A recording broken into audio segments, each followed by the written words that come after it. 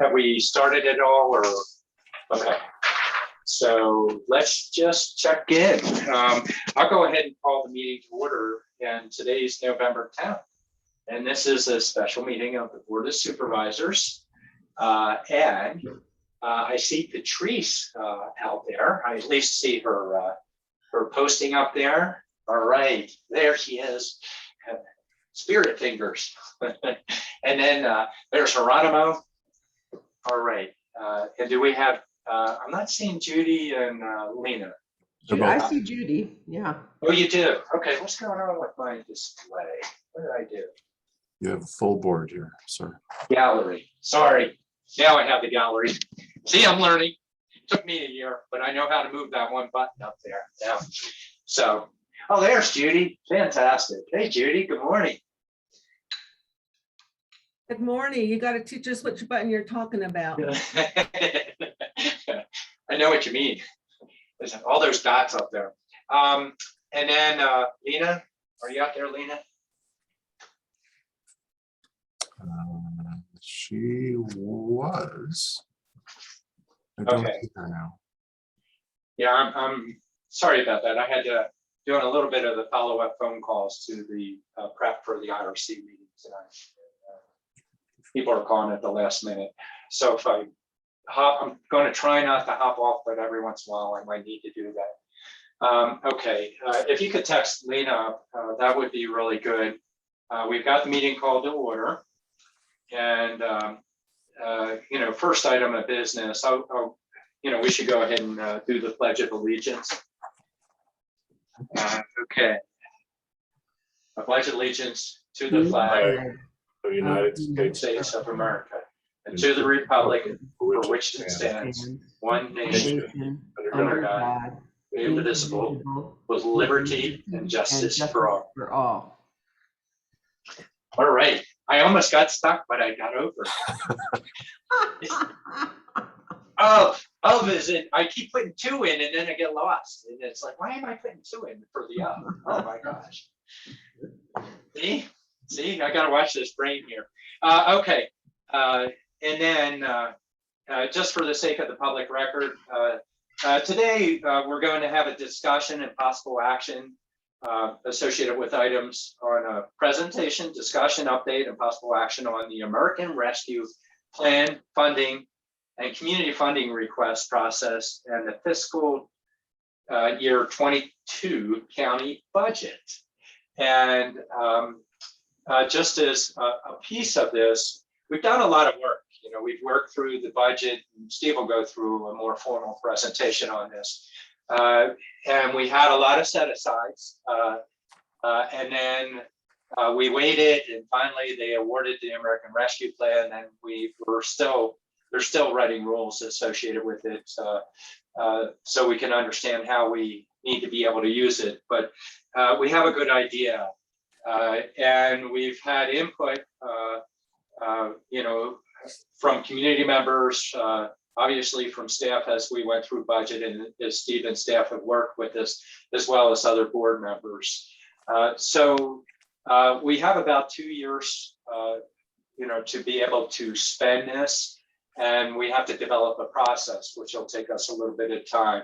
So we're hitting a point where we need to move most, if not all, of this forward. So Steve has been working together to try and bring back the information for those that submitted it, and see, can you get answers associated with that? And we'll try and work our way through these conversations today. For process, I had a conversation with Steve, and I think it'll make sense to the rest of the board here on this. Since a lot of this is coordination between what we put forward and Steve's idea, it might be better to have Steve facilitating, me step back, sitting together with all the rest of the board members as we bounce these thoughts associated with, and sometimes hard conversations, or we're, who knows, maybe we'll get all lock and step and think, yeah, that makes sense based on what we've all talked about. So that's kind of what we, it's not kind of what we have, it is what we have. And so at this point, I'll go ahead and step off. Oh, Lena, I'm checking in. I see you in the gallery out there. Are you out there? I am, and I'm having computer and internet issues again today. So if I somehow disappear, I'll be working to get back on. Thank you, Mr. Chair. Okay, and Lena, you weren't here, but just to let you know, I'm stepping out, so Steve will be running it. But if ever there's a piece when I have to take a phone call that I need to step out, and I'm going to try not to do that too much, just a heads up to you on just the coordination with the meeting with Steve, okay? Okay, And the floor is yours, Steve. thanks, Mr. Chairman, members of the board, county staff. We have a great following today of attendees comprised of county staff, elected officials, community members. As the chair indicated, this has been a conversation that actually began as the county was concluding its budget process back in May. At that time, with news of the American Rescue Plan funding being let, we at that time were looking at the funding from American Rescue Plan to look at some of the budget requests that came in through last year's budget process. And so as that was occurring, some of the rulemaking and the interim rules that had been now mostly finalized had not been known. So at that, we provided, I think, a good number of increments or budget requests that were going to be looked at in light of the American Rescue Plan funding. So again, short introduction there, but the packets that we've provided to you, certainly the credit to the staff for pulling this together very quickly. While it looks like a daunting binder, most of the information there behind the tab that's marked historical reference information is information you've seen before, either through the budget process, through presentations we've made in the last few months. And so that's mostly, again, as I said, information. In fact, most of it is information that you've received before. So with that, though, I want to walk us through the packet, and then we're going to dive right into the discussion. A couple of things to note is we're not making PowerPoint presentations today.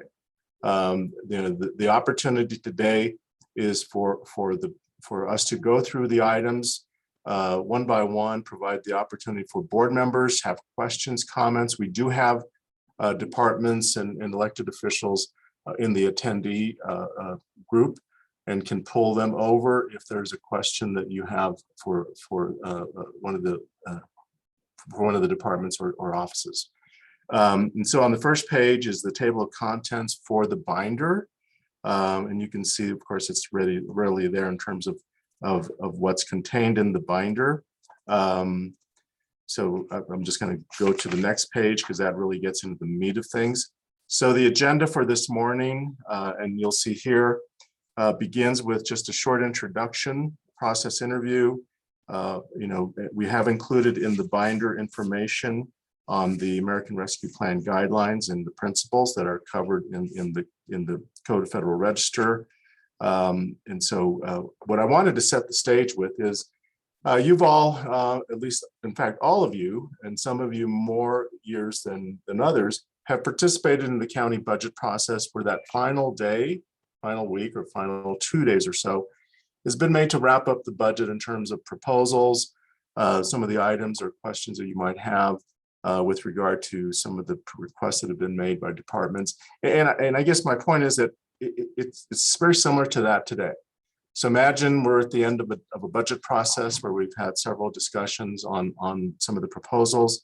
And today we're deliberating how you all in your board role want to direct those funds or those investments. And so kind of setting that stage is important.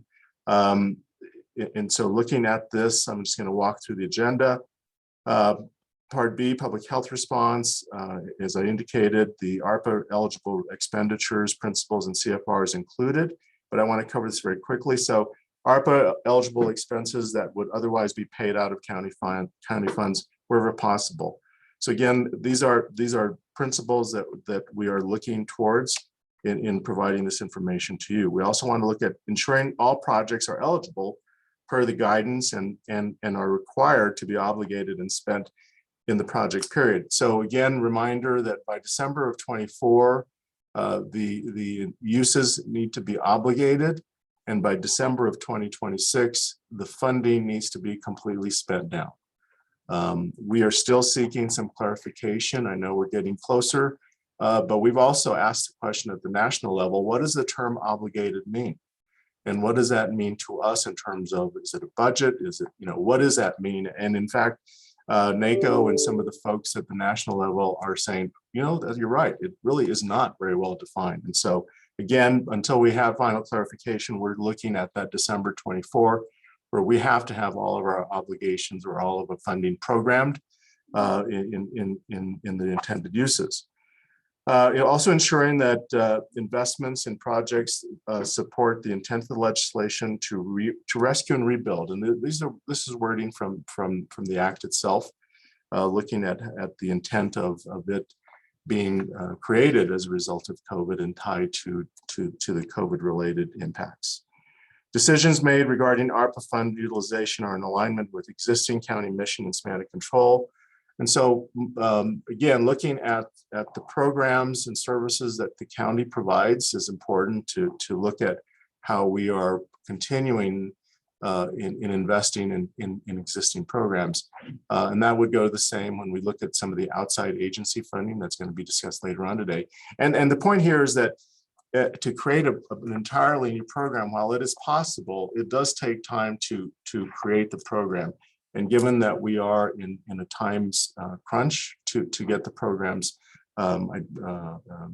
determined and programmed and out, does take some of that time up. So again, we want to look at those services programs that the county and others have been providing in the community. Also, other public agencies, cities, towns, governments have received ARPA funds, and that's a statement. The county will consider the context of this broader funding landscape when making investment decisions. And so that's another way to put it. How can we look at co-funding some of the proposals that you're seeing today with jurisdictions that they too are also receiving ARPA funds? So that's another principle to discuss or to present to you today. Timeline, we're going to start in a few minutes. We want to start with the superintendent of schools and then go from there. We are working we're working, not conflicting in terms of schedule, but we have the Arizona Association of Counties meeting that's taking place today. All of our constitutional officers are involved in ACO. And so that is why we've positioned the agenda to take care of the internal county discussions this morning. And then this afternoon after lunch, we'll shift over to community programming. And so you'll see in a moment where we start out with the superintendent of schools, and then the categories from there: COVID-19 response, criminal justice, and the sub bullets in those areas. Revenue replacement and one-time funds is also another category we'll be talking today. The goal of today is for you all as board members to provide direction to the staff on next steps. The board direction may involve you have questions. If you do have questions, we have individuals here participating in the webinar that we can pull over, and we can ask those questions and get that response right away. You might also be looking at the funding amounts to say, how do we allocate, in this case, over $29 million in areas that we have a lot of different needs in. So you may have a discussion on an amount that says, well, while the recommendation is X, I feel that Y is a preferred funding level. It could be less, it could be more. Again, it depends on your perspective there. So again, leaving here with that direction today is going to be important so that the next steps can take place. So that's the internal. If I can have you go to the next page, on page 3. This afternoon, we're going to be talking about programming, continued programming when we look at eligible uses, but we're looking at this from the community partner perspective. And so throughout the last few weeks, we've received good feedback from a number of nonprofits and community organizations that have needs that they want to bring to our attention that could possibly be eligible for ARPA funding. And so you'll see here today that the community partner funding discussion will be looking at presenting to you today board priority identification, establishment of categories. And so in the material we'll go over this afternoon, you'll see that we have, based on input from all of you, created 5 or 6 different categories that funding could be grouped within in terms of needs from the community.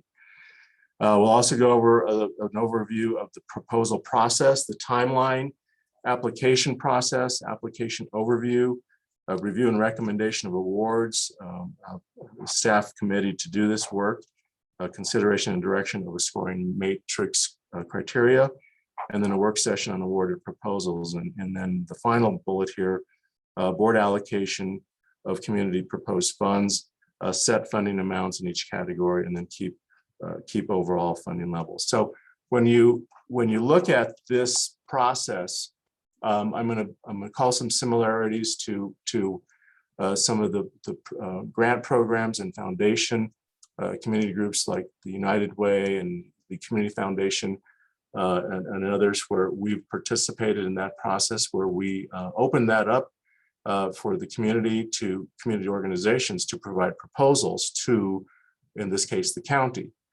Those proposals would come in.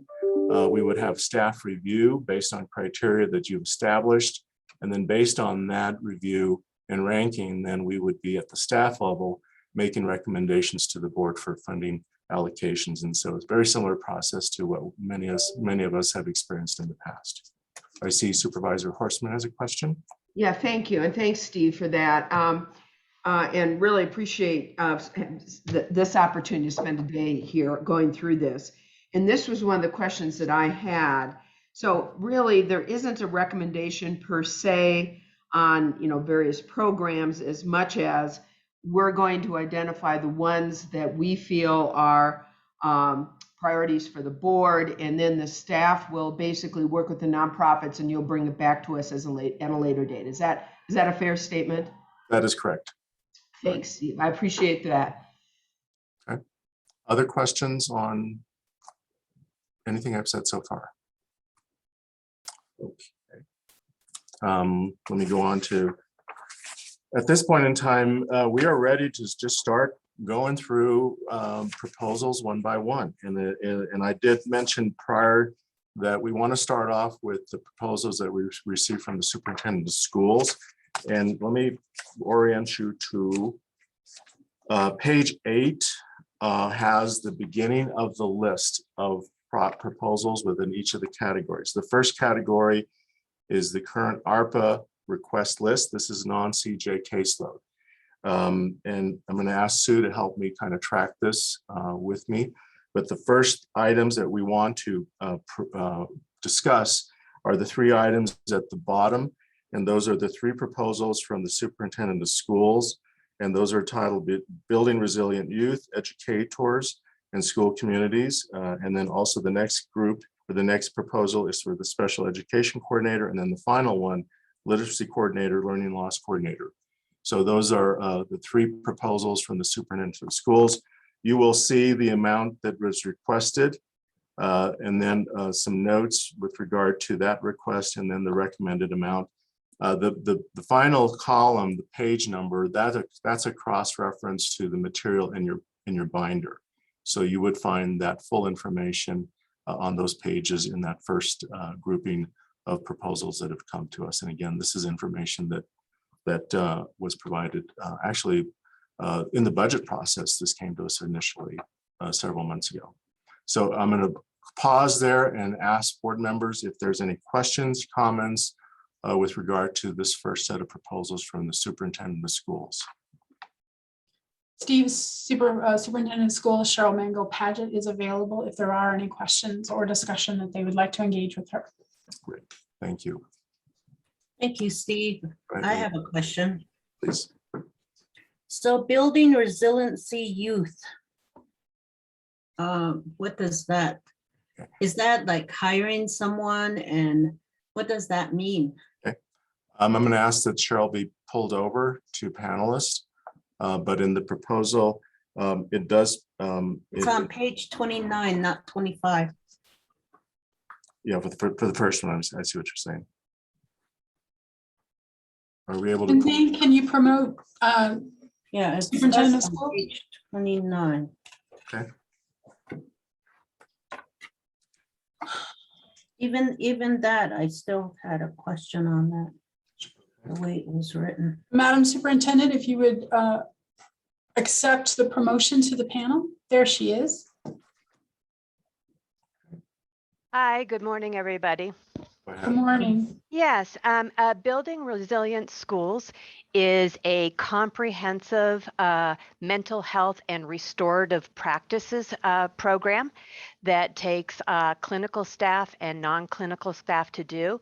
It's based on a framework that is evidence-based that works with school leaders. It's a triangle.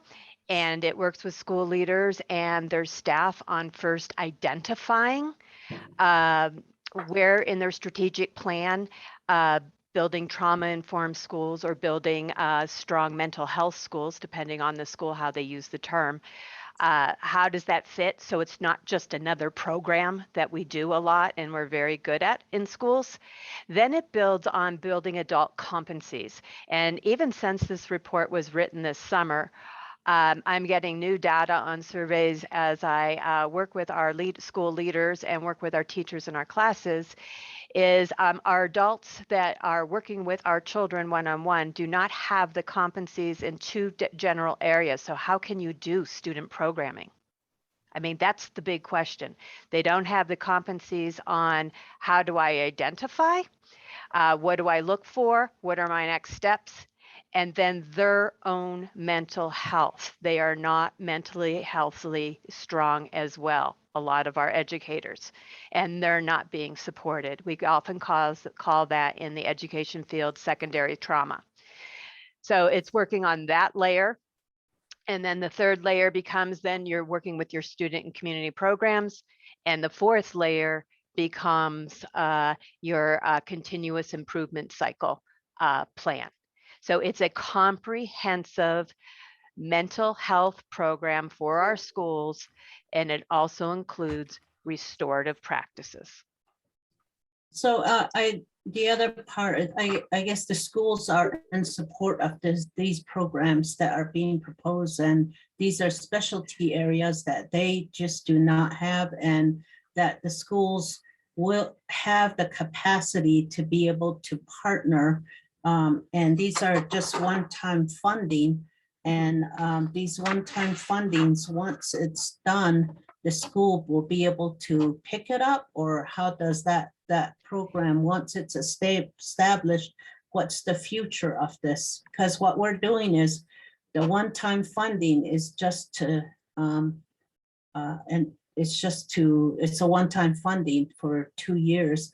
The other part is how do you work with, and all of these, it seems like in almost all of our departments, they're all asking for mental health dollars.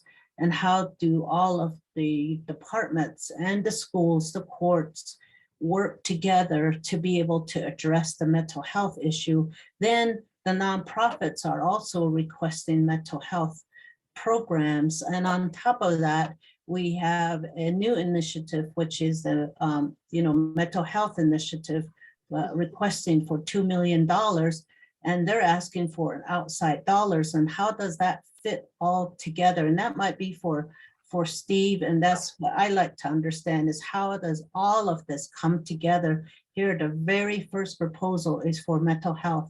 Now, how does that fit into the rest of our Okay. We have partners that are helping us with this program. I work with public health, have had conversations with Erica Shaw, how we can continue to partner to stronger, because this money is a toe dip. This is not, Yavapai County ESA received 20 million for their education service agency. Mhm. I'm getting 750 potentially. I asked for $1.5 million, and that was a very limited ask. Our hope is that it all, with starting with making it a part of your strategic plan and not being just another layer, that schools over time have time to budget this into their work, because look at our retention. I get sheets of paper as to what the retention is, and a lot of it goes back to this teacher's mental health. So we are very forward thinking is our program is not just for students, it's for educators as well.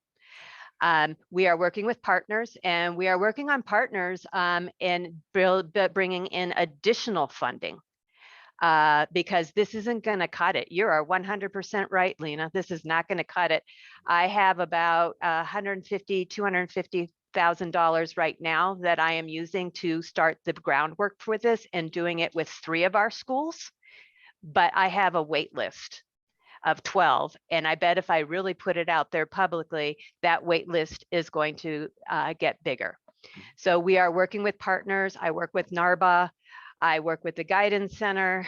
I'm working on with Erica Shaw to how we can be more inclusive and have stronger grants for both public health and ourselves. This is a soft office, so I do this and have been doing this for 11, 12 years, keeping program going. And then also is with the seed money I've gotten from the governor's office and Secure Rural Schools, I'm already a step ahead. I've built the competencies of this office to go out there and do it. Thank you. So I'm going to let me recognize a couple of the board members, and then I'll respond back to what are we doing as with several related mental health proposals that have come in. Patrice, did you have a comment? Yeah, and thanks, Superintendent, for joining us this morning. I know you've got other things going on down there, and I appreciate your being with us. And, certainly I understand building resilient youth and the importance of that. Certainly see the need. This is not a question of that at all. And I want to assure you of that.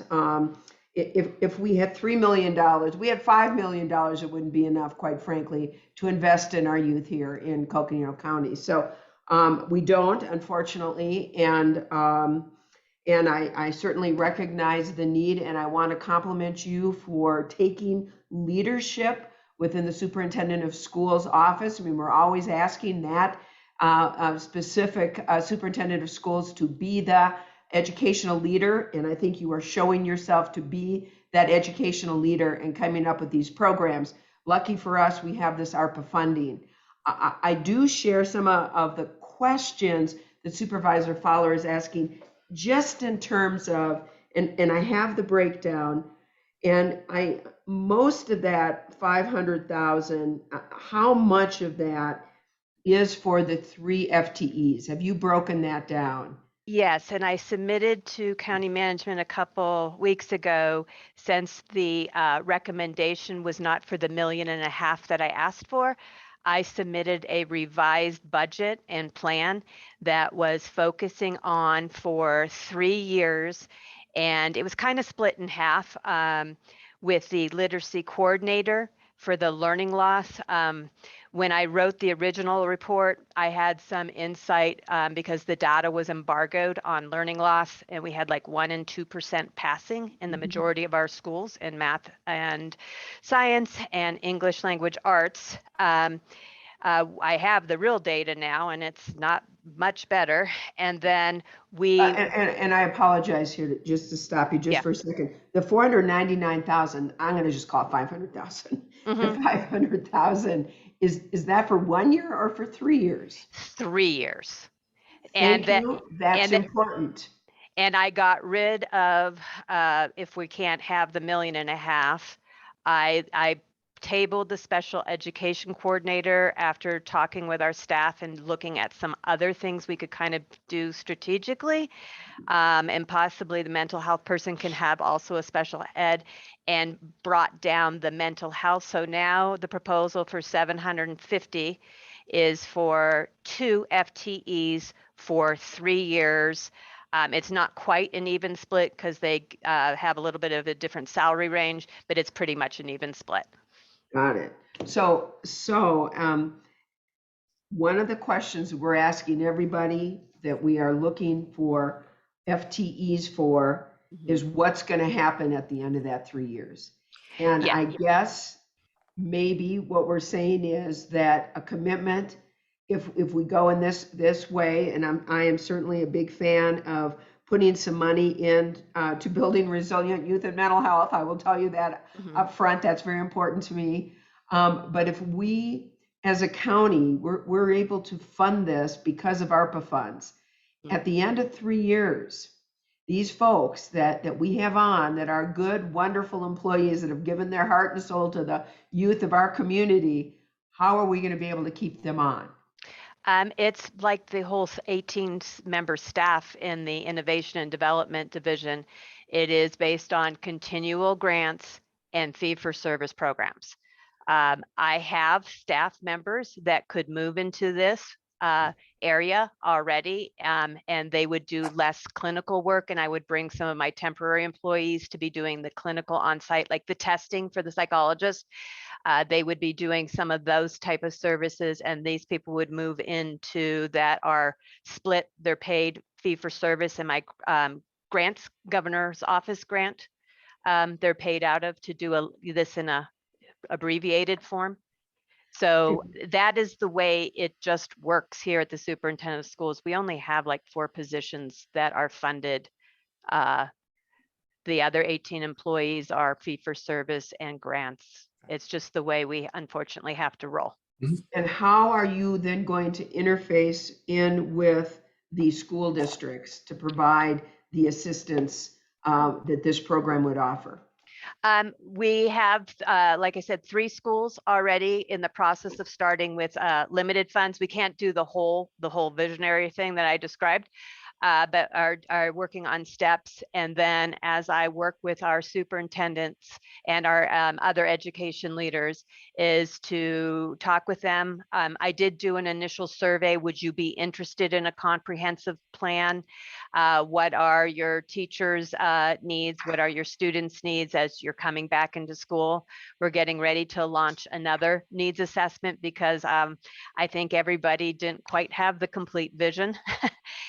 So we're looking at that. And then, our other big thing is our school boards are under fire.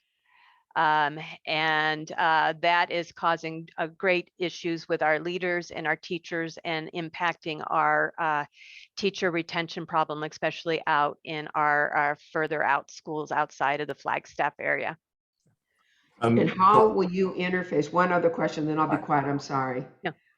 One other question, and that is how will you, if we fund the mental health program within HHS, our county, how will you interface with the county? How will I will interface with that program, I'm sorry, with that program in the county.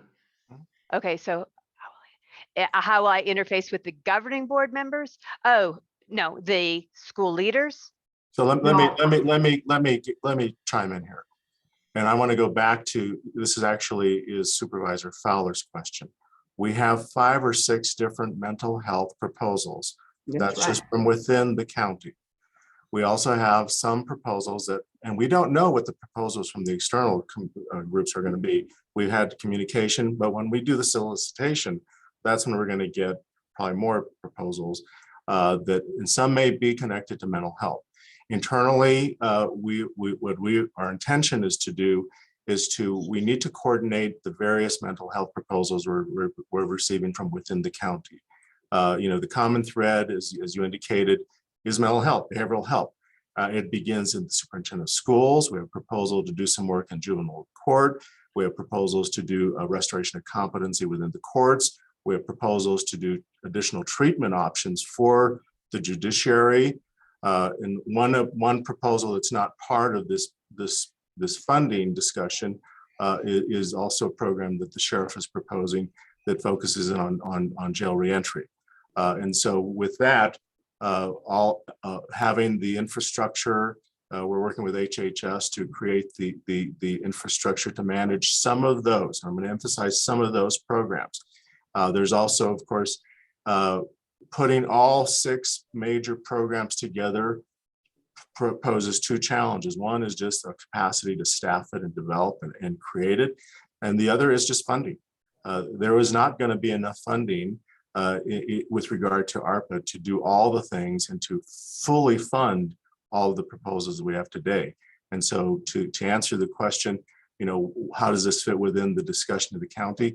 We'll be doing that, within the group, the departments, the elected officials, having the discussions have already taken place about how are we all working together. We are basically forming a continuum within the county that's focused on behavioral health. With regard to the finite details, those are to be determined based on proposals and funding available. And so that was in response to Supervisor Fowler's question, but I want to move on to other board members. Well, Patrice, you're shaking your head, so I'm going to go back to you. So I guess, okay. So will this program be separate and apart from the other county programs, or will there be oversight?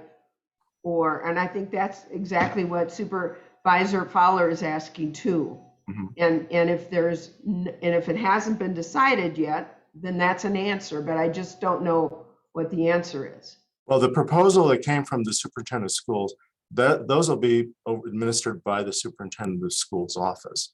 But that also includes being, coordinated within what all the other departments are doing. And Cheryl has been participated in all of our discussions with regard to how we coordinate services within the county structure. So I don't know that it's that we're saying that someone other than the superintendent of schools office would be administering this program, and that's not how I envision it. That's a proposal that came from her office, and that it would be administered by the superintendent, but of course in coordination with with other departments that are providing similar services, but in a continuum. Okay, I'm going to go on to other questions or comments from other board members. We'll look back on anything that's yet to be asked. Yeah, good morning. Yeah, thank you. Well, first off, thank you for the presentation and the proposal, Cheryl, Superintendent. We really appreciate it. Looking at the request, I'm glad to see the literacy coordinator was recommended at full funding. And now that I understand a little better about what the Building Resilient Youth program is, I can definitely see changing to the 2 FTs instead of the 3. My question, which was partially answered already, was the sustainability piece. How are we going to maintain this and continue this moving forward? And then what are some of, I guess my question is, on top of that, is what are some of the community partnerships that can help support building resilient youth within the community partnerships bucket of funding, the $5 million we're looking at, because we did designate a section to education. And so I would really hope that funding that funnels through there could be coordinated with the efforts of your office and seeing how we can help provide as much of that resiliency training, not just for the students, but for the staff as well, because this has been very difficult for staff during the pandemic, for teachers, and there's that burnout and that retention issue. And so the more support we can provide for staff, the better we're going to have with recruitment and retention in those rural areas that struggle already to get the proper resources that they need. So I'm really highly encouraged to see what's coming, and I do want to see how it fits with the other mental health programs. I want to make sure that there's coordination and that that we're all going on. I used to like the saying, we don't all need to be under the same flag. We just need to make sure all our flags are going in the same direction, and I think that's what we're in the process of doing, is just kind of getting that in line. And so, I really appreciate everything that has been presented, and really want to support the Resilient Youth Program. If we had the leeway or the flexibility, if it pans out, I would like to see more allocated to this program. But I'm definitely in support of the current proposal at the 750. And if we can find more, I would really like to see that happen. So thank you.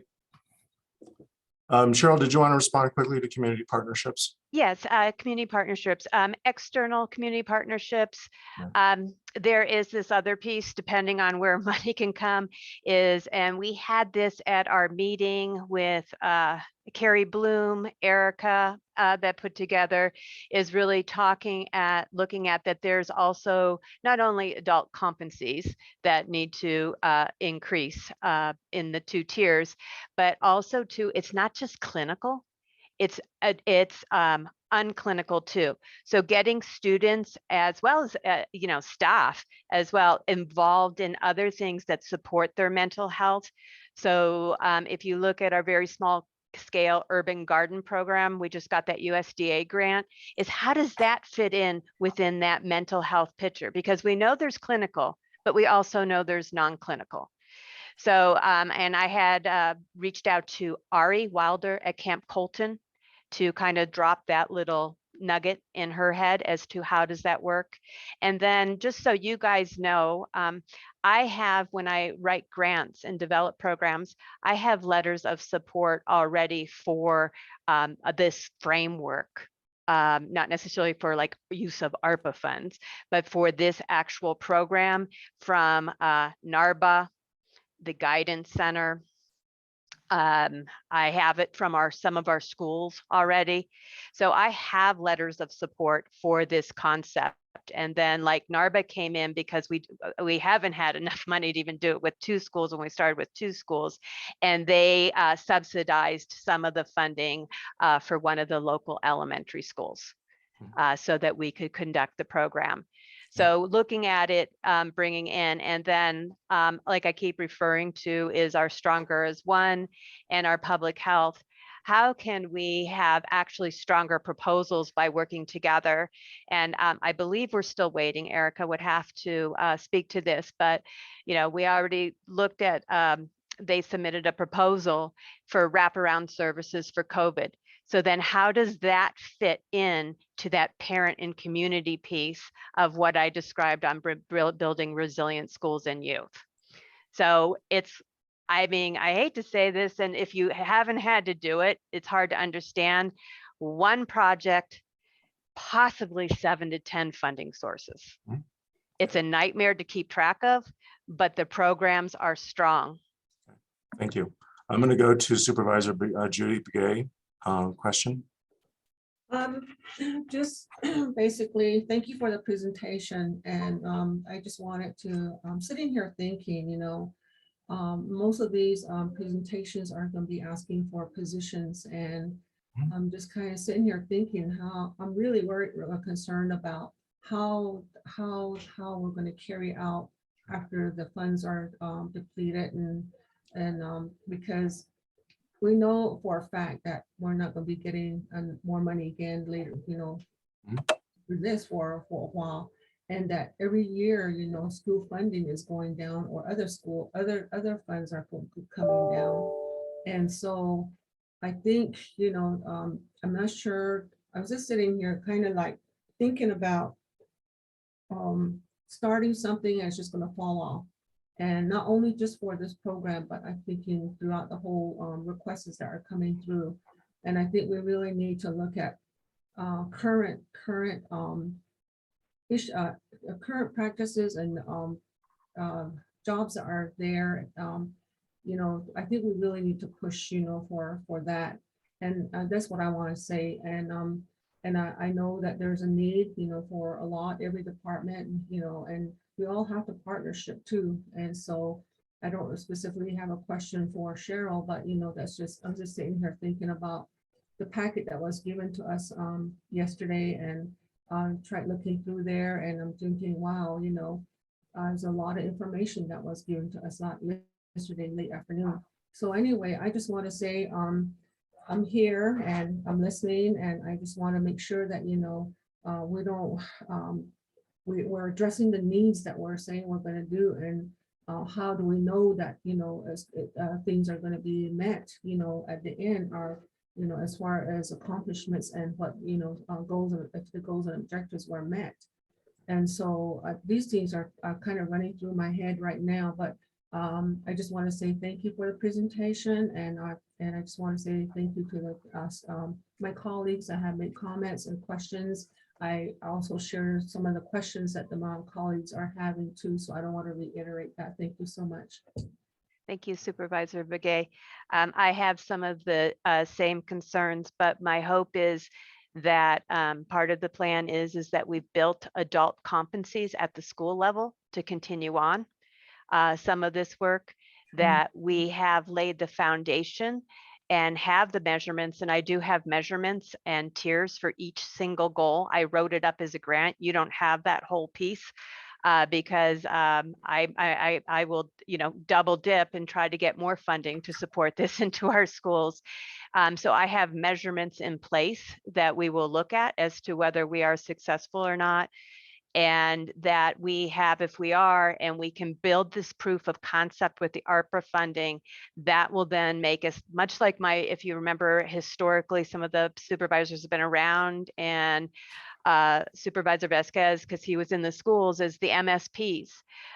We would not have gotten those National Science Foundation grants or the USDA grant if we wouldn't have built our proof of concepts and shown that we had did it. So again, here, building proof of concept to then take it to the next level. And I think maybe my mindset's just different because this is just how we work over here. So I'm used to always, I tell people every year, you have a job for a year. Yep. I don't sleep at night a lot because I worry, but Thank you. that's the way this office operates. Okay. Steve? I'm going to go to Matt and I'll come back to Lena. I just want to go around the group here first. Matt, comments, and then I'll go to Lena, and then we'll do another round, and then I'll make some comments. You're muted, Matt. Okay, I'll put $10 in the head. I'm going to do that a lot.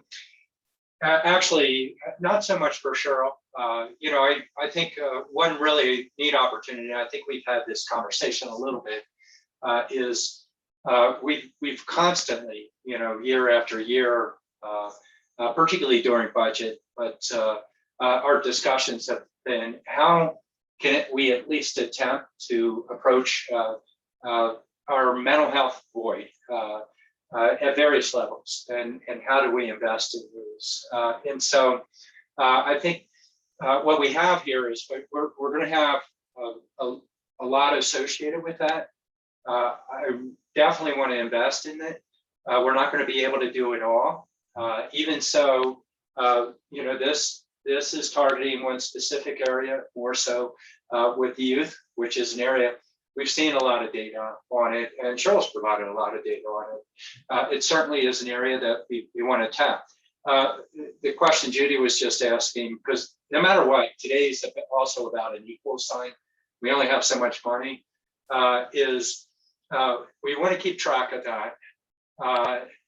For the sake of the conversation for the broader group, there are a few of these that might be able to be reoccurring, but right now we have an opportunity with a surge of money to address particular issues, try and create programs. Not all of them are going to be able to be sustainable from the regular county funding mechanism. We only have so much associated with it, but we have an opportunity of moment also. And so I'm going to, as Judy said, I'm going to sit here and listen, but weigh in. The mental health piece is an area we've tried to tap. We've got a lot of experts out in the county and in the community. How can we pull these together? They're my comments. Thank you. Thanks. Lena? Thank you. I totally support this. I mean, you have the schools are under such pressure and from every angle. It's amazing. So I just want to thank you and your staff and all the public schools and charter schools, all schools and educators for just really and board members to just hang in there and really commit themselves to the community. And so you mentioned that, I think you said that the special education coordinator is out. On page 49, we have a budget that was submitted from your, and in our packet. I want to see a new budget because what you have told us and what's in our packet is different. So I want to see if maybe Steve and you could get together and submit another budget. We'll You certainly- have the new budget. Or if you misspoke, if you can just correct that, because on my end, I'm confused now. Okay, we'll provide that. I need to track that. I know Cheryl submitted a revised budget, how that got into the packet. If it doesn't, we'll get it right away. If the special educator is still in there, then just have that in there, but we just, I mean, we gotta support your department. And you know, the other thing I've been saying is that where does the state come in in this? You know, the state also is receiving funding, and education is one of those areas. And I wonder how we can help you to maybe advocate on your behalf and the school's behalf. That's where our state, we have the ability to be able to support you in that way, and the schools. So I just wanted to just mention that. So thank you. Yeah, to update you, they have this pocket of money under ESSER 3, and supposedly in a few weeks, there will be an opportunity for county ESAs to apply for a consolidated service type grant. And the process of this weekend, having worked on a survey to get out to ours to be, ahead of the game. So they are putting a pot of money. I'm not sure what it's going to be. I don't know, are they looking for something in particular? There's no RFGA or RFP out at this time. And then I will work with Steve. We had an original ask for $1.5 million. Since we were recommended at 750, we then submitted a new budget and dropped it to 2 FTEs, if that helps clarify. And I will make sure they have it. Okay. Well, let's just do this real quick. Sue, do you have the most recent? Sue Brown, are you there? I am. Superintendent Mango Paget, can you confirm that that is the budget from the 5th? Of October? Yes. Yes, it should just have 2 FTEs based upon the 750 recommendation. I did not think we could do it justice by spreading it out too thin. So consolidated to at 2 FTEs, and it's a literacy coordinator position. That's an Excel spreadsheet, and underneath it, it has a mental health services IND division manager. We do have that. Would you like me to share the screen? Yeah, was it was it in the packet? It was not in the packet, and the apologies for that. After we began the process of putting the proposals together, one of the Well, go ahead and share it, Sue. It's okay. we had to clarify was that there will be latitude within can you see that? Yes. Yeah. That there would be latitude within the proposals to move money around as the departments see fit, because the proposals came out and it's taken us a while to get to the funding portion of it. So we haven't had been able to update everything that we have received since then, but it's still within the same amount of money that was recommended. So it's just shifting a few different things. Okay, let's get this out to the board today so they can look at that. Okay. Yep. Good. We'll do that right now. Okay, go ahead and share your screen so I can get this. So as we usually do when we're in a when we do the budget, when we're doing the budget process, we'll be updating the summary that we have right here, because this changes the summary that we have. And so at the end of the day, we should be able to have received an updated summary as to what the for each of the departments. So thank you. So with that though, Lena, the updated summary would be that the spreadsheet with the recommended amount would be revised to show what we just discussed.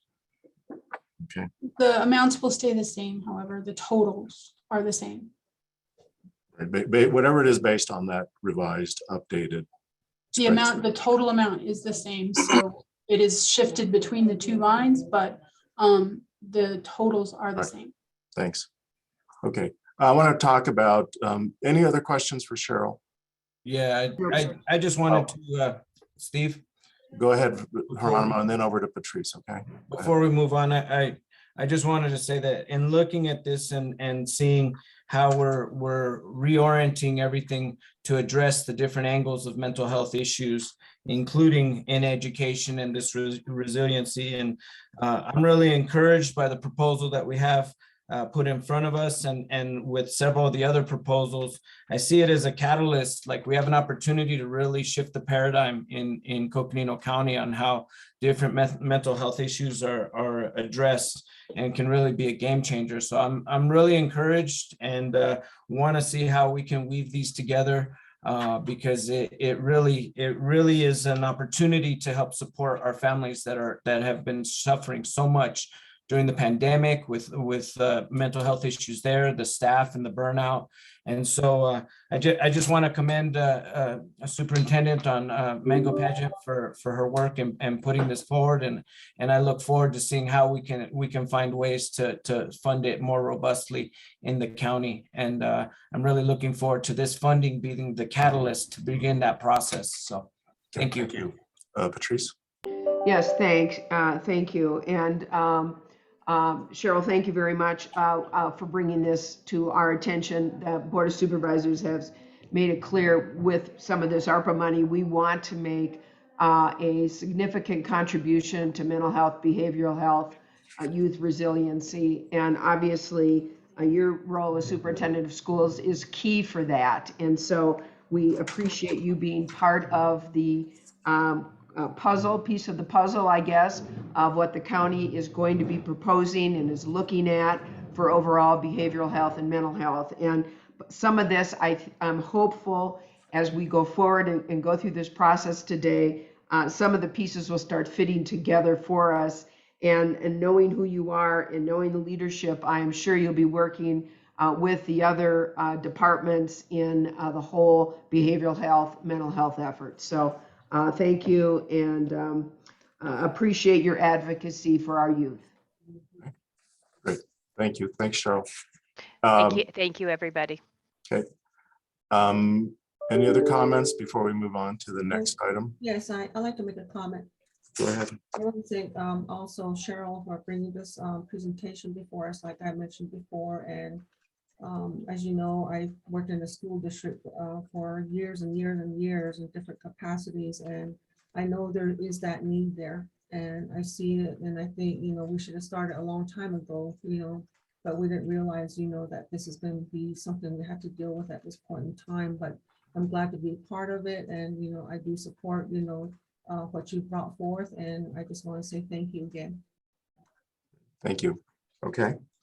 Okay, we're going to move on to other items on the list. So Cheryl, thank you so much for being here today. I know you're balancing ACO commitments, and so appreciate your time with us today. So we're going to go up to the top of the list on page 8 and work our way down. Top of the list on page 8, ARPA program administration. The amount represents 3-year funding for a position in finance and a position in HR. Position in finance is to track the administration, the reporting requirements to the feds for the money that's received. The position in HR is to assist us in the recruitments that will be needed that are being requested through the ARPA funding. And so any questions on program administration? Again, it's on finance and on HR to help support implementation of the funding to the county. Comments, questions? Lena? Oh, thank you. So finance, what we're doing is we're not creating a special department, or is that within finance to track the dollars and making sure that we are on track and we are meeting all within the guidelines? So that's going to fall on finance, and then HR, and they're going to be coordinating through that, or how And Well, each of them have a different function, and so Siri's here, she can address the, Siri will be the finance part. And that includes the outside partners as well, right? So thank you. yes. And so Siri, do you want to just say a few words very quickly on the finance role with regard to the grant management? Sure. Yes, Vice Chair Fowler, the finance role will be in charge of both reporting for internal projects, approving funds as they are expended, tracking the funds, doing all of the reporting, as well as the subrecipient contract management, which will include risk assessments, on-site auditing. It's a big job. It's a big role. And so we are looking for an FTE to provide all of those functions.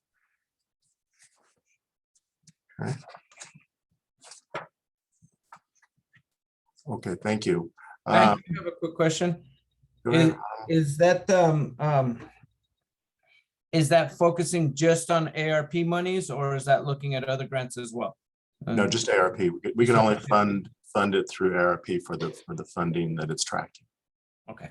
Okay, Great, and then thank the position in finance is to support the recruitment and the filling of positions that have been requested through funding. Okay. Okay. Yeah, I'll just quickly comment. And we did have this conversation before. We knew that we're going to have to gear up and we'll be able to pivot quickly. But not only that, there's going to be such a big accountability component associated with this that we knew we would be needing to invest in this area. The sooner we can gear up, the better. That puts us a little bit ahead of other groups, provided we get the money out there so that we can do this. So. Right. Okay. So again, this is multi-year funding for positions to track the funding through the end of the contract period, which is 2026, and probably beyond that when we're closing our items out. So, okay. We're going to go on to the next item below that, COVID expenses, COVID support, direct expenses, no other source. I'm going to ask Kim to be promoted, but in the meantime, this is starts on page 3. Actually, the information starts on page 4. And if you can excuse me, I have an emergency call I need to take real quickly, so excuse me really quickly.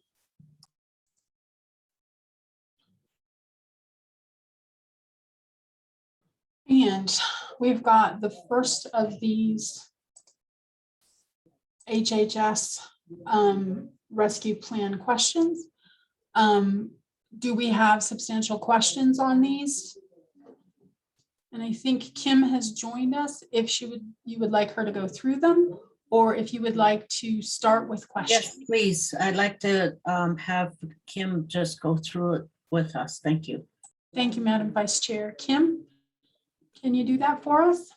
Okay, so you want me, I'm sorry, I was in the middle of the No delay problem. of me joining, so I missed a couple of pieces.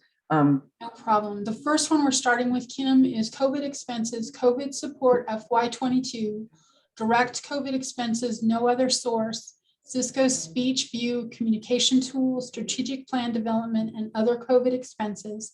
The ask was for $2.243 million, and the recommendation was for $1.5 million. Can you give us a short synopsis and explanation on that one? Yes, thank you. Chair and Vice Chair and Supervisors, thank you. So what that encompasses is, as you'll all recall, because you've been hearing from us repeatedly since the beginning of the pandemic, the HHS has worked diligently to secure every single grant that has come available in terms of COVID related expenditures that we could then basically, in essence, pay back the general fund for monies that were put out up front and to fund the positions and other things that have been ongoing. That totals about $9 million that we so far have been able to recover and access through grants, which is significant and substantial, as you all know. So that total and that line, if you will, includes other things that we still don't have other funding to offset, if you will. So for example, and I'm just going to give a couple of them, is storage facility for our PPE. We received a ton of PPE both stuff that we had purchased as well as stuff that the state has been sending us and had been sending us. Even some of the stuff that we did not request and we did not ask to be sent to us, but we got it and we can't send it back to the state. But yet we are responsible for accounting for it, for making sure that it is kept safely and all of those things. And we currently have it being stored in a facility that is not sufficient. It's getting wet and rained on and other things are happening.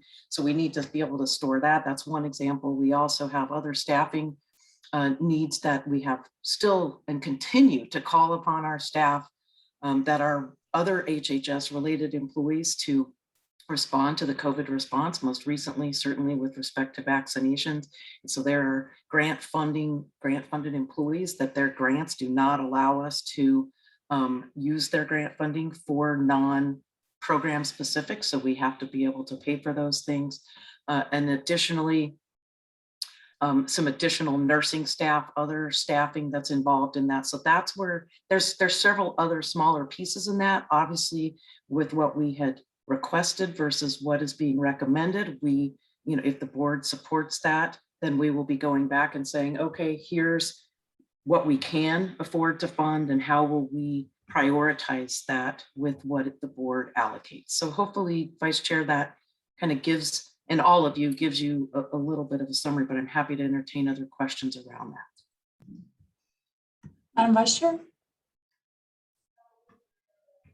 Thank you. That's a good summary. Thank you. Supervisor Horstman? Yes, and hi, Kim, and yes, you all have been great.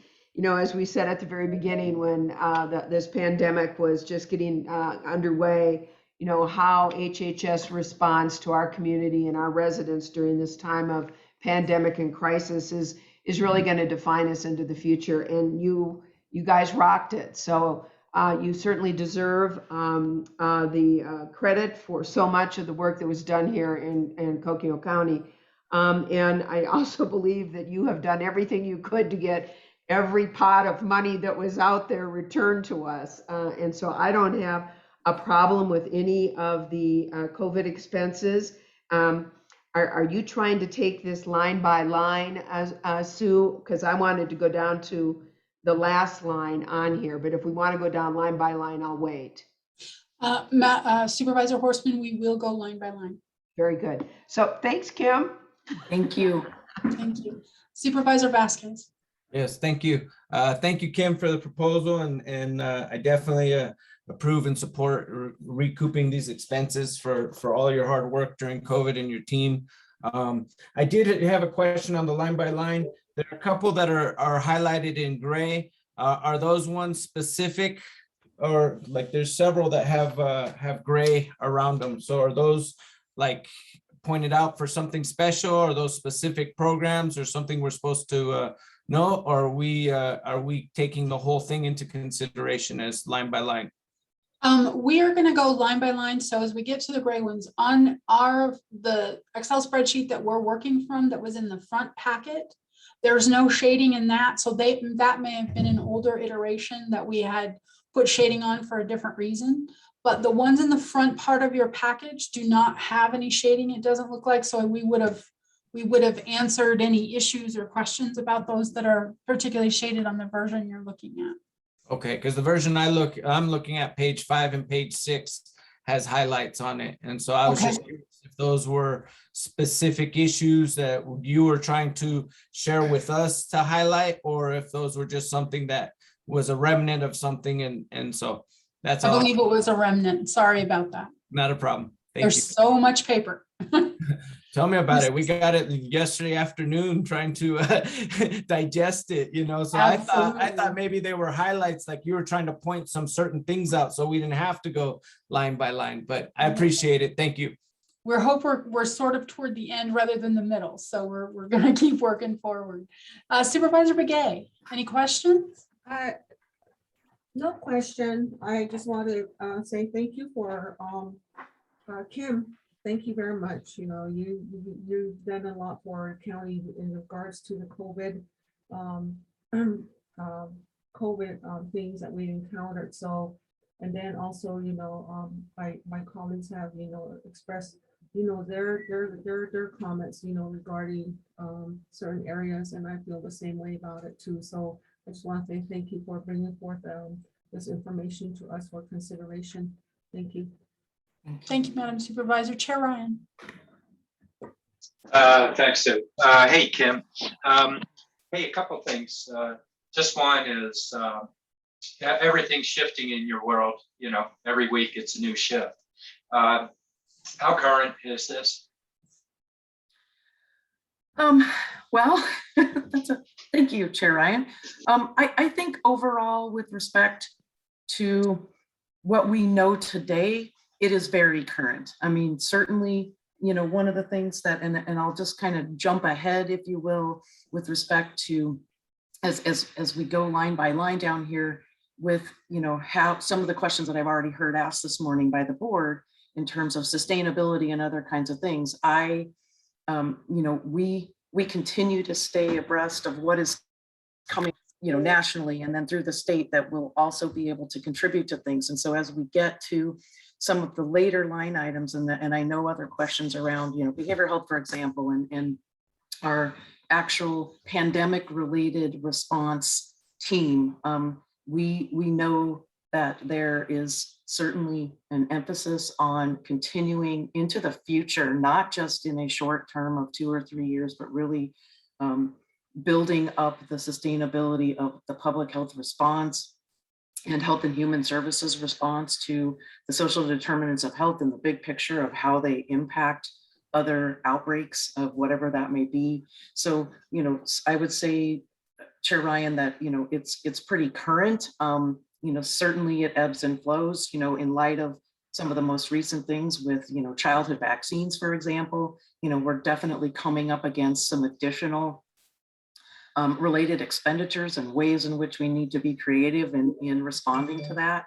But we, hopefully with the intent that as the board makes decisions today around the ARPA funding specifically and the COVID response, that there will be a level of trust, which you have all certainly, given and have continued to support, that we will be good stewards of money and, we'll be making best judgment and assessment of how we apply the funds that we need, that are allocated by the board to best address the overarching issues of the moment and whatever may be changing as we go forward. And that when other funding options present themselves, that we avail ourselves of those, and that we have the ability to then pivot and say, okay, we found other funding for X, so now we want to, apply this funding to Y, and that we would be very transparent in how that happens.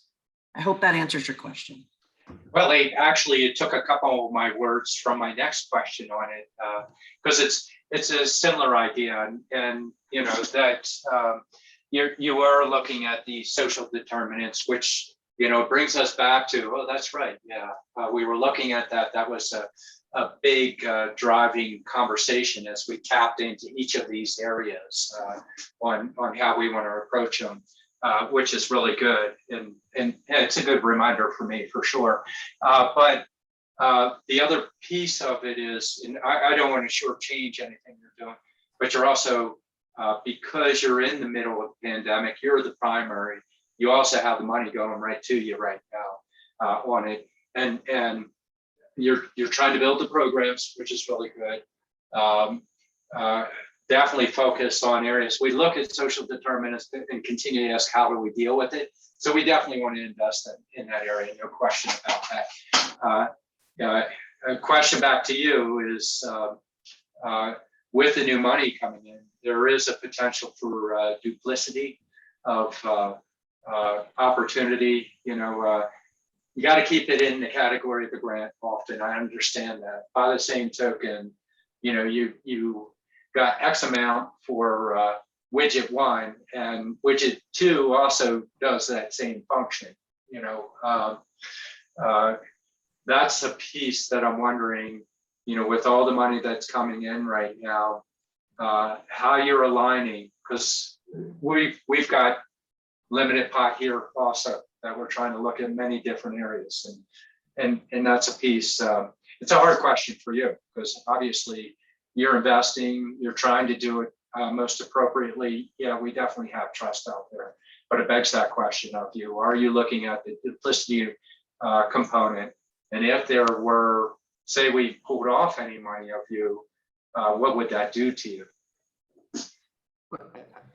Thank you, Chair Ryan, supervisors. So my initial response to that would be to kind of add to what I had started with. If you look at what was the original request of that 2.2 and that the recommended amount is 1.5, what I will say is that, obviously it's already been, in essence, cut in terms of what we had identified. And those were things that were about continuing to respond. So we're already going to be going back with this recommended amount and saying, okay, what things do we absolutely, from a prioritization thing, and what other things as they come up, can we go after other funding to maybe make some of those things happen? So, hopefully that answers your question, that we're, we're going to try to do our best with whatever the board approves. Obviously, that is our goal. And we're going to try to do that and apply that across the county, so that we are meeting the needs of our entire county in everything that we do. But, there's, as I said before, I have no problem, and I think we have done this and have demonstrated this very well to all of you, that, the board had originally under COVID allocated, X from our emergency reserves. We were drawing down on that. And then, our small but mighty staff, who have been amazing at going out and, writing for every single grant and reimbursement possible, started doing that right from the beginning to then, help us sustain and be able to provide for positions and other things. And quickly, and working with Series Human Others, and I think, I don't want to speak for her, but she would certainly support that. We turned around and, quickly pivoted that money in the directions where it could be done. And we're going to continue to do that. So if things come forward that maybe we are, initially thinking, oh, we're using ARPA funding for this, that we can shift, we're going to keep doing that. I mean, you have my commitment and word of that, and you have that of the entire HHS department. Mr. Chairman, with your permission too, I think this meets up. I would like to skip a couple of the things and come back and go to the pandemic team ask. Kim, this originally was an ask of 2.7 million, and the recommendation is for 2 million. And this is pertinent to the discussion you just, the question you just asked, Mr. Chairman, because this one, the proposal that the Health and Human Services Department has put forth here includes a step down, and it includes, if you recall, approximately, I think it was about 6 weeks ago, there was a large grant for epidemiology pandemic expenses that was approved by the board, accepted by the board. And what you see in this pandemic team line item on the HHS ask is a step down from the expenditure of those grant funds. When they end, then this ARPA money would begin within that framework. So it kind of dovetails with what you were asking, Mr. Chairman. Kim, can we skip to the pandemic team with a 2.7 ask and a recommended amount of 2 million? Yes, thank you, Sue and Chair Ryan, supervisors. So what I want to be able to kind of explain here is, as we, early on back in March of 2020, well over what's now, over a year and a half ago, we had, just to give you an example, we had 27 staff that were assigned. That included 10 disease investigators, 7 epidemiologists, 5 monitors, 5 surveillance, and other whole bunch of other HH staff that were then rerouted from their other job duties.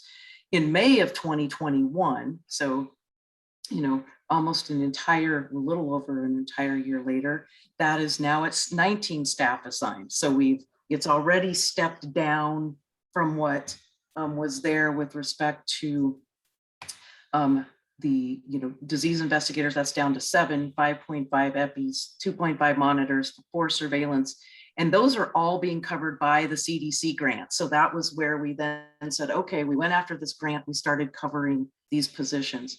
Then and that is taking us through February of 22, so that those positions are funded. This ARPA money that is in this line, then takes us into being able to sustain that funding or at another step down, slightly step down level from March of 22 through June of 23, that then has in our ARPA request, which includes 2.5 epidemiologists, 2.5 monitors, 2 surveillance, a division manager, and other communications related positions. So in essence, what is being asked in this line is about a pandemic, or excuse me, a outbreak response. We're going to stop using the word pandemic because 1, we're all tired of hearing it, and 2, we want to be looking to the future of how are we're going to get out of the pandemic, at least move to an endemic,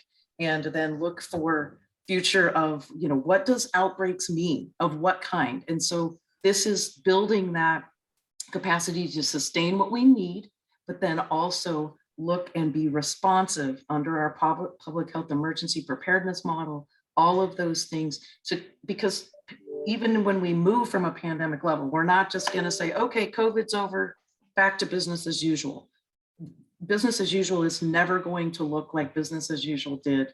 And I think you all appreciate that. So that is a piece of that line. And then as we go forward, and this gets to what were very early questions about, you know, sustainability, the July 2024 through June 2025, then steps us down to 10 staff. And I don't want to, I know I have a lot of staff out there listening. What this means is not that we're going to be eliminating positions. What we are building into what we have proposed is how do we, as people come on, obviously we have attrition for lots of reasons. We know that, we have always had that. But then what are the other things that as we get funding, and just gets to your point earlier, as other funding comes in on things that can enhance how we're addressing social determinants of health, there will be opportunity for us if those staff are in for the long haul with HHS to put their skills and abilities to use in other places that we can sustain funding beyond the ARPA funding. At least that's the vision. And I'm very confident that we can do that. HHS has done that successfully for many, many years. So what that does is it steps it down to keep the epidemiologists and the monitors at that 2.5 and 2 EPIs and 2.5 monitors and surveillance, and keep that outbreak response team. And then going beyond July of 2025 and into the future, then that in essence is 5 staff that continue to be sustained, that are part of the public. We include a public health grant that we are going to go after for specific for staffing, sustain at least 1 EPI going forward in an outbreak, monitors, call center, surveillance, and of course the structure, the division manager, and other components related to having an outbreak response that's ready and doing the things that we need to as we go. So hopefully that gives you a little bit of an idea of, this isn't about, oh, we're funding all of this and this request is to take it till this end date and then, oh my God, we don't know what we're going to do. We are very thoughtful about how we're going about this and how we plan to sustain what we believe at this time we need.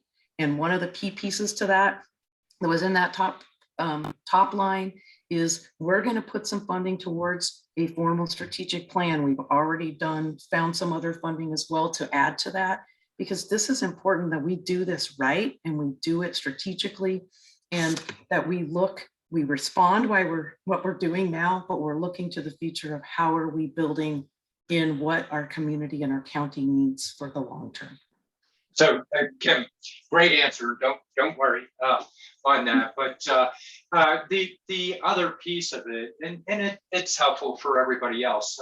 I think your answer was really good, because it helps in understanding for not only within your own department, but for others. But the other piece of it is just a reminder for those that are giving us a little bit of an update if we go there, is we're getting reminded of conversations we had a long time ago, and we have numbers that just came before us, and so it helps us just fine tune it and see where we are associated with it. Seeing Sue's point and your Kim, your point on this is where we already pull back on it is a helpful dialogue. So we see you thought that through. So thank you. I probably took more time than I should have, but I think it was really useful at this point. Thank you.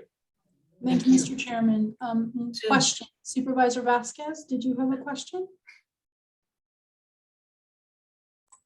No, just digesting it. I really appreciate the efforts of the team and I like the messaging of changing from pandemic to outbreak response. I think that's really important because I agree we're getting that COVID fatigue and it's across the board, and I know the team is trying to do their best, but it's easy for all of us to get tired and kind of let our guard down. And so changing the name, changing the focus, that allows to kind of look at things at a different angle, different ways. So I appreciate all that. Thank you. Thank you. Other questions from the board? Yes, I have a question. Vice Chair Fowler. Yes, thank you. And I want to just caution after my question, I guess. And in your proposal, it says social service. It has rental and utility assistance, which we have been providing through which we provide as part of our program. And then under there, and then it says the roofs over residents. And you're going to be sending out RFPs to nonprofits to be able to provide service to residents that need roofs over their heads. But the nonprofits you list are all Flagstaff based. How are you going to be able to, and it says here that, ideally it will go out into the rural communities, but how do we know, and how are you going to be able to reach that, be able to accomplish that?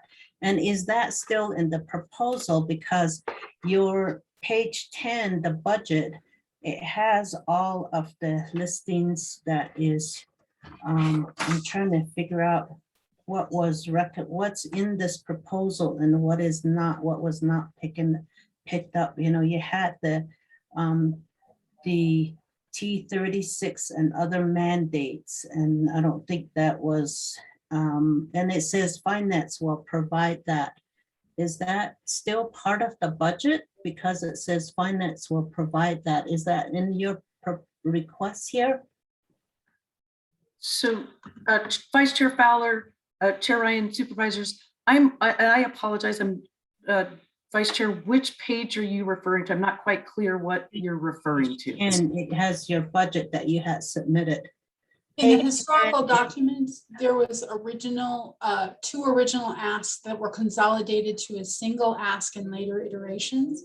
And what we see, what we're operating on today is that consolidated one, and those items And that is were in our packet. It's in your very first front part of your packet.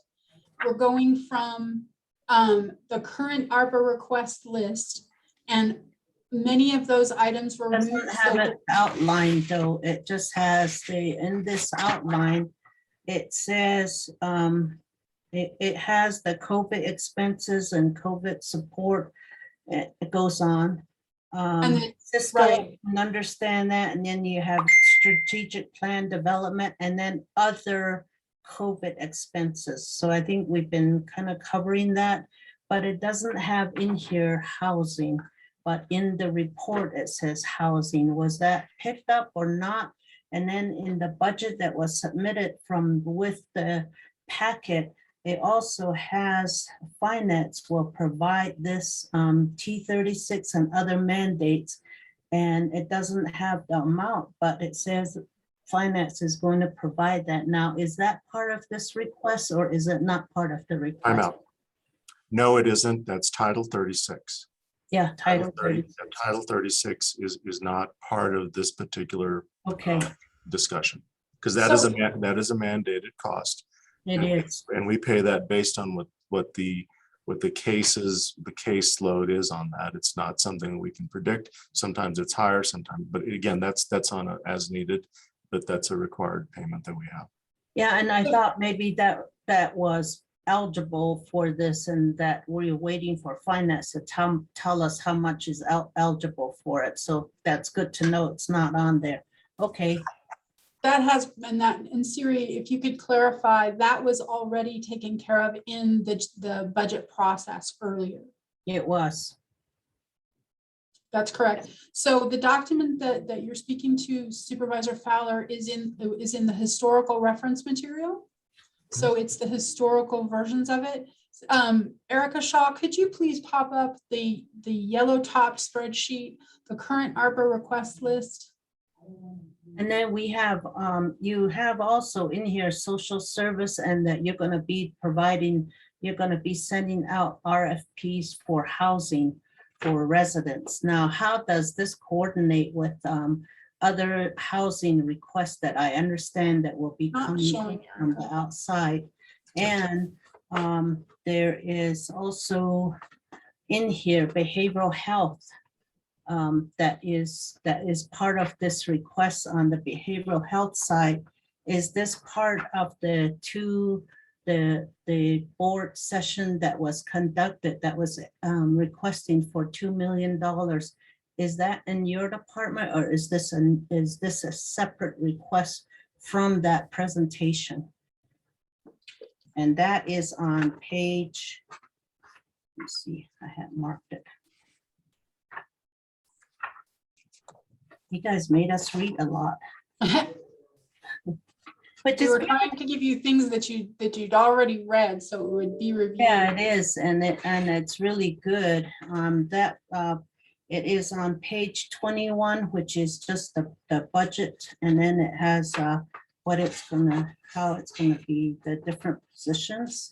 Madam Vice Chair, if So I could. just trying to understand what is the request, because here it doesn't have everything that is in here, but it doesn't separate in this recommended column what was requested and what was not. I guess what you just have recommendation, and then we have a different package here. Okay, Madam Vice Chair, do you see this document that we have on the screen at the very, in it, Erica, it's right at the beginning, correct? It's the front package? I do have that, but that doesn't have housing in there in the No, package. it's been removed. It's been, so yes, Vice Chair Fowler, if I can just clarify for you that in that original historical data, when we first were approached by the manager's office and finance to say, what are all of the COVID response things that, basically give us every area under the sun that is been impacted that HHS sees. And so that's what we did initially. So that's what's in your historical information. Obviously, knowing that there's limited dollars versus incredible need, then when the manager's office came back to us, we took down and pared down those things. So the housing, all those other things that you're seeing in that initial response were things that have been removed, and this has been pared down to many of the things that I covered. Now in that line, there's a couple of items. It's not all inclusive in there. And again, it's not for a couple of reasons. One, because that amount, that 2.2 that was requested in there is now recommended at 1.5. So we've already just internally started, in anticipation of what may or may not happen from the board, we've already started working to say, okay, what are the things that we have to prioritize? So I hope that answers your question. There were those in those initial things. Yes, there were lots of categories, including adding to additional rental and utility expense, pots of money. We're going to continue to do those things based off of all the other funding that we continue to receive through federal and state resources as well as county dollars, but that initially was above and beyond that. So hopefully that clarifies. I know there's a lot of paperwork and a lot of information. But it's really good. And this is our budget process. We always go through this. It's the same thing, and we will always appreciate going through it. But behavioral health has also been removed from this proposal. So actually, and I know we're going to go down the line, and sorry, but we'll get to that in a minute because it's not removed. It's just been pulled out, and then we'll get into some specifics about that. But I don't want to jump ahead of Sue or Steve in terms of us walking down. Thank you. So is this making sense, Madam Vice Chair? This is the list that we are working from as our guide list today. And yes, and it's good. Okay, these have been pared down. This is our latest iteration that we're working for, and we're asking for your direction on. You will have other iterations in that historic material that has other detail, and that's why we included it, because we wanted you to have the answers that you may have asked previously and gotten the answers for, or excuse me, questions that you may have had previously and gotten the answers for. So if you wanted to remind yourself of those things, we included that in the historic information. But as you noted, it has been pared down substantially to this particular ask. And this one right now, we're on line 10, which is the pandemic team ask. Started at one time at 2.7, and the recommendation is 2 million. I'm sorry, that's correct. Yes, 2 million. And then we have several others. So are there any questions on the pandemic team request? Do you have a comment on that? What I want to caution is that, you know, with all the new programs that are coming about, and just, you know, a number of years ago, we went through the process, and I caution this with all departments to, we went through with the public health, especially with public health, and saying, okay, what are mandates? What are programs that exist? What have we outgrown? Where are we? And we have really streamlined the public health. And with these new programs that are popping up, and that's why we're asking sustainability. Is this something that's going to be sustainable and laying the foundation for, you know, for the future? So when departments really look at what their request is, how is it going to look into the future? Is it a new program that you're thinking is going to go under general funds after the 2 years, 3 years? Or is it something that is going to fix everything and we don't have to do anything else from it? And starting new programs and really depending on general funds, that's going to be something we're going to have to really be cautious of. I only say that because I know everybody's thinking that, but as a board, I think that's something that we have to think about. Let me comment though from the staff, because I want to make sure that the board knows that the staff also agrees with the concern. Every year we go through a budget process where we look at base budget and increments on top, and they're all needed. There's no question about that. But in order to sustain programs going forward, we still have, you know, our revenue as finite. And so when we look at the growth of our revenue, we're looking at our revenue sources and determining of those revenue sources, what is our one-time and what is our ongoing revenue. And we've done a very good job in the last 10 to 20 years of looking at things from the standpoint of what is our one-time revenue and what is our recurring revenue. And that's going to continue going forward. We also have, though, when we look at what you just described, Lena, is we all have programs that are legacy programs and services that we provided, and we have to be looking at are those the needs going forward. And really, when we get at the end of 2 years or even 3 years in some cases, it'll be a choice. Right now, in some cases, we are doing the next 2 years of budget work now. You know, so we're gonna be looking at this coming budget year, I think, very differently, because we are advancing some investments in areas of the county that we need to advance now. And having said that, though, you know, reserving capacity in our general fund, recurring and one-time funding is going to be important, because at the end of 2 years, there are going to be some choices to make.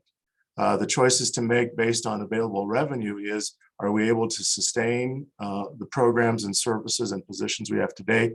Or are we going to make a choice about, in lieu of this option, we are going to make a different choice? And so, you know, just to let the board know that you know, we are concerned about our ability to sustain this for the next 10 years. And what I just said, the revenue available is what's going to drive those decisions and priorities going forward.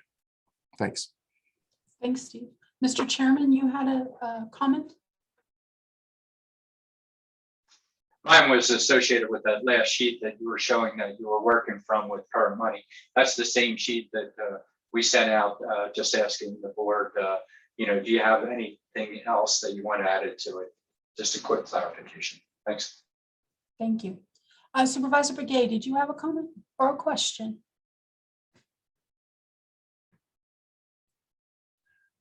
Not really, just sitting, listening, taking notes. Great, thank you. And some of the comments that are made by the board members, something that I was gonna ask too, but I'm still here, and I just want to thank everybody for their presentations again. Thank you. Supervisor Horseman, any questions on this one? We can go to the next one if not. No, it's great to kind of try to do it line by line so that we aren't jumping back and going forward and going sideways, because my brain just can't handle it. I got to stay linear. You and me as well, Supervisor Horseman. Our next one up is the Flagstaff and Williams Senior Nutrition Kitchen Improvements. On this one, Kim, I'd also ask you to expand on your explanation on all of the different food programs that HHS does support. This is specific because these are actually kitchens that we operate, but you do support other food programs across the county, and it'd be good to know about those so we can contextualize a full county perspective. Great, and thank you. And is Erica able to pull that back up just so that then I can make sure, and I kind of, because then I can walk down like those next three, because they kind of are encompassed in some situations together. So thank you. So the Flagstaff and Williams Senior Nutrition Kitchen Improvements. So just to clarify for the board and for the public and all of those who are listening, the county, HHS, we operate provide services to Flagstaff and Williams for the senior meals programs that are administered out of those two kitchens and also senior centers in those two communities. And we do that with funding specifically from NACOG, which it actually provides the bulk of the funding associated with that, as well as some additional supplemental funds through the county. And the reason we only do that for those two communities is because the other communities in the county, including Page, they operate their own Page Senior Center. They do that through the city of Page. Fredonia, the town of theirs. And so HHS, and those were things that have evolved over time, and certainly Steve can speak to more of this as well, because much of this took place even before my time in the county as well. But so we have NACOG contracts for those two specific locations. The city of Page, the town of Fredonia have NACOG contracts specifically for their city and for their services. So we are responsible under our contracts with the city of Flagstaff and the city of Williams to maintain and do the kitchen improvements. So the city of Flagstaff owns the building for Flagstaff. The city of Williams owns the building in Williams, but the kitchens, as part of the contract, is that the county has the responsibility of doing the kitchen improvements. And the original ask of that, and these are one-time funds in essence, because these are improvements that are going to be made. This is not about staffing. There is that $1 million. We know, as we are getting more and more information, that those costs of doing those improvements, changing out the appliances, the other major work that needs to be done. These are old buildings, very old buildings. So they were, as you all know, that cost. So the recommendation, we asked for $1 million, which was $500,000 per kitchen. The recommended amount is $500,000 total. Honestly, I don't know how close we're going to be able and how much we're going to be able to accomplish. There are certain things that we are required to accomplish and address that have just been recently identified in some inspections and other things. But that is what this is about. It is about upgrading and updating these kitchens and making these improvements so that we can continue to provide those programs in those two specific communities. With that being said, the other places that we also, just to give a good overview with respect to not only the kitchen improvements, which hopefully I have answered, but also home delivered meals increase, that 540 ask and versus that $400 recommended amount. Currently, how Meals on Wheels works is that we have to provide under the NACOG contract, we can only provide service within certain miles of the kitchens that we operate, because temperatures of food and other things have to be maintained. So with that being said, this is about expanding beyond, and this does specifically speak to Flagstaff right now, and because it is part of our NACOG contract, to expand it beyond where it currently is able to be delivered, to expand it both into Cheshire, east of Fanning and Flagstaff. We've got a partnership with the Coconino Community College and their kitchen expansion. Michelle and her team has been phenomenal in working to get this to happen, so that then food could be prepped out of CCC's on the East Side's kitchen to then be able to expand delivery east out into beyond the city limits areas there, to provide additional seniors with meals, because we know a lot of our seniors are living further and further out of the city because it's cheaper, it's more affordable housing out there. And so there is a great need there. In Tuba City, just so to be clear too, the Navajo Nation Aging and Adult Services, they provide a program specifically that is direct from the state. So that is how that is being covered. And as I already mentioned, Page and Fredonia. So that is what that Meals on Wheels expansion includes, is funding to be able to provide the resources, including staffing, and then of course the service vehicles and other things to be able to do that. As you'll see on there, the Meals on Wheels vehicle replacement, that is not recommended for funding. And so the intent is that with this expansion, that we will utilize to the best of our ability the things that we currently have in place to do that. Lastly, what I want to emphasize is, so this, we know seniors and food insecurity is a huge issue in our communities and across the county. So in addition to what we do with our senior centers and our Meals on Wheels programs, one of the other things that we were really excited to get our hands on is when we had written for that health disparities grant that, you know, was over $5 million.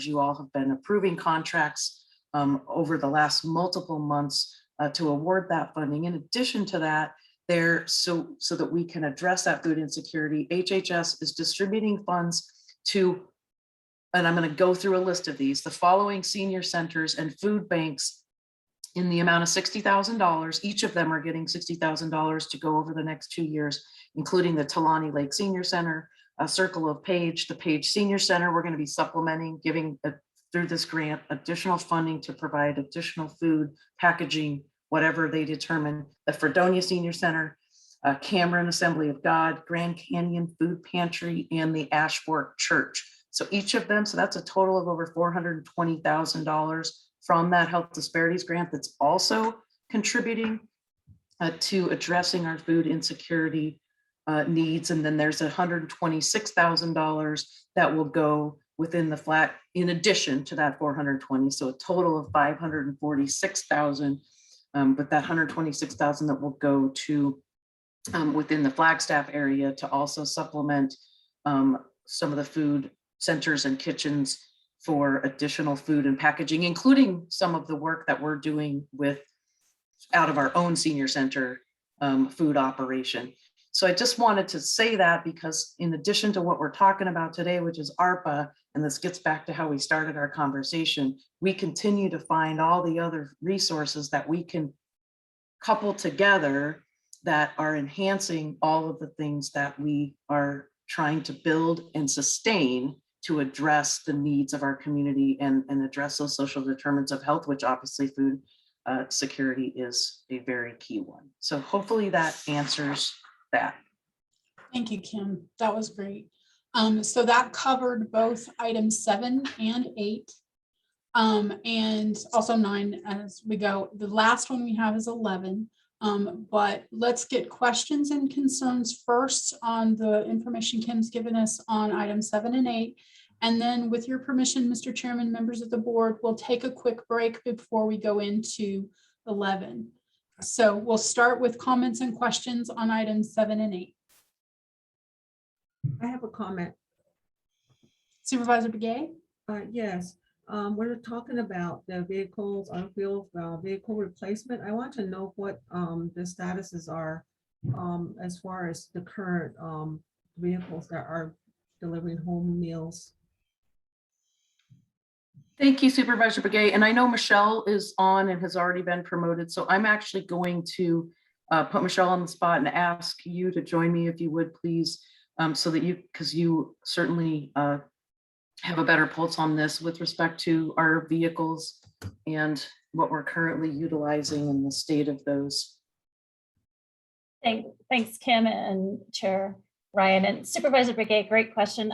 So what we're doing is reevaluating our service routes, utilizing some of those electric vehicles that the county has bought and using them as they're located closer to the 4th Street CCC campus and using them to deliver the meals. So kind of using the current resources we have and re-streamlining our Meals on Wheels routes. So we will be able to do it with our current vehicles without needing to add an additional vehicle. Oh, okay. I think I just wanted to make sure that, you know, we were delivering the services and that we're not jeopardizing services or anything that, and maybe I was just thinking maybe the vehicle replacement really needed to be replaced, and that's the reason why. But if you have other means, you know, to do what needs to get done, then I guess that's okay then. That's the only question that I have, and that's about it. Thank you. Other questions or comments? No, I'm just a comment real quickly, and I love the fact you're using the electric vehicles. I think that's fabulous. But also I'm very supportive of this. You're right. You know, when you talk about food insecurity, you're talking about an incredible basic health need. So I'm very much in favor of the budget items as presented.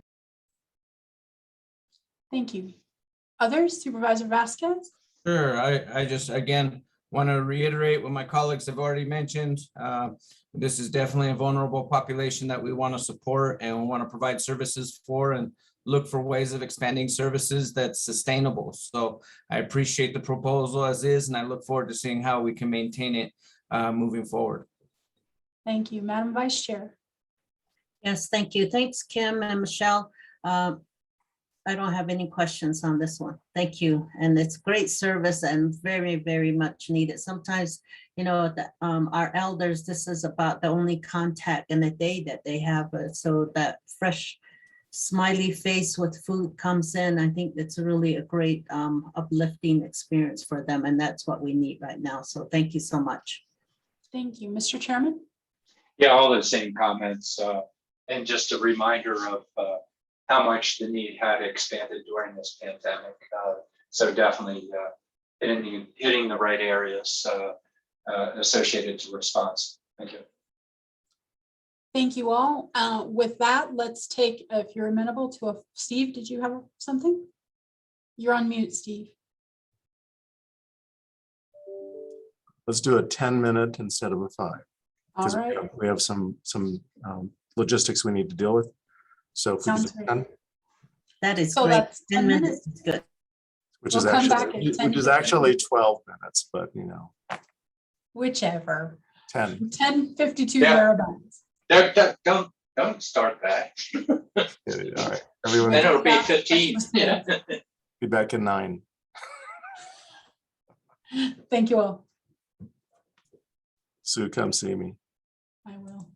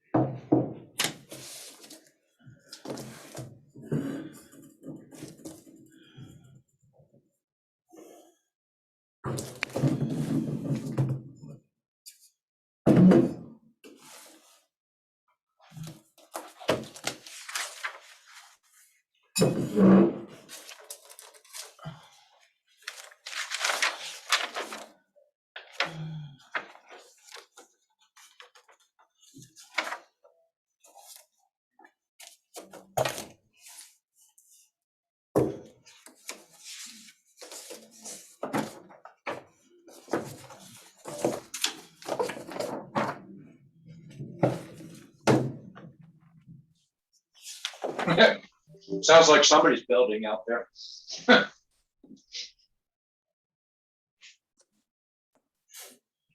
Okay, I think.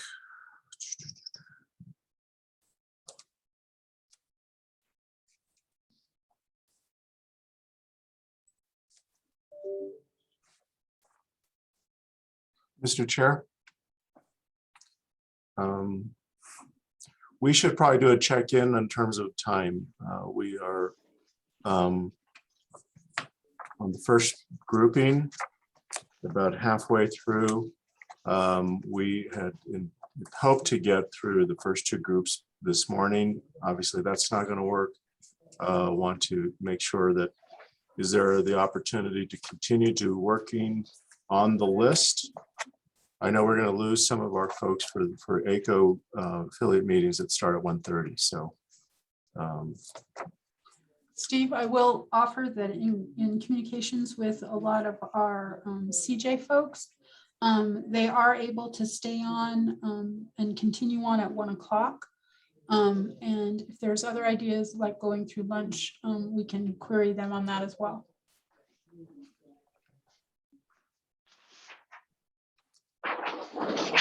the only thing with Sue real quick, I don't know that those same individuals are at the ACO conference.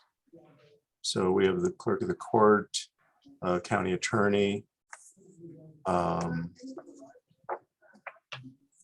folks. So Mr. Chair, with that, seems like we just keep plowing ahead.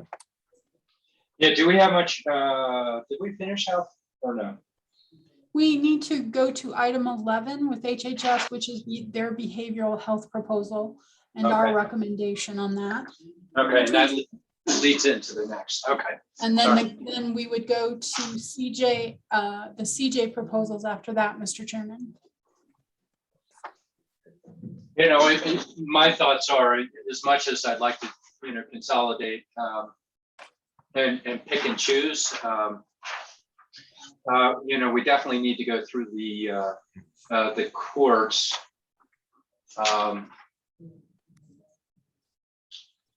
Yeah, I'm looking at, I don't know how we can pick them apart because some of them have related conversations on that. Steve, do you have thoughts or no? I agree. I think let's just keep going, plowing through. If there's is there an issue with us continuing the dialogue into the lunch hour for board members? Lena has a meeting at 4 or at 12. Sorry. Noon. Okay. Yeah. And I was going to hop in with her. I don't have to be there fully, but if we took we're still going to need to go and grab something to chomp on for about 15 minutes or something. Maybe we can hop into that and I can come back. Are you okay with that, Lena, though? There's a nodded head. Okay, so if we break at 12 o'clock for about 15, 20 minutes to let you participate in your meeting and come back. Yes, that would be good. Hopefully it's not too long, but yes, thank you. That'll be it. So that'll be the plan. We're going to plow ahead, break at 12 for about 15 or 20 minutes, come right back and keep plowing ahead. 20 minutes. 20 minutes. Okay. So with that, Mr. Chair, I think we're ready to go on. I'll turn it back over to Sue. Thank you. Thank you all. I would just ask if anyone has an issue and the communications I've been having with our departments and elected officials, if you would just text me and let me know what those issues are, I'd appreciate that. Mr. Chairman and members of the board, with your permission, we'll move on to one of the big ones, which is a behavioral health and crisis response proposal from Health and Human Services. The initial proposal was for $4,208,478. And our ARPA team makes two recommendations on this. The second one is an informal recommendation. The first part of that is that from that 4.2 million, the ARPA team is recommending 2 million, and that the remaining 2.2 million could be included in the community funding, that the ask could go to the community funding portion of that for services to come from the community. So right now we'll be speaking to the $2 million recommendation on this. And Erica, can you flash that up for reference point for item 11? So Kim, we are speaking to the behavioral health and crisis response. The standard Stanford University model called ALCOVE is what we're basing part of that on, and the deflection and diversion provider. And then also what's included in this and is not specifically stated in this is a structure for mental health oversight and programs within the public health and health and human services department. And with that, I would ask both Kim and Steve, do you have anything that you want to offer on this before we turn it over to Kim to chat on this? Oh, very quickly, though, it gets back to what we've been talking about before, is identifying the programs, and then, of course, having the staff at the program level begin to talk about how they all fit together. And so that certainly is part of this discussion as we go on, is as an area of focus. Mental health is very important, but again, let's get those programs in and get detail on how they coordinate with each other. So that's all I'll have to offer at this time. Kim? Great, thank you, Steve and Sue, Chair Ryan, members of the board. So what I would, well, I want to give a couple opening comments to this, and then I know that Erica has a document that we had put together, and really what we're referring to this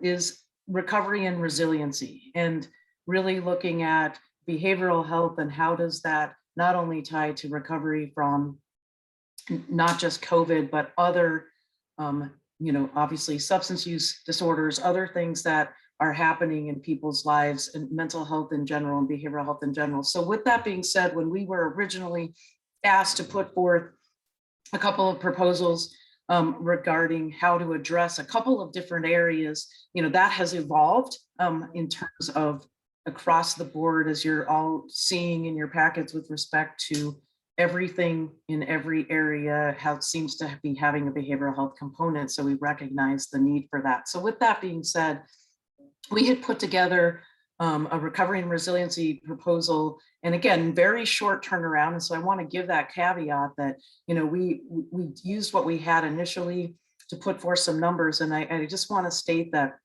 as we go forward, we want to be able to take the time to be very strategic about what it is we do. We don't want to throw together programs or just use models of things that may or may not work for our specific communities. And, frankly, stating that from my perspective, and certainly HHS's perspective, we're super excited about the opportunity to put some funding towards behavioral health. That continues to be a huge component of social determinants of health, as you are all aware of that. And how do we make this a piece of the continuum of the services that not only the county provides, but that our entire community provides, but actually do it in a very collaborative, but also succinct kind of way, so that we all know what each other is doing, and so that we're not all off running in separate silos. That's a tall ask. That's a tall order in terms of doing that county-wide. As you know, we got tons of different providers, not only just even within the county, but then outside of for our social service providers and our other behavioral health providers. So with that being said, Erica, if you wouldn't mind, and Steve and Sue, if you're okay with it, can I have her pull up that recovery and resilience? And it kind of just outlines what our original proposal, just the numbers piece was and where that came from. And then in respect to the $2 million, that is the recommendation. So I just wanted to show you this. Part of that recommendation was about the oversight for that division and what we're looking at in health and human services to be able to provide and really look at what behavioral health programs do we support and enhance and start anew, if that is in fact what we're going to be doing, that we need a framework for that from the get-go. We can't just keep, this is a great idea and we all run off because there's not enough people to do all the things that we're doing, including continuing to respond to COVID. So with that being said, you'll see on that sheet that oversight for a program division that would be our recovery and resiliency division, or pillar, if you will, under HHS. And so you'll just see that that is literally just funding, that is funding a division manager position, and potentially, some, depending on how that plays out, at least a division manager position, and maybe additional depending on how we can reallocate resources. So then the next two pieces you'll see, there was a diversion deflection component related to, how are we keeping people out of addressing health needs and social determinants of health that then keep people from entering the criminal justice system. That's what diversion and deflection is about. And then you see the early psychosis intervention Stanford model that was mentioned. And one of the things that I want to say is that that is about youth mental health specifically. So I want to be clear about what that is and what that means. And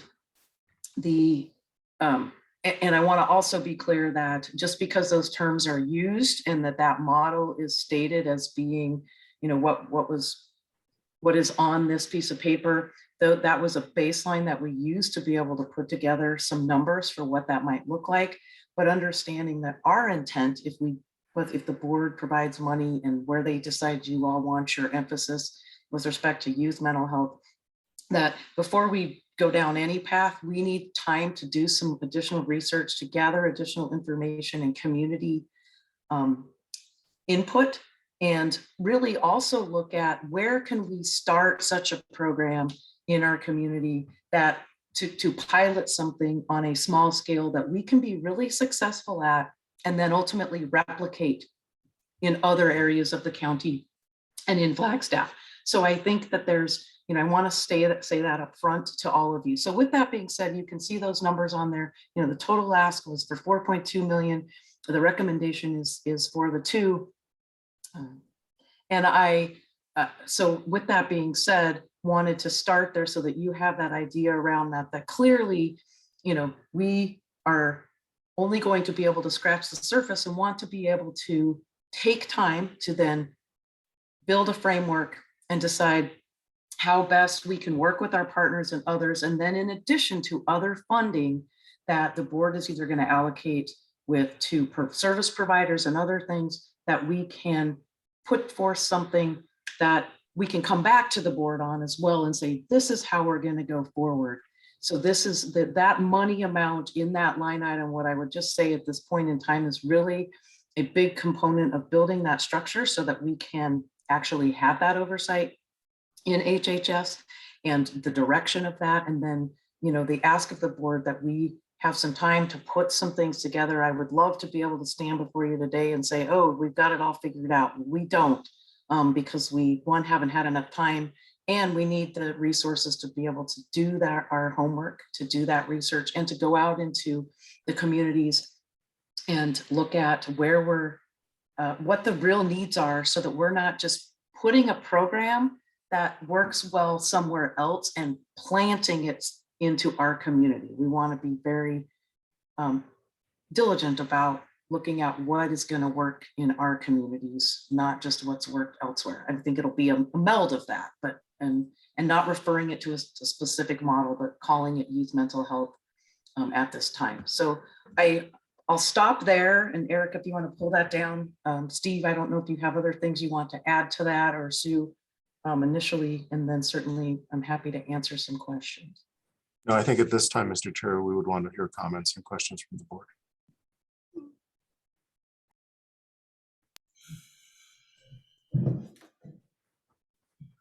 I'll be glad to start it out. I'm sure there's a lot of questions and comments. First of all, I think this is a long time coming. I think it's long overdue. Behavioral health and mental health certainly is a determinant of health, and it is a basic, health care service, not to mention obvious need. and I know that, you know, we've had limited funds, and so you do the best you can, you get the biggest bang for your buck as you can with HHS. And we have been given a unique opportunity with the ARPA funding. I like the idea of doing a new division with a division director. And, you know, we have seen, the board has seen various other mental health type of programs, including the one we saw with superintendent of schools. Totally, all of these are in great need and great demand in our community. But I think that if we have a program director, they can help to coordinate and work with the departments to bring them together to maximize, hopefully, the service that we're able to provide our community. And so I see the director as, you know, basically working in collaboration, coordination, communication, and really maximizing the program and the services that we're able to provide, whether, you know, superintendent of schools, you know, there's going to be some overlap there, and to be able to coordinate their programs.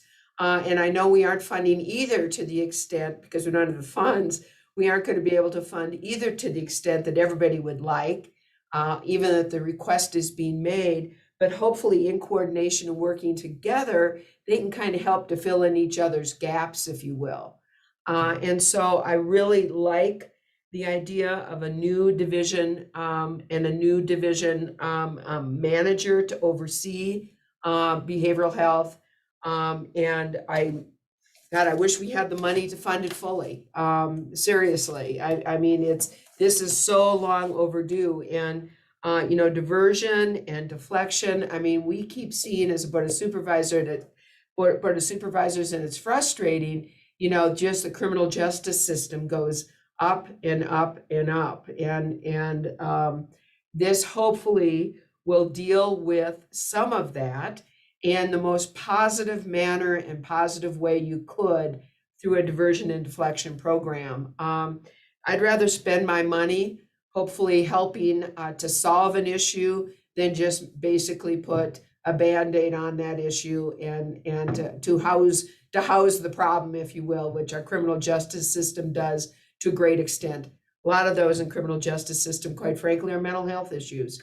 So I think this is another way that we can, you know, spend our money smartly and for the best interest of our community. So I am a very big supporter of the new program division within HHS and for a division manager within HHS.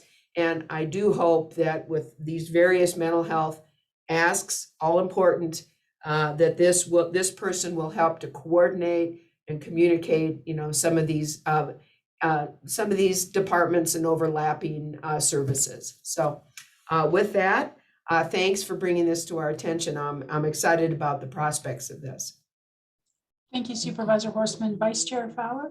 Yes, thank you. Thank you, Kim. I was wondering, you had requests for 4 million, and then it was decided that 2 million would be in the community. Could you have done this all internal? It seems like that was your proposal, and then somewhere along the way, somebody decided that no, 2 million needs to go out into the community. Mr. Chairman, let me comment on that. As we were going through the process of identifying ARP eligible services and programs that as a county we provide, we certainly could consume those investments in total. So that, you know, probably 2 or 3 times that. But at the same time, we were also looking at the opportunity for the community partners to also be recipients of funding to do services that they do. You know, obviously the nonprofit sector has a broad reach, in some areas broader than we do. And so making that determination to reduce certain pots of funds or certain totals that we had originally thought of was intended in order to aggregate or to create a substantial or meaningful, if you will, a pool of funding for the community. And that's where the 5.1 came from. And of course, and with that though, and the point you raised, Lena, is of that, are we saying that 2 million is intended to go for mental health? That's a question, not a statement. We certainly don't want to put that as a, nothing is done. You all make the, you make the final determination. But that was the thinking behind creating those pools of funds. But in answer to your question, the board at your level certainly has the authority to, and certainly your role to adjust those totals as you see fit. Thank you. And so the division director, that is a new the division within the health department. Am I understanding correctly that this division is going to work across the county with all the proposals that are coming in for mental health, the school, the courts, in every department? Or I can't say every department, most departments, they're requesting for this mental health, is that they're going to be coordinating internally and as well as externally, keeping track of where all the programs are and how they're all interfacing and delivering a streamlined approach. Sorry. I'm going to start and then I'd like Kim to chime in. So with regard to the internal coordination, yes, that is the focus. But with regard to how we have the capacity for new programs to develop and research and grow those programs from scratch, that's going to be capacity driven. One person in that role will have their hands full just regard to just coordination, program development, but it's going to be a team effort. All of us are going to be working on that project together. It's probably going to be a little less of that when we look at the external grant programs. But again, it depends on what services are provided. So if there's a service that we're funding in the community that has the core focus is on mental health, that would be part of the coordination of the internal and the external together. Kim, you want to add to that? Yeah, thank you, Steve, and thank you, Vice Chair, for the question. I also, and what I would just add to what Steve is saying is that under this division, the intent would be that we are looking at, as Steve had mentioned before, there's 6 or 7 different mental health related proposals out there. That's just what you're seeing right now. On a daily basis, I'm hearing of other things, as I know all of you are. And so really what we would be looking at is, yes, hopefully coordinating things in a way that but doing it strategically so that we are, and I guess I just put this out there because I don't want the expectation to be that this division is here and then suddenly we can make all of these different proposals happen simultaneously, because I don't want to set us up for failure. I want to be successful and I want us to be successful for our communities. And so having a framework and the understanding and the cooperation of all of our other departments, as well as our outside partners, that we need to be able to work together. We need to come together and say, okay, which cart and horse are we putting first, and what makes sense to do that, and then what can we launch and then jump into, and what things can we do simultaneously. I'm not trying to state that you can only do one thing at a time, but I also want to be realistic and make sure that we do these things. And to Steve's point, it's going to be capacity driven.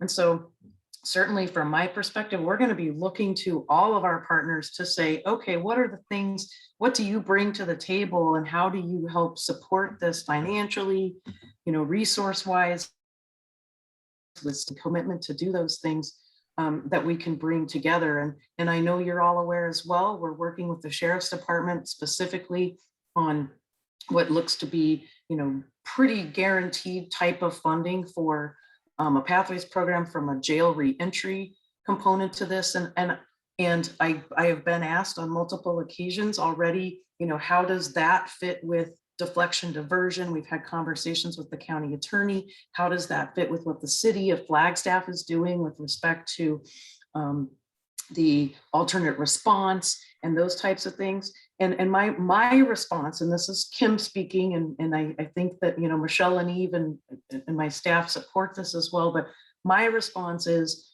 all of these things need to be components, and we're going to start some things. The city's doing some incredible things with this alternate response from the city of Flagstaff. We're going to be looking at this pathways piece, which we're, you know, moving forward, and hope to, with the sheriff's great leadership and their presentation, hopefully there's a funding award that's going to happen by the end of the year, and we can truly be launching something in early 2022 with that program, but then really taking the time under this division, Vice Chair Fowler, of then how are we, you know, strategically putting these things together, putting the resources where they need to go, doing it successfully, and at the same time, continuing to have, and because I don't want to lose sight of this, we want to then all be as a priority looking at the youth mental health component of as a separate piece of this that we're blending into this and how we roll that out. So that might have been a little bit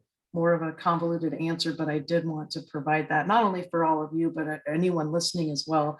Our goal is to take the existing services out in our community. At HHS, we're not going to be the do all end all. We can't be. You know, we're not going to just suddenly take over all of the behavioral health services in Coconino County. That's not the goal of this. It's about looking at what are those things and where can we come forward to the county and make recommendations about enhancing funding to some of our partners that maybe are going to get us the service that we need to meet the end goal. And, you know, these are going to take time. They're going to take, you know, resource discovery. This isn't just about county dollars or ARPA dollars. This is about what are those other funding sources out there that we're going to be able to tap into collectively. And it's exciting stuff. It's kind of daunting you know, when you start talking it, but it's exciting. We're really excited about this opportunity. We're excited as well, but we want to make sure that we're coordinating all the efforts throughout the whole county, not just within one region. And I just want to make sure that we're really are coordinating. Millions of our dollars are just directed at mental health. And in youth, we just talked to our school superintendent. And then the diversion and deflection, is this the one that the county attorney has been talking about?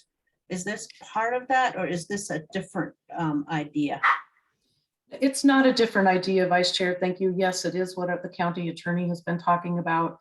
He is also, and I certainly don't want to speak for him. I don't know if he's on the meeting or not. But certainly in terms of the big picture of the, you know, both of what is certainly what is the jail diversion versus, I mean, obviously diversion and deflection and deferred prosecution, all of these pieces are parts of this puzzle to put together. And yes, the county attorney, we've had conversations, and this is what he was talking about, and had, you know, attempted to get some, and is going back again with the legislature to try to get some specific funding to put towards this effort as well. So these are things that not every, like some of these things have longer term, you know, other work that needs to be done before we can even start engaging in some of these things. So the reason I'm asking is because I'm thinking that this is a case study that we can, you know, prepare for the legislation because it hasn't been passed there. So this is, to me, this is a case study that we start and be able to take to the state. So that's how I'm thinking about that. So a lot more, anyway, yes, thank you. Mental health is important. It's not like it's not important, but ARPA dollars are pouring into it. And I'm just wondering, how are we going to impact those people that do not, we put up a flyer and say, this service is here. People don't come. How do we reach those that don't come, that really need it, that don't realize there's a service like this? I just found out the other day that that there are several families that did not know that child credit tax credit was available, and here the deadline is November 15th. So after November 15th, people that did not get the message, they don't benefit from it, and these are the people that really need it. And so, you know, it's just that, I guess that's where I'm coming from. And I'm thinking, okay, how do we do this? I know we have a whole several years to figure this out, and coordination, everything has to happen. But, you know, I'm happy that we're paying attention to mental health, but at the same time, we don't want to start programs that we're not going to be able to sustain and be able to, you know, looking at our 10-year budget right now. So, and a lot of coordination and interface within all the departments, that maybe a task force internally, you know, case studies or something that needs to be applied. So, all right, thank you. Yeah, thank you, Vice Chair. And I would just add that that's two key pieces to what you just said. One is that absolutely that is imperative that we do not go out and just create programs, especially when we talk about mental health and behavioral health, that we are not going to be able to sustain. That's why we don't want to just start a bunch of new stuff that is going to go away, because that's the most unsettling thing that could happen to someone who already has, you know, issues and compromised mental health issues to begin with. So that's why we want to be strategic and methodical about how we do this. And then I also do want to say, back to your other point about how are we reaching those others and how do we intend to reach them? That's the beautiful thing about, in my opinion, about all of this, which is, I'm going to come back to the health disparities grant that we've got already out there working. We have built in health navigators throughout the county and with many of our providers. And this is, you know, I can get you the list of all the places that are getting those health navigators. And the goal that, you know, Tiffany Kerr is our program manager overseeing that health disparities grant. And she is tasked with a big order, a tall order of making sure that as we have put those funding out there and we're going to be hiring these positions, that there truly is those connections about how we're getting out to find those people, Vice Chair, that don't know about what it is that exists for them and help bring them to, or bring the service to them in the perfect world. That's our goal and our dream, so that they are being reached. So hopefully that. A question to our county manager. So in this proposal, it has judge costs for the justice system, and the courts also has its own. CJCC has its own. Flagstaff, all of them have their own proposals for that, for mental health. And in this proposal, it's in there again. So if for some reason we do not use these dollars at the time that we say we're going to use them, because we pump too much dollars into the one place, I don't know, I don't think we are, but what if we did and it was not used, you know, because here's the court system, here's the school, you know, this is all criminal justice in right here. And so then what happens with it if we do not use those dollars? Does it just go back? We need to ensure, I know you're all very good at making sure dollars are used and a lot of coordination happens, but I just have to ask that because mental health is term is used in different ways. Like this one is behavioral health. The school was building resiliency, and you know there's different terms being used for it. So the question I think what you're asking me is that if we have a situation where we are underspending in certain areas, can we reallocate? Is that your question, Supervisor? Yes, and how do we make sure that we do not, you know, send the federal dollars back? These are very important dollars that we want to make sure that our communities use, benefit from every dollar that is in our county. We don't want to send any dollars back.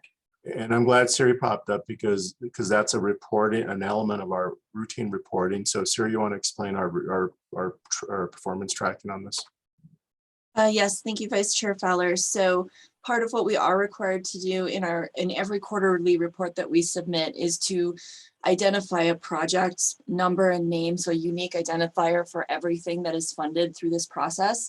And we have to report progress. So whether it's a subrecipient or funding that we are working on and funding internally, we have to identify what are our measures of progress and be able to report on that. So the good news with that is that we will have information to share with the board on a quarterly basis of the status of all of the projects that have been funded and our approximate completion on those projects.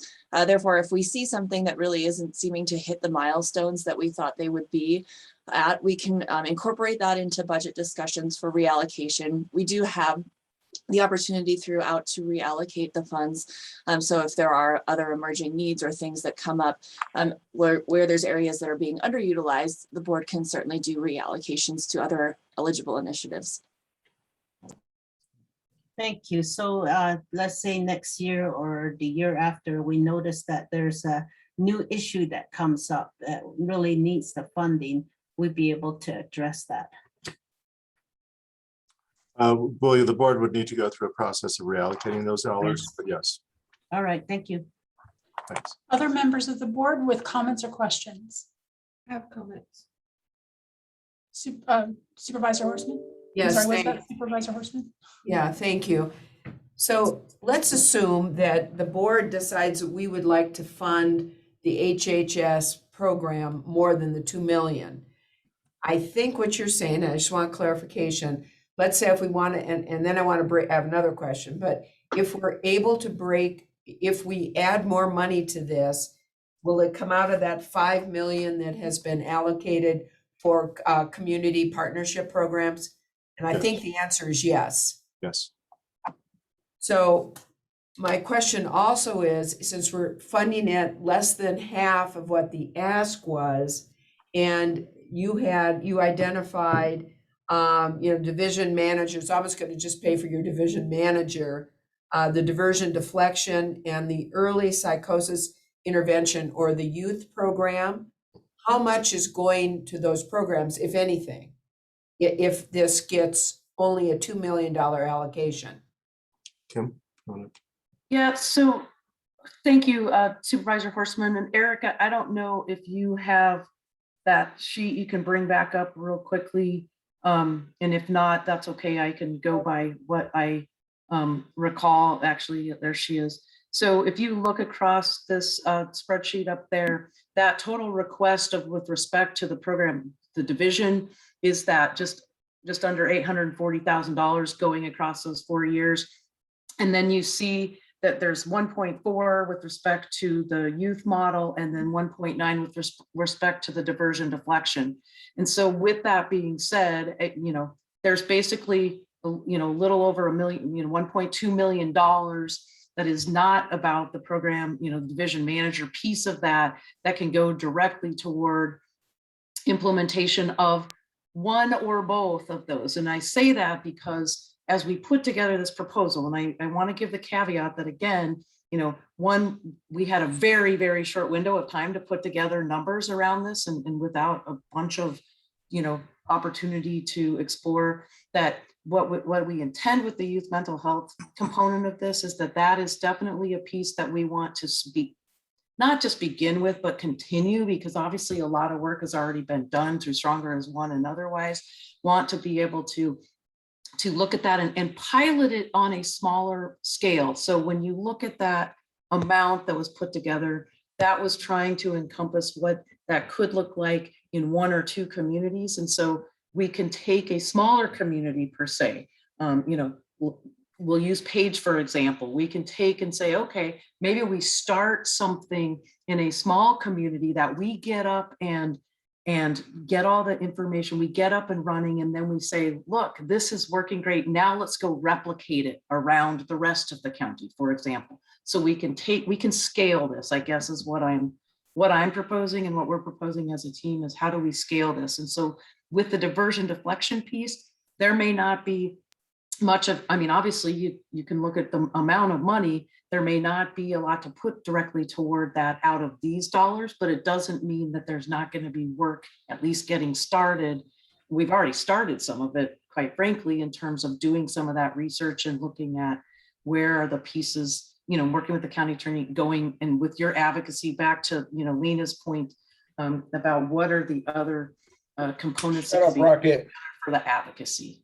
So I guess, Kim, if I understand then, there will be 1.2 million left. There has not been a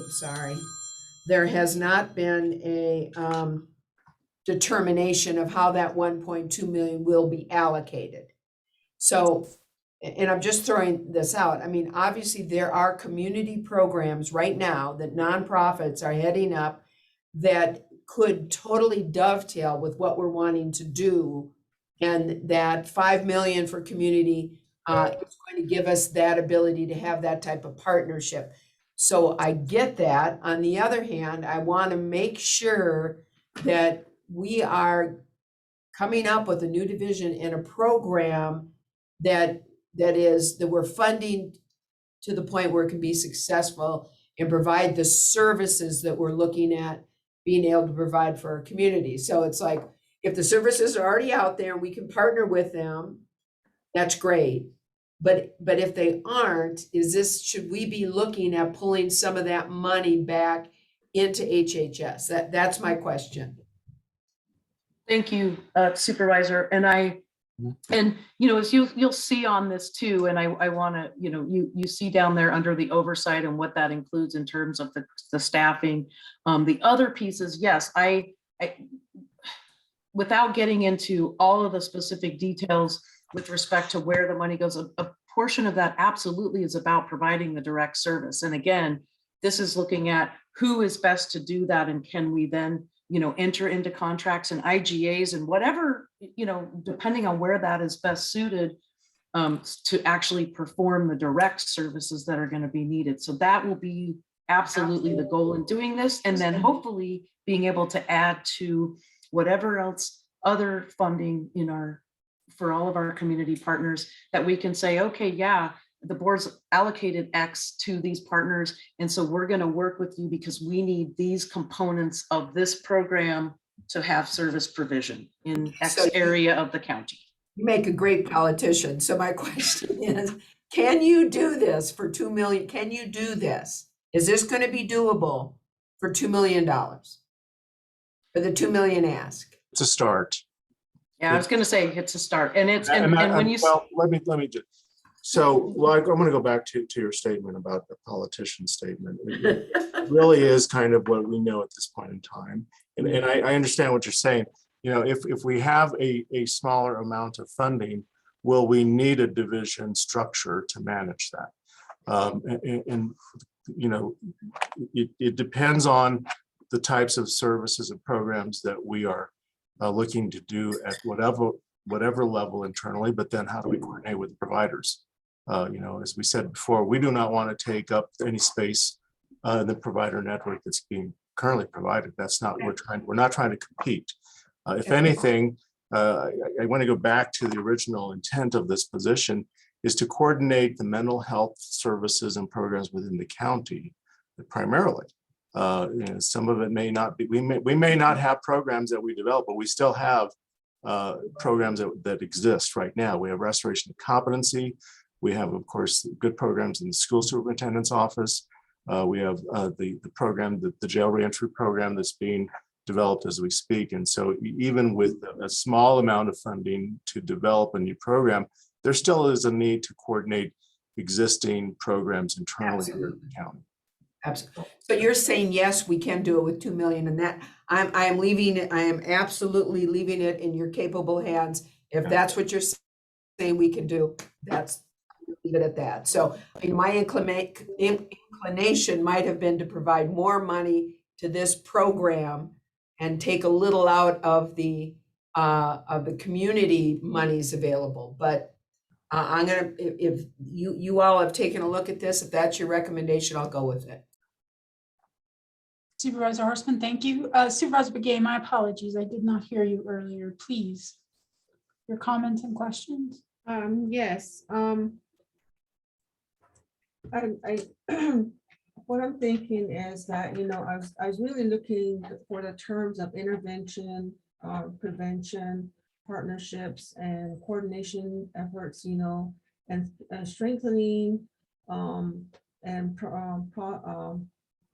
prioritizing services and diversity, and also those are key words that I was kind of looking for. And I just want to let you know that all of that has you presented, and I do have that. I think it's very important that this is being brought before us, the proposal and I support it. And I, for one, I always talk about prevention, intervention, and, you know, getting help for people that have mental issues and other issues. So out of this whole thing, I guess, you know, my question would be the cultural and traditional aspects of this, program that's going to be established. As you know, there are a lot of different diverse cultures and people here within Flagstaff area. So that's one piece that I would like to have considered is the cultural and the traditional practices that would help, you know, in certain ways, because we all have certain beliefs that, you know, as far as, you know, getting healed and getting help and stuff like that. So that's all I have to say. Thank you. Thank you, Supervisor Begay. Chair Ryan? No, actually, good questions from everybody. My questions are answered. Again, it comes back to, it's an area that we've talked about that we really want to try and invest in. We know there are multiple pieces. We're not going to be able to do it all, but how can we launch and start to build the program? It is a pilot program. It's going to take coordination. And so, no, I like what I'm seeing here. So I'm good. Thank you. Supervisor Vasquez. Yes, thank you. I'm really encouraged by the proposed program. I really wish we could fund it at the full amount, and I recognize that we're trying to make sure we cover everything. My question, and it was partially answered already, was kind of the same as Supervisor Horstman about, is 200,000 enough to be able to do this moving forward? It sounds like some of that answer comes from the other community partnership funding. But I just wanted to hear your thoughts on that. Yeah, and Steve, if you're okay, I'd just like to make a couple of comments and, you know, and going not only for Supervisor Vasquez, but also back to Supervisor Horstman's, you know, can you do it? And so I want to be clear about and reemphasize what Steve said, which is it's a start. It is not what was the full programs. And we recognize that, and we want to be able, and I think going back to what Vice Chair Fowler had asked about before, if there's funding that's not being utilized, what I would like to challenge us all to do, including our own internal team, is that we get started on a couple of priority areas and in working with the others and other programs that they are interested in, and decide where we launch from. Because yes, absolutely, we need the full funding if we're going to do those two full things across the county as we had discussed. But we also know that things take some time to implement. And so we can get that going with the 2 million, with the understanding that we'll be back talking about, here's the things that are succeeding and here's the things that maybe aren't. And hopefully that's a bigger dialogue with the entire board and county-wide about where is that funding that can be funneled into the things that are launching quicker and more effectively, and be able to do some of that. Being nimble, I think we're just going to have to really be nimble as we go forward, looking at how we're going to put this together. So thank you. That was the comment that I wanted to make. And I wasn't trying to, well, I wasn't trying to sound like a politician. I was just trying to make sure that I, you know, don't overcommit and under deliver. And I was only giving you a hard time. I really support what HHS is doing here. And we want to make sure that we are giving you the tools to be successful. And I know there's a lot of, you know, kind of balancing a lot of interests and a lot of balls in the air at the same time that you're juggling. But that's why I was, you know, I know this is a start. Is it going to be a good enough start? And you know, quite frankly, I'm going with your recommendation. And that's, I really want to support this, and I'll take your recommendation. Thank you. Thank you, Supervisor Horstman. Supervisor Vasquez, did that complete your questions? Yes, but I had a follow-up question, and that was just on the diversion deflection and how that's different than what's going to be proposed later from the justice and the courts. So I don't want to speak for the justice and the courts. I just, in terms of addressing the diversion and deflection, I think there's so many of these pieces that are interconnected. In order to do a true diversion deflection program, that's going to absolutely have to involve law enforcement, our communities and family members, our service providers. There are so many, because the idea behind that is that then people aren't ever entering the criminal justice system. But that is something that's going to take, quite frankly, it's going to take some policy change with respect to how we approach drug offenses, other kinds of offenses that, what leeway does law enforcement have around where, do people get referred to charging or do they not, because they have possession of drugs or drug paraphernalia, those types of things. So there's, it's not separate to answer it very simply, Supervisor Vasquez. And so I think that's the key piece to all of this is how do we together, without quite frankly, talking it to death, but taking action and deciding where we need to take action first. Where's the funding already? Back to the jail, the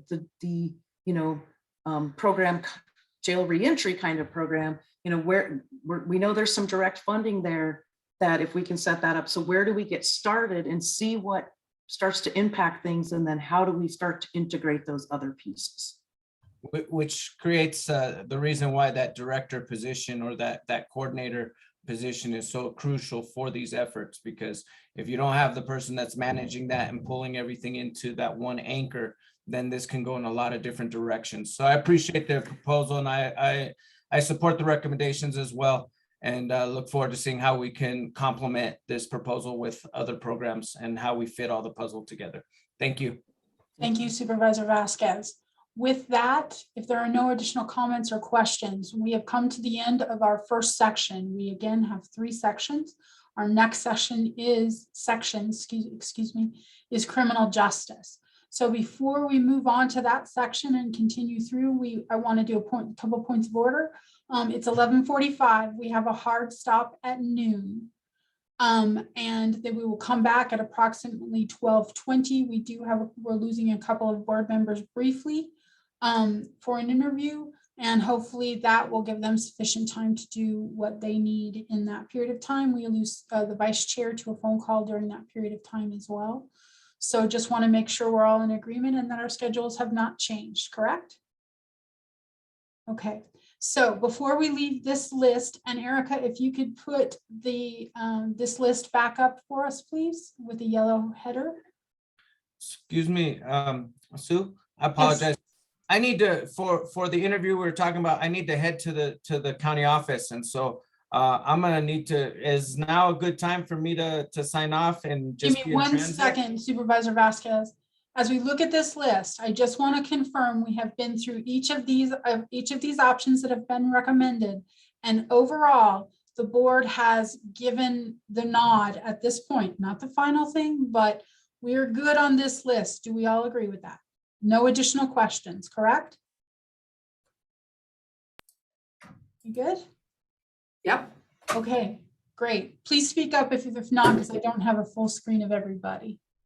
Okay, then we're going to move on at this point to criminal justice and get started, though we know we have a hard stop at noon. And did I interrupt someone? Well, no, Sue, real quick. So Supervisor Vasquez asked, he needs to come down to the county office for this interview. So he's going to be in transit. So he's going to be out of touch. So do we want to, before we start this new group, do we want to let those things happen and start our break now until 12:20 in order to allow folks time to get to where they need to go for their interviews and then get back after to accommodate Supervisor Fowler's meeting? We can do that and take a larger lunch. What would the board's reaction be to that? Sounds good. Okay, so let's do that. So, yes, and we just got word that the interview is actually at 12:15. So it's probably realistic that that's going to take 5 to 10 minutes at least. So do you want to come back at 12:30, 12:25? Okay. 12:30? Let's do 12:30. That's just the way the schedules are working very oddly today. So fluidly 12:30. So we're going to break now. We have a lot of noon commitments and a lot of things that are happening. We'll come back here at 12:30 to start on the justice list. Thank you. Thank you all. Appreciate it. Thanks.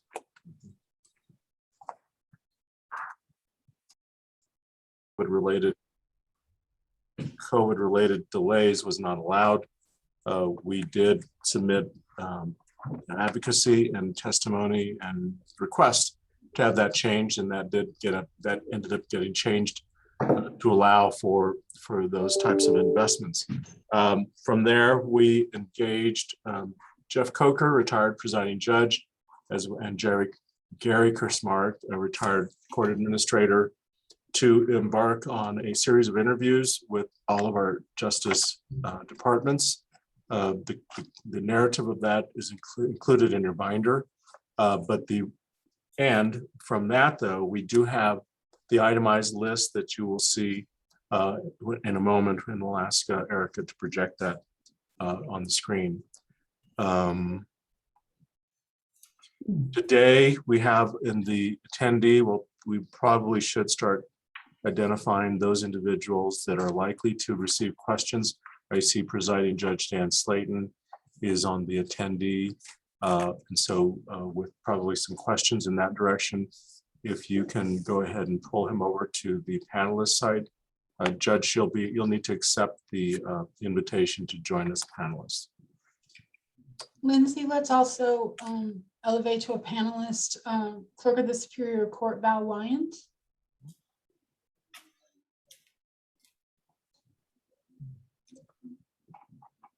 Okay. And we may want to also include Court Administrator Sharon Yates. Good. Okay, and Matt Ryan is on his way. He'll be here momentarily. He's finishing up one more thing. So with that, why don't we go ahead and proceed with projecting the list, and then Sue, I'm going to turn it back over to you for facilitation. Thank you. To begin, Erica, can you put up the ARPA request for the criminal justice caseload? Thank you. So we'll start at the top, which is the Clerk of the Superior Court. The ask in this was for 4 court technicians, 2 admin spec, 2 positions as well. And what you see is a recommended amount, which is half. This was a 4-year total. And what you see is a recommendation for 2 years to comply with the rigidity of the ARPA regulations as it pertains to employees. And the law library improvements, which would be to allow for these additional staff, that is a hard cost of $100,000. So with that, does the board have any questions for the Clerk of the Superior Court? Clerk Wyant is here with us. And also Tom Hanachek is here if we need to promote him. He gave us a revised amount on the law library improvements. Very quickly, Sue, if I just clarify that the improvements to the law library are the improvements to the space, not necessarily the library as a program. Correct. It's to allow Clerk Wyant to expand into some available space in the library space, which is adjacent to her own space. Okay, thanks. Thank you for the clarification. So that's a $720,000 ask for the staffing for 2 years and $100,000 for the law library tenant improvements for the clerk's use. Any questions, concerns for Clerk of the Superior Court Val Wyant? And you can go ahead and take that down, Erica. Thank you.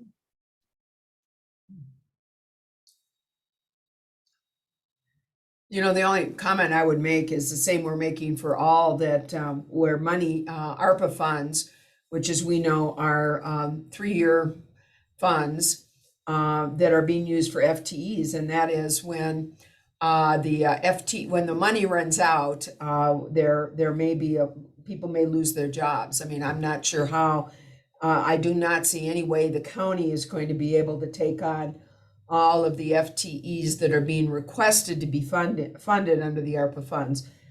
With that said, I have no questions, and with that caveat, I would support both of those recommendations. Supervisor Begay?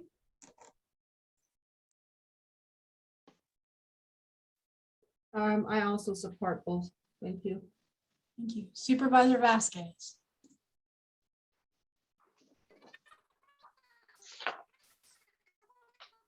You're muted, Supervisor.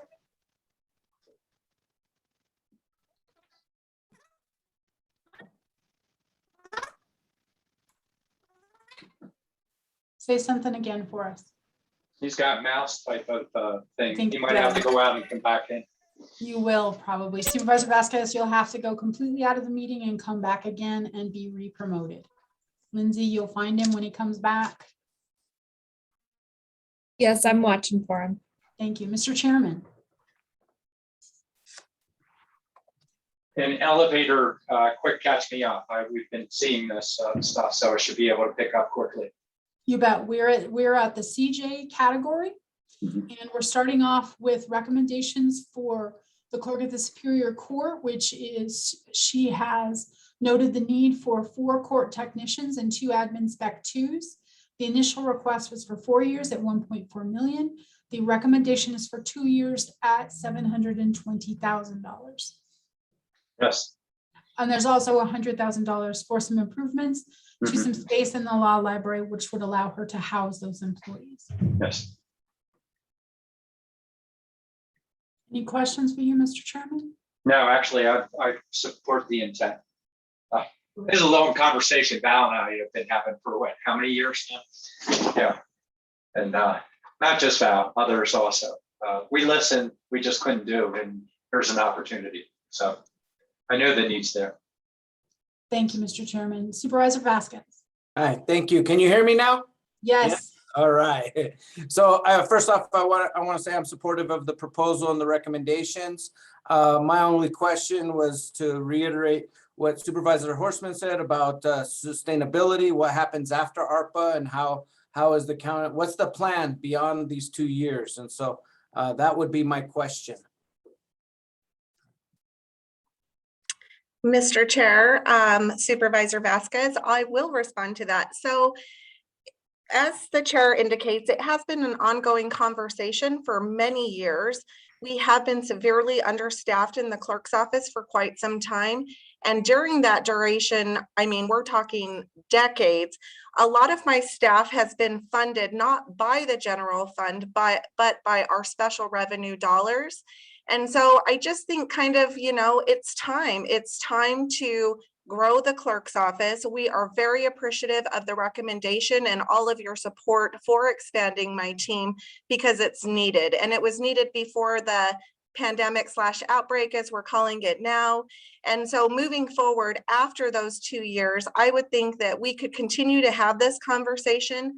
I think it gives us the ability to boost our work product within the clerk's office, make some changes, get some things as far as our retention digitally born, you know, into the state library and archives. That's a whole other project. So we can get those things done, but then there's the conversation of continuing that capacity moving forward, thinking back that for many decades, we didn't have general fund support. So I think it's time for us to just really have that conversation and retain the staff that is needed to run the efficiency of our department.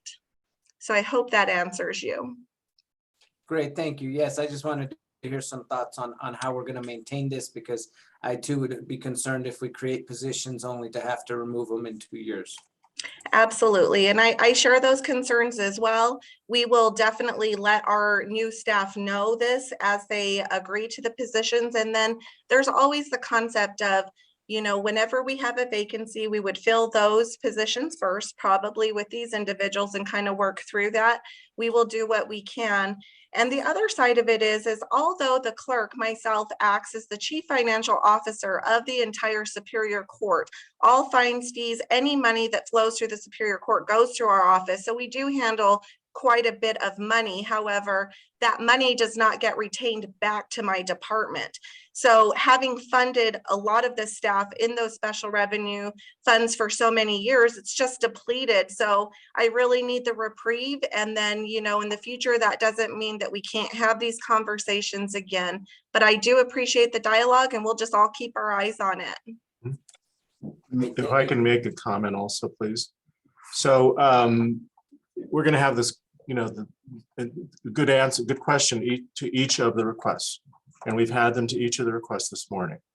And what I indicated this morning is, we do not have the general fund capacity to carry all the positions that have been requested forward. But having said that, and knowing that now, and going out 2 or 3 years, with the sustainability planning on these investments starts today. It is looking at revenues going forward, projecting growth, identifying those years where we are going to have to plan for recessionary models in which time the revenue is not growing as much. We're also going to be looking at creating capacity within the organization and creating capacity, looking at rebasing things, looking at possibly a zero-based budget where we go back and say, we have really looked at our base budgets and for the most part have used that base budget model as a way to identify here's things that here are investments or here's capacity that doesn't typically change. But we're probably going to be going through a process where we do a zero-based across the board to identify additional capacity. We certainly at this point in time have the benefit of a growing sales tax base, and that's reflected in some of the recommendations we're making today on one time. And going forward, while we want to hope, we'd like to hope that occurs, we're not sure. So again, I think all these things together, we'll be looking at that. And the other topic, the other part I mentioned today is we're probably doing the next 2 years, if not 3 years of budget discussions and decisions today, which does not mean we're going to do the same thing every year from this point forward. A lot of these this pre-awarding of budget capacity, that's happening now, but that means that we're not going to be in the position to have that same kind of a discussion each year with the budget process that we typically and normally go through. And then, of course, as Clerk of the Court mentioned, looking at special revenue funds, those have been trending down. Years and years ago, we could look at storage and retrieval in the clerk's office as a very substantial part of the budget with regard to supporting technology and positions. And that's we're seeing that across all of our CJ departments, where fines and fees that have been used to support programming and positions has been declining. Again, this has been a trend over the past few years. Thanks.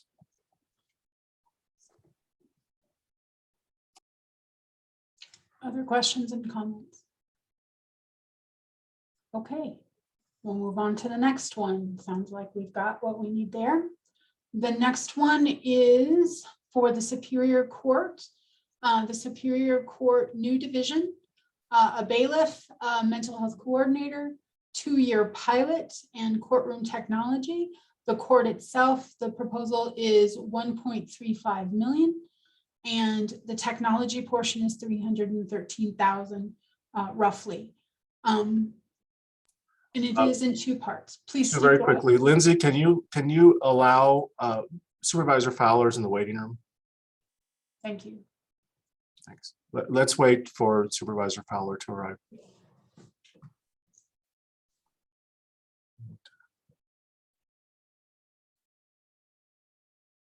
She is here. Okay. Great. Erica, let's go ahead and throw it up. That's a big number and we want to make sure everybody can read it.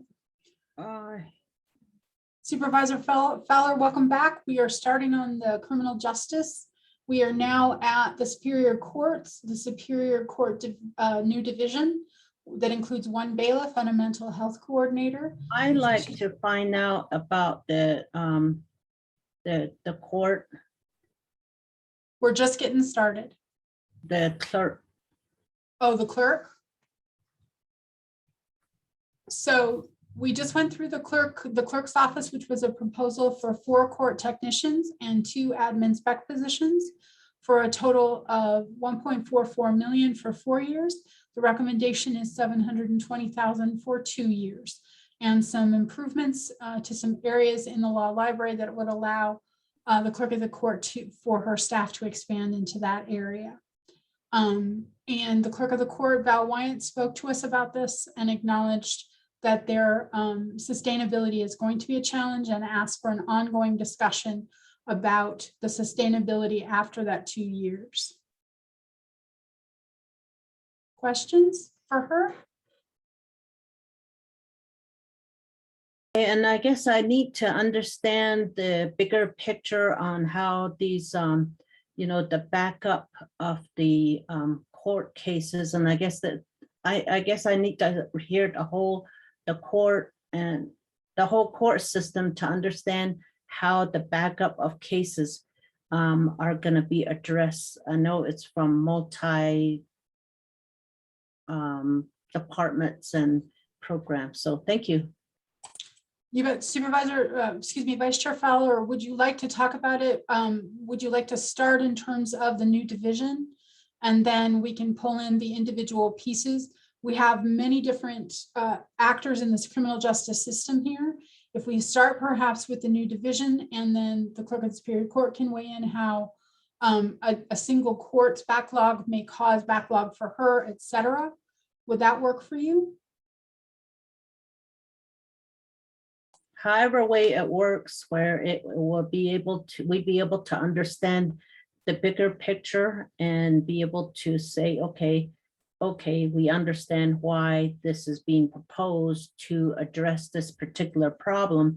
Is that the only issue? Is there another issue? Right now, we've been just hearing just the backlog, and here once again, mental health is here again too. So anyway, all right, thank you. Thank you, Madam Vice Chair. One reminder is that for ARPA and the approval for criminal justice caseload to be part of ARPA, it has to be directly affected by the pandemic. So that's what you see, and that's largely why you see the recommendations taken from 4 years to 2 years, in that this caseload bubble that exists. The recommendation was based on funding, of course, but the idea that that backlog could be dealt with within 2 years if we were able to get these recommendations passed. So with that, you see all of the different departments that are affected under the criminal justice caseload, including the clerk of the Superior Court, the Superior Courts themselves, the justice courts, the public defender, and the county attorney. Erica, is that down to the bottom of that sheet? Yeah, I believe we understand that. We just need to see the overall arching picture and then be able to see how it's being addressed. Because we're pumping millions of dollars into them in all these different departments, and how does it all address into that overload? And then, so, all right, thank you. Thank you, Madam Vice Chair. Well, let's start with Judge Slayton and have him address, if you go back up, Erica. Let's have the judge talk to us about the new division and how it is designed to deal with that bubble of caseload and what we hope to see with that 2-year pilot. Judge, could you provide some comments to that point? Sure, Chair Ryan, Madam Vice Chair Fowler, Board of Supervisors. The issue that I've spoken to you about individually is because we stand kind of in an unprecedented area where we are faced with, I would say, confidently, a greater number of cases than we've ever faced before. But more than that, what I can say accurately is a greater number of trials as a result of those cases than we have ever faced before. And as I have indicated before to all of you individually, the most amount of trials that our court ever did were 17 trials in 1 year. We're now faced with about 60 plus trials to be accomplished that are set between now and next year. Please understand that when we say a trial court division, that means that we handle not only just criminal cases, but we are also tasked with handling all of the civil cases that have been filed in Coconino County, as well as our special assignments that add on to the calendar. The division, when you talk about a division, you have to, and hopefully, Madam Vice Chair, this will help answer your question. You have to envision as you walk into the courtroom, who are the people that you see there? Who are the departments that are represented by the folks there? So you will have the adult probation department. You'll have the clerk's office. You'll have the county attorney's office there. You'll have the public defender's office there. You'll have our bailiffs, our court security, as well as the judge and the court reporter. Adding a number of cases directly affects all of those, either both upstream as it goes upstream or also downstream as it becomes as the cases progress. So you have an increase in cases in the county from the county attorney's office or increase in trials. You have to have a certain amount of prosecutors and defense attorneys able to handle that case. As it goes into the court, then you have to have the judges who are able to handle it, pretrial services officers, assisted by the clerks. As the caseload increases and the case filings increase, the only way to have an efficient resolution from the very beginning is to have the clerk's office able to take the cases as they are filed and efficiently process them into the trial court divisions. And so, hopefully that gives you a very broad, maybe a 10,000 foot view of how the system works. So when we talk about a division, we're talking about everybody in that division, all the departments that go into that division. I don't know if that answers your question, but I'm certainly, I hope it did. So let me continue on, I guess. In terms of having the division, we are at the point of trying to figure out what is the way that we can, in fact, efficiently and according to our Constitution, according to the speedy trial rights of defendants, as well as victims, be able to process our cases. And the division, in my opinion, this division is the only method whereby we can begin to make a significant effect on the number of cases that are set for trial. Is it the only way? No, there could be any number of things that could happen. But right now, the only thing that we know is we are set for trials. We see no end to the increase in the filing of cases.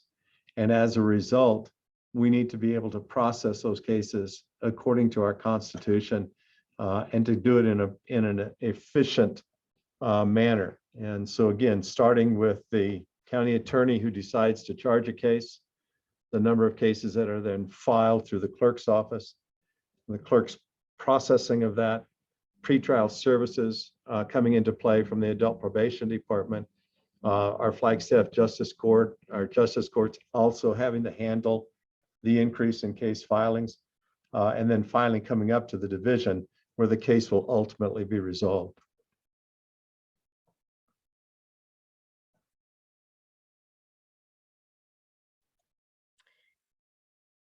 Judge Slayton, I just want to thank you for meeting with us prior to these meetings to create a better understanding, because it's really complex, it's like, how in the world do, piles of boxes, you can only envision all these boxes of files, no one is touching, and just put it in their closet and close it. And it's like, but everybody's working every day, so why aren't you addressing it?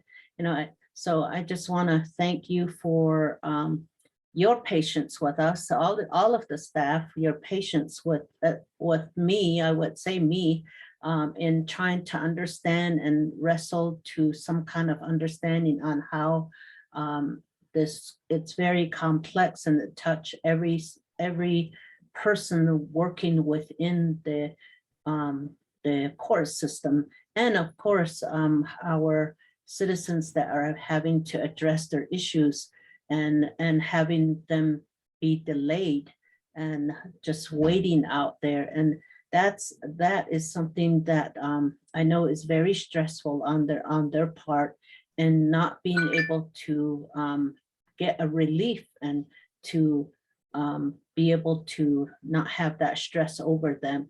and it impacts the individual as well as their families. So I think that with you explaining it through this process, I have a better understanding, and just want to thank you for you and your staff and all of the different departments within your courts to be able to,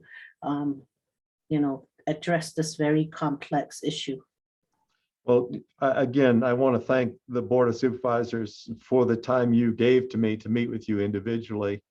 I know that you're extremely busy. These are extremely important decisions. And again, I do appreciate the time that you all gave to me. Supervisor Horstman. Yes, hi, and hi, Judge Slayton. Thanks for taking the time again this afternoon. And certainly appreciated the time you spent with us earlier as well. And, I think it's a big ask. Obviously, it's a large item, but we also need to understand that, providing court services, Superior Court services to this community is not a service. It's a right. It's a constitutional right. Providing access to our court system and speedy trial and speedy access to our court system, is an equity issue, it's a social justice issue, and it's a constitutional mandate. And so as much as we would prefer not to see the kind of money we have to spend on an ongoing basis, it is a necessity. And I know that it's been, from talking with you, 11 or 12 years since we've had a new division. And since that time, the needs of our community for access to the court system have continued to go up. And now we're faced with this backlog, which we have never really been able to fully get our arms around because we don't have all the information from all the different departments that feed into the court system.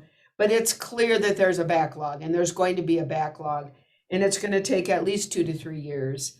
And yet we still need this division. So it's not like the need is going to go away once the backlog is hopefully reduced or alleviated. We still need this, and we still need this to provide the opportunity for justice and access to justice for our community and our residents. So I do support the recommendation as presented. I wish there was more money that was coming to us from the state. We always say this, but it is the truth, that there was money coming to us from the state to handle some of these, constitutional mandates and responsibilities, but there's not. I think this is what the ARPA funding was intended for, is to help with the losses and help with the additional expenses that were derived because of COVID. And this certainly fits into it, both now and then our need to serve our community in the future. So I'm in support of this. So thank you. Thank you, Supervisor Horstman. Chairman Ryan? Well, thank you, Judge, and thank you, Sue. Actually, I'm in support of it, although, a piece of my conversation would be related to, right now we have a caseload that's up. I don't know if we have the capacity in the future. Now, Judge, as you met with us, you had some ideas where you may be able to whittle away, trying to come up with an offset associated with this. With the understanding, if we hit a point and after we get through this caseload that we're starting to get backed into the corner, we may have to step away from this division also on it. You did bring up the idea of restoration to competency, although that also needs to play out with all the other areas, mental health, other areas that we touched. That I'm intrigued by that because we're perplexed right now with what to do.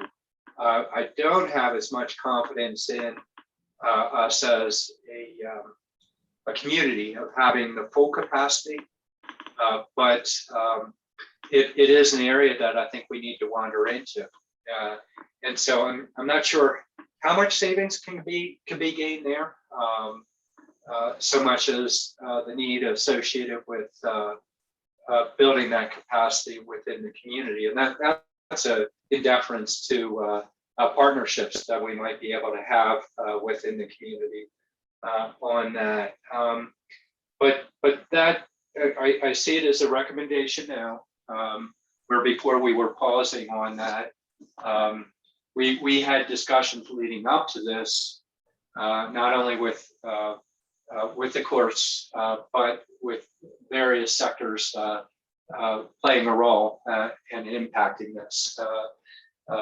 And knowing that we made a commitment, we knew we would be addressing this issue in some way with ARPA.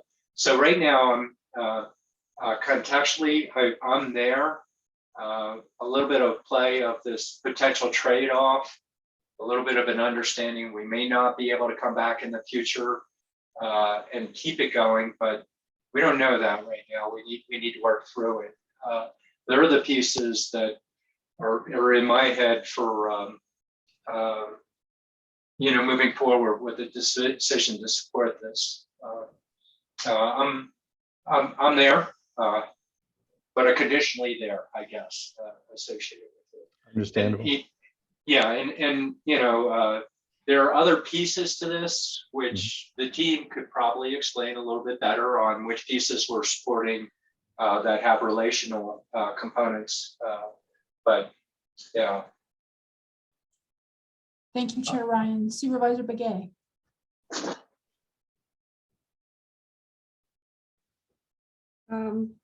Basically, I want to thank you, Judge Slayton, for meeting with us individually, and I had a chance to ask the questions I needed, and I fully understand what you want and what you want to do with the ARPA funds that you're requesting for, and I'm in full support of that. So that's all I have to say. Thank you.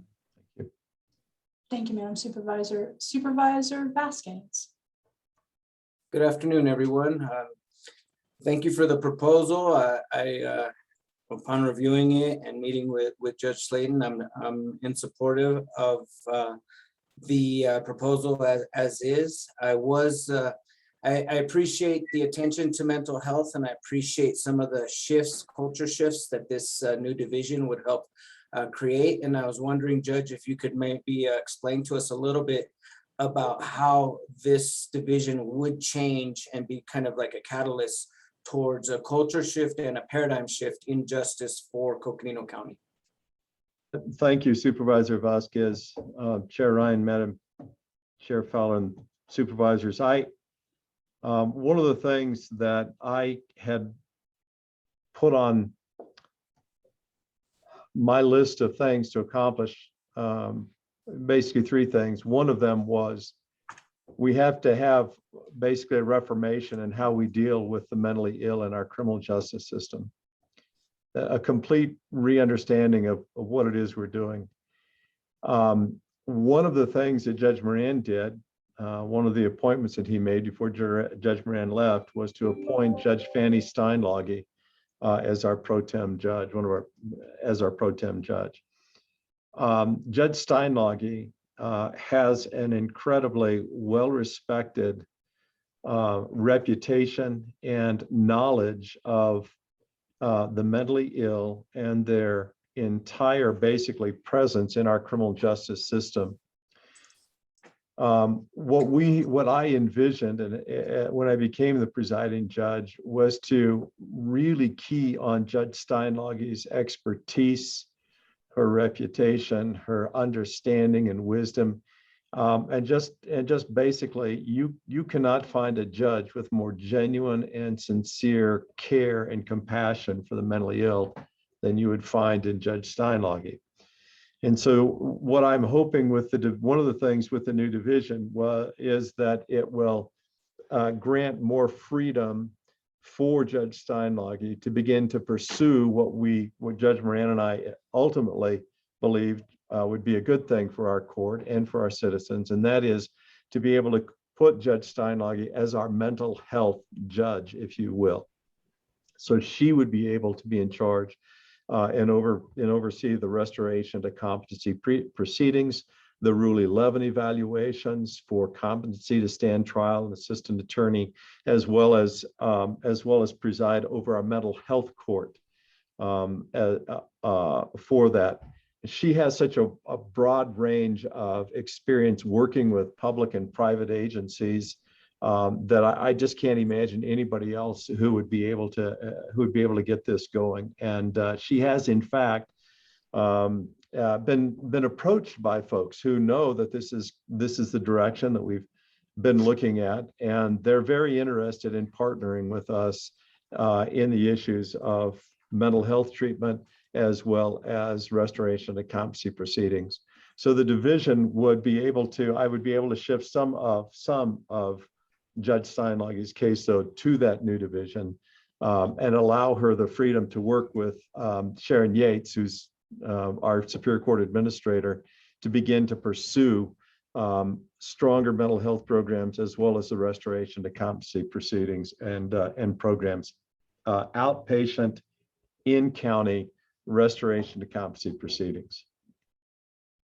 Great, thank you. I really appreciate that, and I appreciate your vision on how to take the justice system in Coconino County forward. And I really like this proposal because it's one of those catalysts for a paradigm shift. So I am in support. Thank you.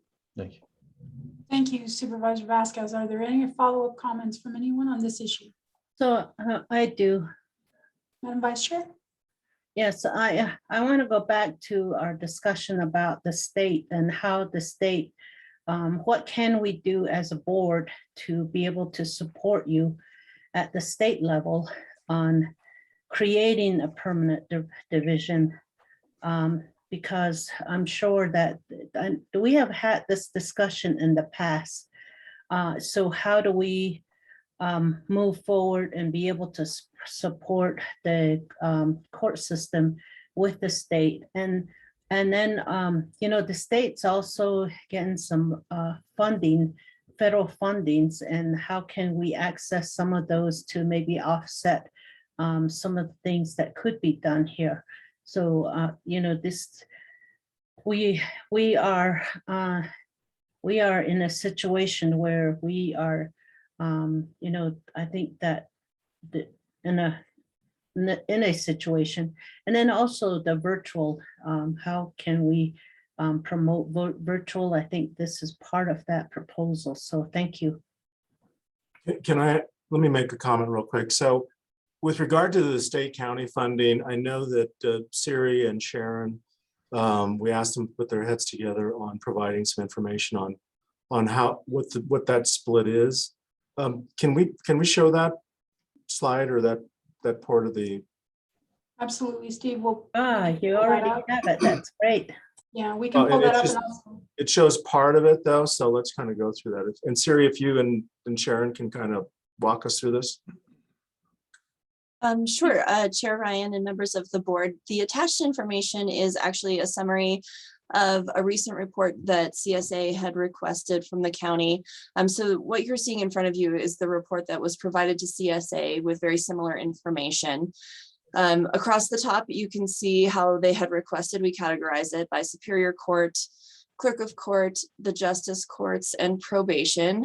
A couple notes on this material. So the Superior Court excludes restoration to competency expenses, which are picked up by the county. And the probation excludes juvenile detention. It's only the probation portion of that. And so then when we look down column A over on the left, you can see the county general fund, other county funds, which are primarily fees that are set under statute and collected by the county. Then we have our state funding, and we have a small amount of federal grants as well that flow into these departments. Then what you see below is just a graphic depiction of this same information. And so where that solid blue across the bottom, the very bottom, is the county general fund contribution. And it looks very similar when we look at the Superior Court, Clerk of Courts and Justice Courts, where the majority of the funding for those areas is provided by the county general fund. Probation is the only area where we see a flip in that, and that the majority of funding comes from state funds or state grants. And then we also have just a combined total that shows everything together. When you look across, again, looking for the state, really the state funds, because those are the two major components. That is in the lighter shaded gray. And again, very minimal when we're looking at Superior Court, Clerk of Court and Justice Courts, and heavier for probation. And then again, when we kind of combine that all together, the full system funding is really 60% general fund in total. And this is for the most recent fiscal year. So this was fiscal year 2021. We also have this information available if you would like to see it for the year 2020, 2019, 18, and 17. That was the reporting period requested by CSA, but it looks very similar across the years. Sharon, did you want to add to that? Not at this time, thank you. Okay, and go ahead. I'll go. Sharon did have some additional information she wanted to share on additional state funds. However, we can do that after or now. It's up to you, Sue. Go ahead, Sharon. Okay, Chair Ryan, members of the board, we did just receive notice that we received $16,000 from the ARPA funds from the state to help with the backlog of cases. It's for settlement conferences. So those are types of conferences similar to mediation to get the parties together to try to mediate the case and get a settlement for specifically criminal cases. Right now, we do have Judge Coker that's handling majority of those. We want to increase the capacity to have more time slots to be able to have more settlement conferences in hopes that some of these don't go to a jury trial. We also included in there settlement conferences for family cases. We have seen a significant increase in family cases being filed and the complexity of family cases too. So we added some dollars in there to help with mediation/settlement conferences for family cases. So that way it lessens the burden on the calendar for those judges so they can handle some of the backlog of criminal and civil cases. So you'll see that before you in the next board meeting. If not the next one, it'd be the following one for approval for that grant funding from the state. And then also, a couple other comments. So to Judge and Sharon, back in June of this year, June of 21, AOC put out a post-pandemic report recommendation. And I just want to show that because I think some of the information we're talking about is going to be contained in looking at the report, particularly as we look at the, excuse my scrolling, the executive summary. And so Sharon and Judge, if you can, just take a moment to talk about, we all know that because of COVID, there were massive backlogs in the CJ system throughout the state and nationally. If you can speak to the background of this report and some of the opportunities that you see in some of the categories here in terms of access to justice, expanded use of technology, and then also to clerk of the court, Wyant, jury and trial management. And so I think it would provide additional context to the discussion we're having today. Yes, certainly. Thank you, Mr. Peru. One of the things that we have done is looking at this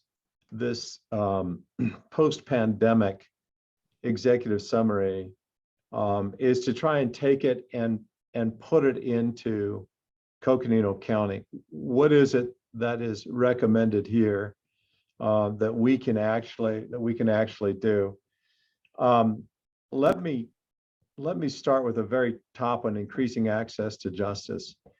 And I hark back on the conversation I had with Supervisor Fowler and kind of the conversation I had with Supervisor Begay. We and I'm speaking to the choir, obviously. We're in the second largest landmass wise county in the United States. And it's my understanding of it, about 28% of it has the Navajo reservation as well as other Native American reservations in it, but 28%.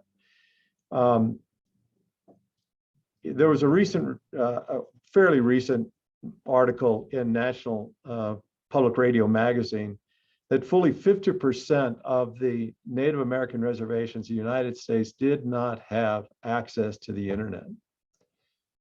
And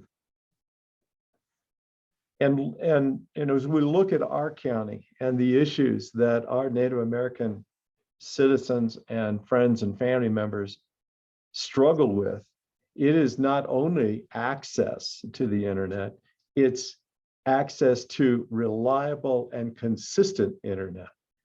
And that's one of the things that if I had the magic wand, I would make internet access for our entire county, for all of our citizens, work just like my water faucet in my kitchen. When I go up there, I want cold water, I turn it on, it comes out immediately and right at with this kind of pressure that I'm used to. I want hot water, I do the same thing. But we're not at that point yet.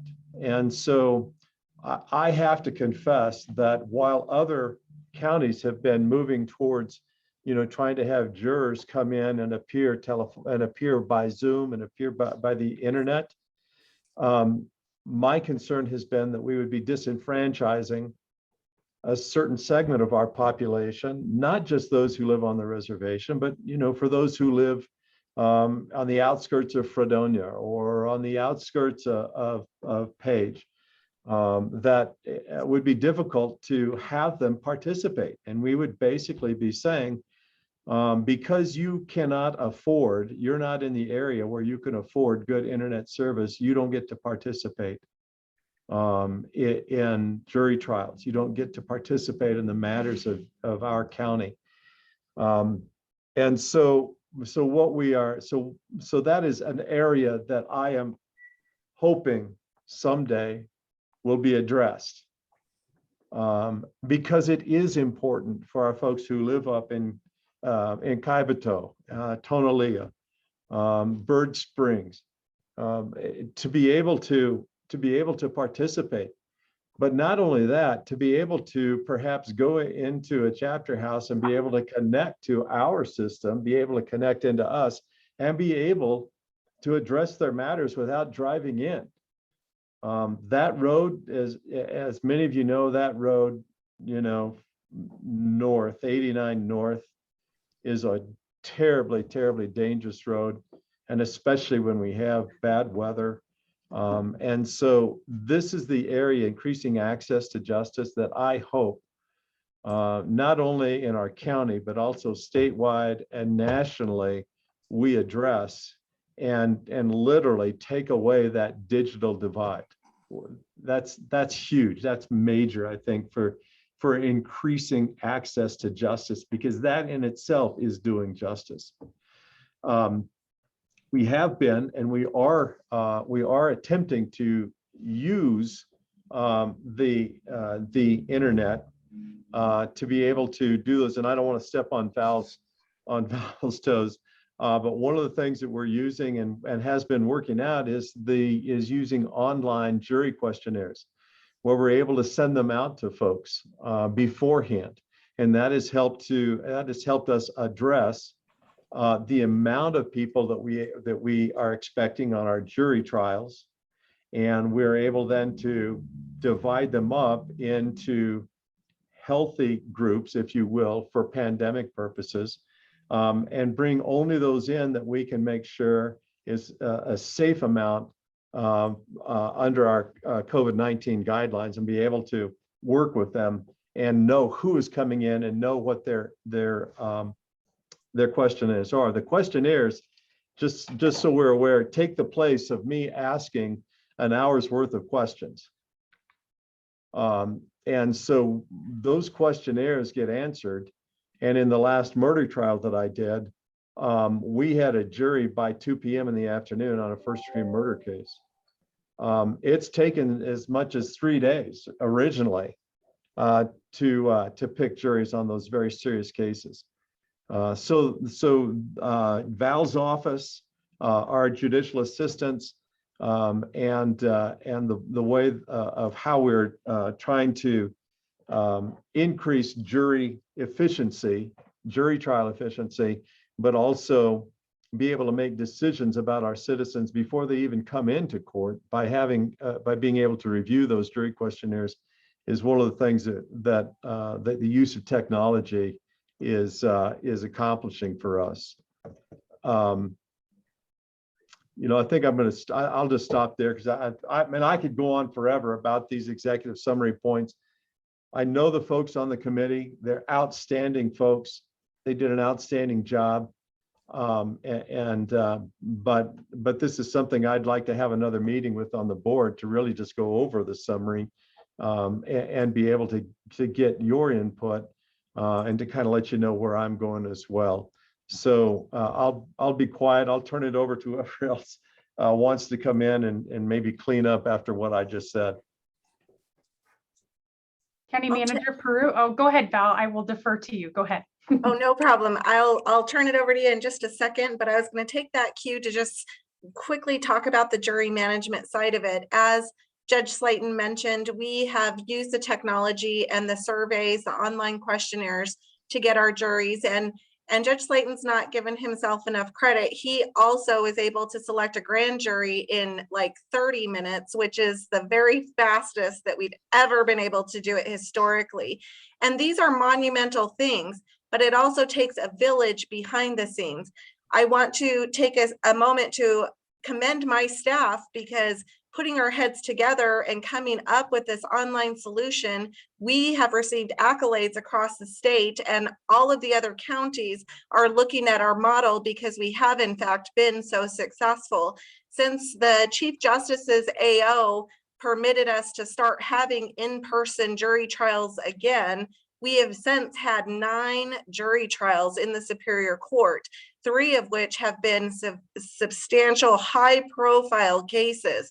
So we're really making movement with the staff that we have, and like I say, working together with all of the departments across the board, enhancing the technology that we have been able to receive. But at the same rate, there's a severe level of burnout that's going across all of the departments, not just mine. And it extends to the judges, the Superior Court bench. We see judges still here working at 10 o'clock at night when some of the staff is leaving. And so it's just so needed to have this additional division to spread that work out while attacking, if you will, the backlogs that we're about to face and have been facing. It just really makes sense. But I do want to certainly turn it over to Sharon because she has a lot of the behind the scenes in the technology realm of things. Thank you for your time. Thank you, County Manager Peru, Chair Ryan, members of the board. We have been very successful at securing additional grants when the pandemic first began with regards to upgrading our technology in the courtrooms. Many of our Superior Court divisions didn't have the ability to connect to the jail through video conferencing. So we're able to upgrade and provide some additional video conferencing equipment and also improve our audio systems within our Superior Court rooms. We also were able to secure about 25 iPads, which have helped greatly with regards to what Chief Lyon had said with jury questionnaires. Those individuals who cannot complete them at home can come here either the day of when they're to report, or could contact the clerk's office and report earlier to be able to take those online questionnaires. We do have several iPads that we can offer our community to utilize. The other item that was in that report was with regards to access to justice. We were fortunate several years ago, the Supreme Court identified Coconino County as a pilot county for AZ Court Help program. It's a statewide program that provides just that. They provide legal talks. They provide those online real time, but also recording them. So individuals who are going through that specific item like divorce, they can go to azcourthelp.org and find that video, and it will help walk through the process. It also has all kinds of forms on that webpage. It was really instrumental when the pandemic hit. A lot of individuals turned to that website so they can go in their pajamas, go and search for how to do this or how to do that. And then also there was videos provided with regards to the eviction legislation that was going on at that time. Also during that period of time, the marijuana expungement came down. And so there's a lot of legal educational videos that help our community when navigating the court system. So if you have not visited that website, this is a plug. I highly encourage you to do that. And it's now statewide. We connect with numerous libraries, numerous courts to provide those legal talks, and they're all free to the community. Thank you, Sharon. Do we have any further questions or comments on this particular item? I do want one point of order. Judge Slayton does have to leave us by 2 o'clock or slightly before that. And we have several other court items. Is there any additional follow-up?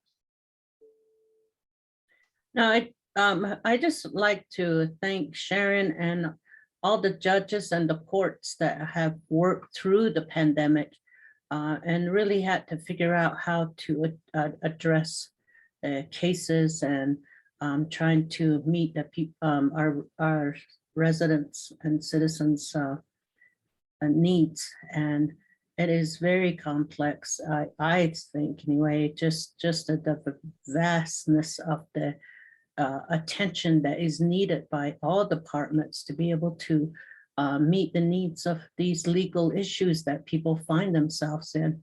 So I just want to thank you, and that Arizona Help is very important. It is very informative, as well as the law library. That's another one that is, I think it's unique to Coconino County, and being real creative in this way helps our citizens. We just need to get the word out even more.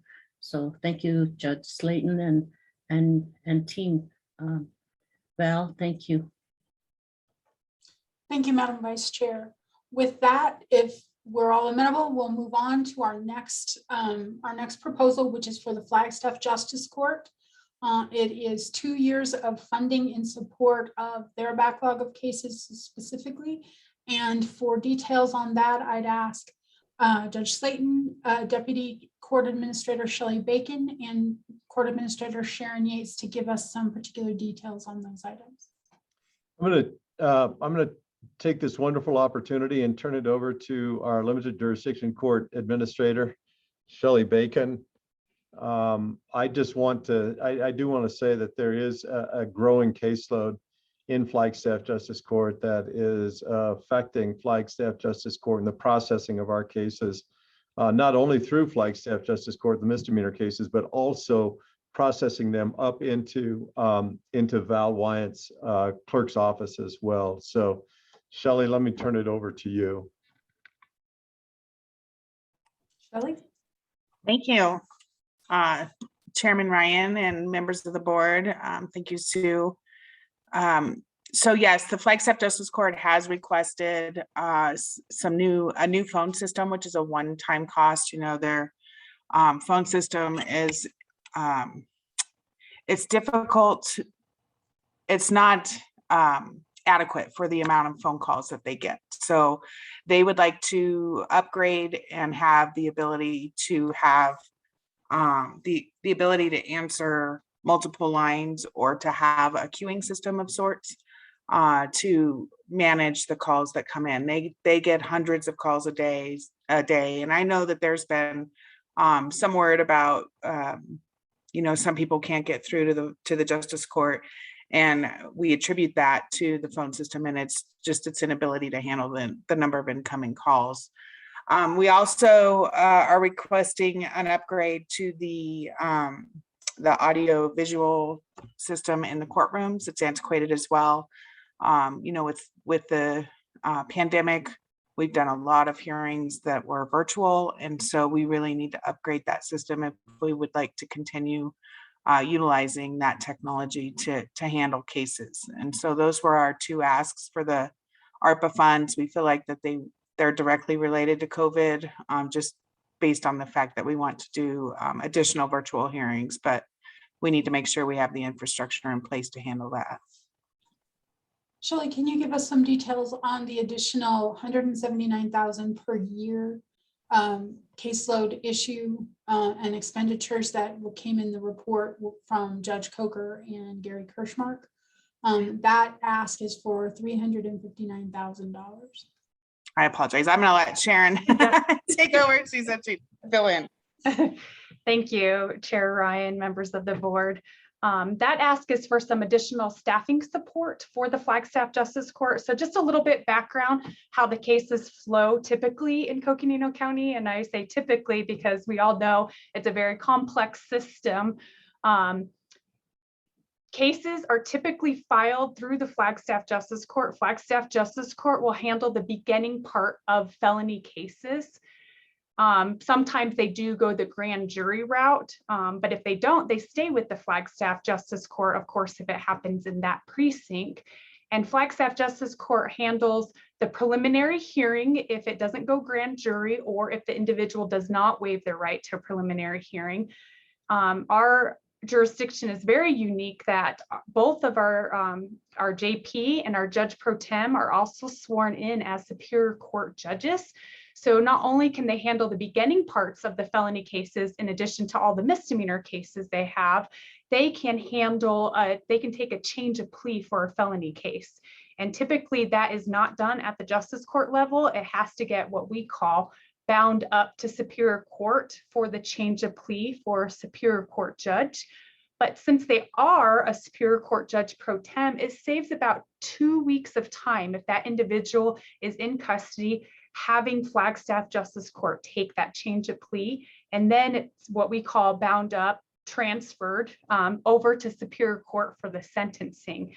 So there is a lot of felony cases that start out in the Flagstaff Justice Court, and they've seen a significant increase just in the last couple quarters since kind of getting over the pandemic. I guess we'll call it post-pandemic planning, where there 1 month they had over 200 filings that came in. And so it's just going to help the Flagstaff Justice Court be able to process, because again, they're usually the first place that these felony cases touch and see until it gets to the Superior Court level. Again, not always, sometimes it does go through the grand jury process, but it typically starts with the Flagstaff Justice Court. Thank you, Sharon. Chair Ryan, did you have comments? Nope. Vice Chair Fowler.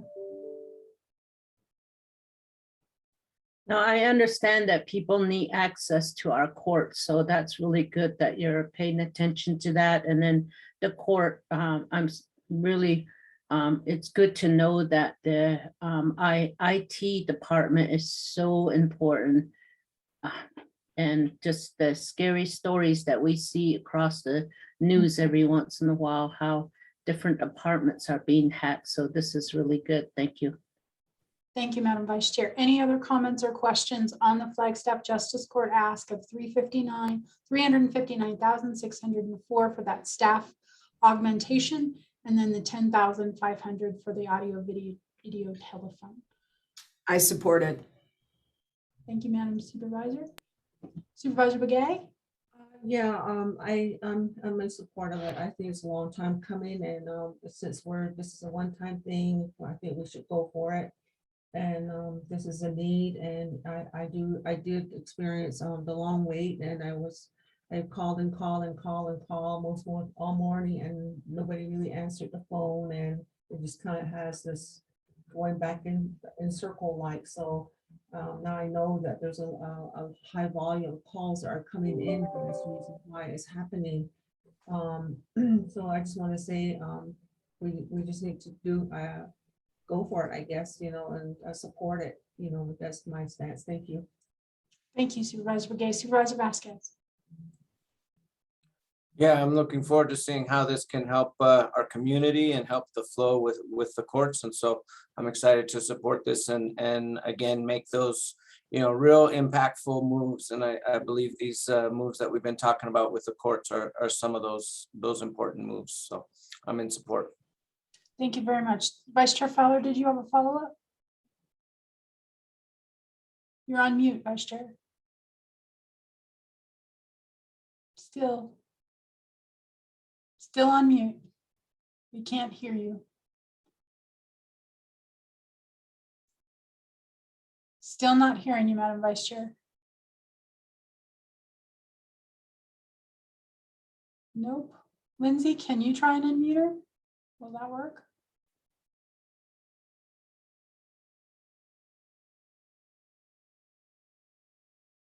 Try again, Madam Vice Chair.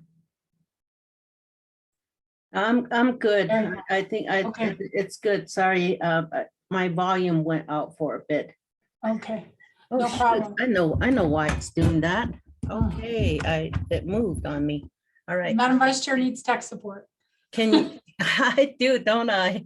Can you hear me now? Is that better? Yes, you're coming in Yeah, clear. I see what was happening. All right, thank you. Thank you. With that, we're going to move on from that particular ask. And our next ask is for the public defender. The public defender ask is for 2 admin specialists, and Sandy Deal, I believe, is in our audience. Can you promote Sandy for us, Lindsay? For the public defender, we're looking at 2 admin specialist ones, 1 investigator and 1 attorney, for a total of $525,886 for the 2 years. And questions for Sandy Deal or Sandy, are there any comments you want to make? Just briefly, Chairman, Vice Chair, members of the board, County Manager Peru and Sue, Deputy County Managers. I just have a couple of quick remarks. Listening to this presentation all day, the first thing that's come to my mind is our clients are the health department's patients, and they're the school students. And there's just so much overlap between the agencies that the county supports and the people that we all serve. So that being said, as I'm listening to you talk about the Superior Court and the Justice Court, I just received the latest quarterly report from JMI. So Judge Slayton, don't get mad at me if I use a couple of statistics. But in recent months, the Justice Court have seen a surge in criminal cases. New filings have increased 20%. The new filings are outpacing the cases that are reaching disposition by an average of 95 cases a month. And the case clearance is declining from where it was a year ago. And we're seeing similar things in the Superior Court as well. Our attorneys are obviously in all the Superior Courts, but they also appear in all 4 of our Justice Courts. And I can tell you, yesterday I had one attorney that had 28 cases that he had to clear in the morning or set for a continuance or do whatever he had to work with those cases. And that is way too many for one attorney. Historically, in the public defender's office, we have, for want of a better phrase, kicked the can down the road. If you look at the history of our office and our staffing, we've always been very lean. In recent years, we've tried to add a staff here or a staff there to kind of catch up for the years that we never asked for staff in the past. But the problem is this year and last year as well, that can we were kicking hit the curb, and the curb was COVID. And we're dying here. I just lost another attorney last week who sent out almost a tearjerker of a resignation letter saying, I just can't do it anymore. This isn't good for my mental health. And I know that that's happening in many departments, but it's definitely happening in mine. In 2019, I prepared a report and a letter for the board and talked about my cost of felony prosecution. And Coconino County's average cost of felony prosecution was roughly $600 per case. And I had polled other public defender's offices around the state. And I want to say the closest one to mine was over $1,000. It was $1,200 a case, I believe. And what this is to me is that my attorneys, my staff are doing twice the work that you're seeing in other counties. And the costs are half, right? And it's just not sustainable. And it's definitely not sustainable when we're seeing these numbers go up. Everybody's worried about the bubble. And we're just trying to do the best we can with what we have. And that brings me to our asks. So in 2019, we went to the same software system as the county attorney. The Defender portion of it is called Defender by Carpel. And at the time, we thought that we could make it work. We didn't get a new manager to help us do the transition into the new software. We didn't get any new staff to help us with it. And what we've noticed, and what you're probably going to hear from the county attorney too, is holy cow, all of my legal assistants, all they're doing is downloading body cam videos and media and other things like that that are being saved into the software system. My legal assistants no longer help their attorneys prepare motions or do filing in their offices or field preliminary phone calls from maybe a worried wife or an upset mother or a client about what's going on with their relative. So those tasks are now falling to my attorneys. What we're proposing is with these two admin specs, their primary job will be data entry, downloading, getting that media in, getting it into that file for those attorneys to look at or for our investigator to look at. These are positions that we should have asked for when we got DBK, but who knew, right? And we've learned the hard way, and it hasn't been good for staff or morale. But with the addition of the cases increasing, the concern about the bubble, it's just not tenable. And for that reason, we're asking for 2 admin specs.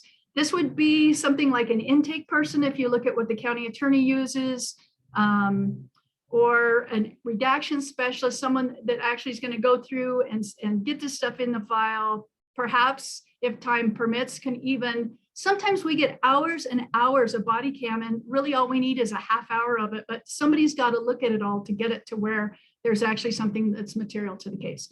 So that's the reason for the 2 admin specs 2s. We have, at this point in time, for 17 attorneys and all of Coconino County, 1 investigator.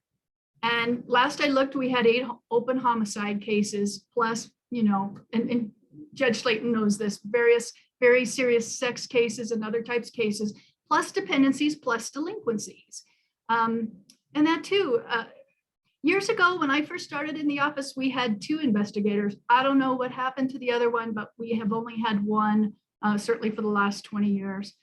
The other piece of this is the county attorney has indicated to us that certain witnesses, they're no longer going to help us with setting up those interviews. And that's going to fall, and does fall now for some witnesses, on our investigator. So there's going to be an increase in work for that investigator. As we're doing more trials, the investigator also usually sits in with my defense attorney. They usually testify.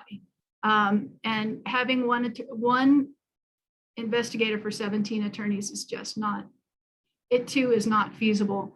Ideal statistics I get from national boards of public defenders and in our state Public Defender Association are, there should be 1 investigator to every 4 attorneys.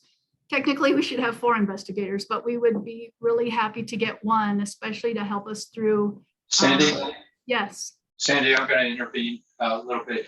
And I really appreciate you bringing up the numbers and showing, why you need these positions. I'm encouraging everybody, we're going to try and get through in an afternoon what we're doing here. So we want to shorten up what we have.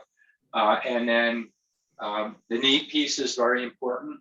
The ARPA focus is very important for the sake of the board. Okay, thank you. Sure. Well, and I don't need to say anything more. We also are asking for 1 more attorney to help us with this backlog and the overflow. I know the other question that I heard was, how are we going to pay for these when the ARPA money's gone? We've been looking at grants. We actually have been able to get a little bit of grant money. We don't have perhaps the options that some of the other departments do in regards to grant money, but we certainly would be looking at that. But I kind of want to echo what Val said earlier. This is something that should have been done a long time ago. And we're going to have to figure out a way to fund these because the options aren't good. Thank you. And I'll just leave it at that. How's that?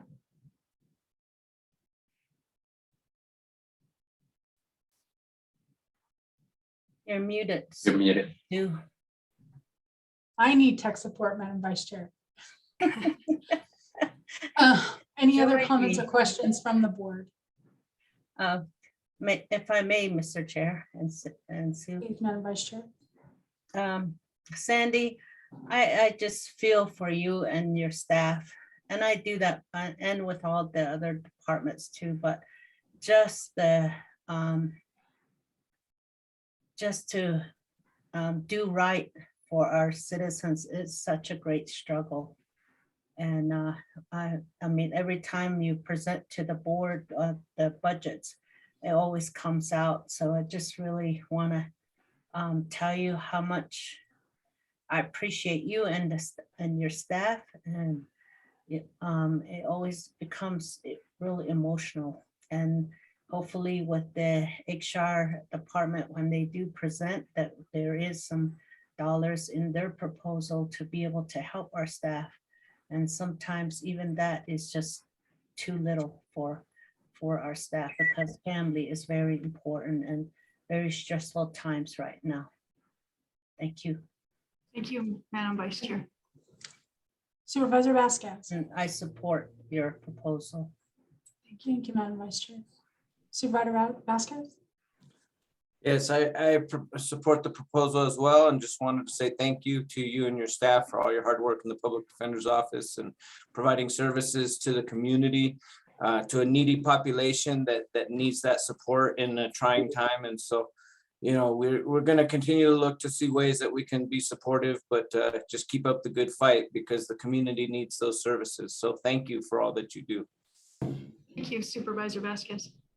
Supervisor Horstman. Yes, I certainly support the recommendation, and Sandy, appreciate all you and your staff are doing. Thank you, Supervisor Horstman. And Supervisor Begay. Yeah, thank you for the presentation this afternoon. And I just want to say that, you know, we really need to listen to everything that the departments have to say, because we want to be able to get everything together and then make a decision based on that. And I knew that this was not going to only take a few hours that we have allocated it for. And I mean, there's other ways of dealing with this, maybe do another section later on, you know, instead of trying to rush through this whole thing, because for one, you know, we got our packet late last night, and we've been shuffling all morning and stuff like that, and trying to get you know, some answers here and there, or we ask these questions. So so I'm just gonna say we have to sit here, and I want to be able to have to hear, and you know, the departments, and because everything that's coming before us is very important. And I think that, you know, we should give, you know, the time and, you know, things that the staff are requesting. So I know we're not going to meet all the needs, you know, of everybody, but, you know, nonetheless, you know, I just want to say we still have a long, yes, we do have a long, still a whole section, a lot of areas of the sections here that's before us. And then there's another meeting that's coming up at 6 o'clock again. So, and it's now already 2. So, but I just want to say thank you for your presentation, and thank you, staff. And you know, you guys are really looking out for everyone within the county and departments, and certainly, you know, we just have to continue with what we have, the dollars, and also the current staffing that we may have. I know that staff retention is an issue right now, and it's not only within the Coconino counties, everywhere. You know, like the hospital in Tuba City, a lot of people are leaving. things like that. And we want to be able to retain our employees too. So we can't be overworking them and stuff like that. And then, not, we have to look out for the staff is what I'm trying to say. But nonetheless, thank you very much for your presentation. And I do support, initiatives that are coming to us. And so it gives us an insight, with all the information that you're providing, all the questions that we're asking. So thank you very much. Thank you, Supervisor Brigade. Chair Ryan, anything additionally? No, actually, the recommendations there, and just for the sake of everybody and what I was just doing there, and thank you, Sandy. It's important that we hear that, and good point that Supervisor Begay is making. For the sake of the departments, let's go back and rewind and talk about it. Part of it was trying to answer questions that the board would have. You can also see if you have a recommendation there. It's important for the board to understand what the recommendation is. So that intent is really good. So as we progress, we're trying to balance all these things. And, if we need to take the extra time, we will take the extra time, but also think about if you can consolidate it, that would help out as well. All right. Thank you. Thank you, Mr. Chairman. With that support, we'll move on to our next asks. And it's 2:00. We'll plan on a bio break, probably, Mr. Chairman, about 2:30. Does that work? Okay. We'll go on to the county attorney. We have Deputy County Attorney Rose Winkler present. Rose, are you prepared to speak to the proposals? No, I am not here on behalf of the county attorney's office. Okay, thank you. We'll double check to see. I know that the county attorney had Bill Ring had other appointments he had to get to. I believe he's at ACO today, possibly. And he may not have been able to call in. And so what we'll do, Steve, were you able to text him that number? There's, we can go on to the next group. Okay, we'll move on to the next group. And that is adult probation. Do we have Sarah Douthit available? Kevin Manny, I see, is here as well, the deputy chief. And I think Shannon Lucretia was also available in case she needs to be part of it. And the first adult probation ask was for, I believe, 2 caseworkers for pretrial services, urinalysis, and electronic signature software. The ask was over $1 million, and the recommendation is for half of those staff and for 2 years at $507,359, and then $40,000 for the electronic signature, and that $507,000 does include the urinalysis funding as well. And we'll ask for any comments you wanted to make, Sarah. You're on mute, Sarah. There you go. Oh, wait. No, not yet. How about now? Now we're good. Excellent. I also need tech support, apparently. Chair Ryan, I will be brief in our summary. Judge Slayton really did a great summary talking about the backlog of cases. I know that you've heard quite a lot about that. Much of our asks have to do with the anticipation of that criminal justice bubble. And so our ask is for 1 caseworker position that will help offset the workload for deferred prosecution and probation officers, 2 pretrial services officers, because as we talked about the influx of cases coming our way, and also urinalysis. During the pandemic, the cost of urinalysis increased because our vendor had increased costs to remain open. And we are currently shifting those costs to the clients, which is not sustainable. We are therefore asking for that assistance. As this board knows and county leadership knows, I would rather divert all of our funds to prevention efforts, the schools, the great programs of HHS. But in the meantime, we're facing some of these backlogs and the work has to be done. So to answer your question on what we do in the next 2 years, our hope is that we don't need to continue these positions past that point. It is not our attempt to build a criminal justice empire. We just want to do the work to hopefully work ourselves out of a job. In the meantime, these additional positions will help us work through those cases, and I'm happy to answer any questions. Thank you for your support. Thank you, Sarah. Members of the board, comments and questions for Chief Probation Officer Douthit? I have a question. Supervisor Vasquez, please go ahead. Sure. Thank you for the presentation. Definitely agree on the need for supporting the probationary services and the services to the community. My question would be the same question I've been asking all day, is pretty much what's the sustainability plan? Is this something that we're looking to just do during these 2 years, or the years covered by ARPA? Or is this something that there is a plan in effect to eventually maintain these new positions that we're adding? Supervisor Vasquez, frankly, I'm not interested in adding long-term FTEs to our department. We're actively working to reduce the criminal justice footprint, as I've shared with the board and county leadership in the past. And we do intend to continue that trend. We're looking at all different ways of reducing our population, reducing the input, the impact of our services to the community, and helping people be successful in the community. So I hope that we don't need to continue to ask. The only thing I would say is that the board is aware that we have ongoing issues with our fee accounts, and the sustainability of continuing the already approved FTEs is what I will likely be bringing to the board in the future. But in terms of sustaining additional FTEs, I hope that I don't need to ask for that.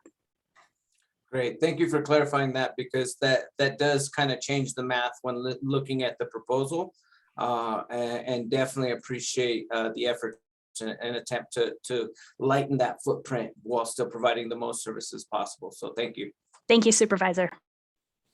Chair Ryan. Okay, good. Yeah. Thank you, Sarah.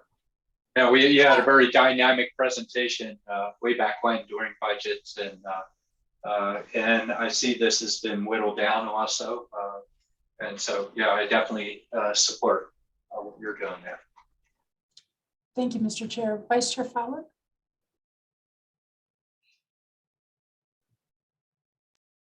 Thank you. And thanks so much. You have taught us about probation all these years through your very informative presentations, and the caseworker.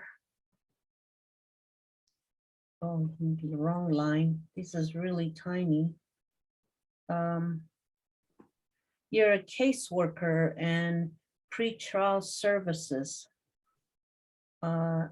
Is that part of the backlog? How do you work with the courts on the backlog? And I'm trying to, or is this your own? Is there an increase in your clients, and that's the reason why this is happening? It seems like all across the board, the criminal justice system, the cases are just going up. And I was thinking that it wouldn't be the case in probation because it is not the court cases going through the courts, but maybe it is going through the courts. Help me to understand things. Sure, great question, Vice Chair Fowler. The vast majority of cases sentenced out of the Superior Court end up with probation, the criminal cases. Most folks don't end up in the Department of Corrections. They end up under our supervision. And the first gateway to that is pretrial services, pre-sentence reports, deferred prosecution. And as you know, many of our other positions are state funded. So my ask here has to do with the front end of those county funded functions and the anticipated increase. And Supervisor Fowler, I'll tell you, we're only going to spend what we need. If we don't see this great influx of cases that we're anticipating, we're going to hold off on hiring those positions until we see that. So we're kind of just asking in anticipation of what we may need, with the understanding that if we don't use it, we are happy to share that with HHS, with superintendent of schools. We believe in prevention efforts. And as I said, we're not attempting to build an additional criminal justice empire here. Yeah, and that's been your principle, I guess, and mission all these years, and it's really great. And I just think that that's good. And I support your request, and you know, we've been listening to your presentations through all the budget sessions, so thank you. Sue, I want to make a comment here real quick. Please, Steve. So I think it's important to note for the record, because we will be then going through requests that are recommended to determine the amount of the request that is directly attributable to the COVID backlog. And that's really important because, you know, we cannot be utilizing the funds beyond that. And so the presentations, you know, all of the information that we're presenting must be directly tied to the impact of COVID. If not, we will then be prorating that based on the percent that can be defensively applied to the backup or the backlog. So I just want to make that very clear for the record, because for reporting and compliance purposes, that is a requirement, not a desire. That's a requirement of us administering these funds. Okay. Yes, and thank you, County Manager. And I'm thinking that the anticipation of these cases is because of the backlog at the courts. So that is very true. And that's the way I believe we understand it. And so, okay, all right, I think that's it for now. Thank you. I think I have. Thank you, Madam Vice Chair. I do have one more question. Steve, earlier you showed a cost analysis of the state funded and the court system. Is probation and all of the other programs part of that, or is that just the court itself? I'm going to defer that to Siri on that quick, because I know it's. Probation was on there. Can you show that again, Erica? And thank you, Chair and Supervisor Fowler. So the information, it does include probation, but it does not include the county attorney, the public defender, or the legal defender's office. Okay, yeah. I think it's really important for us to understand where the state funding comes in and where the county funds, and then there's fee, the fee dollars, and that are also being reduced. And so it's really good for us to see the fluctuation from the state and the county and where the revenue was coming in from. And that way we can project into the future on how these, how our dollars are gonna look in when we're thinking about future dollars. So thank you. Thank you, Madam Chair. Supervisor Begay.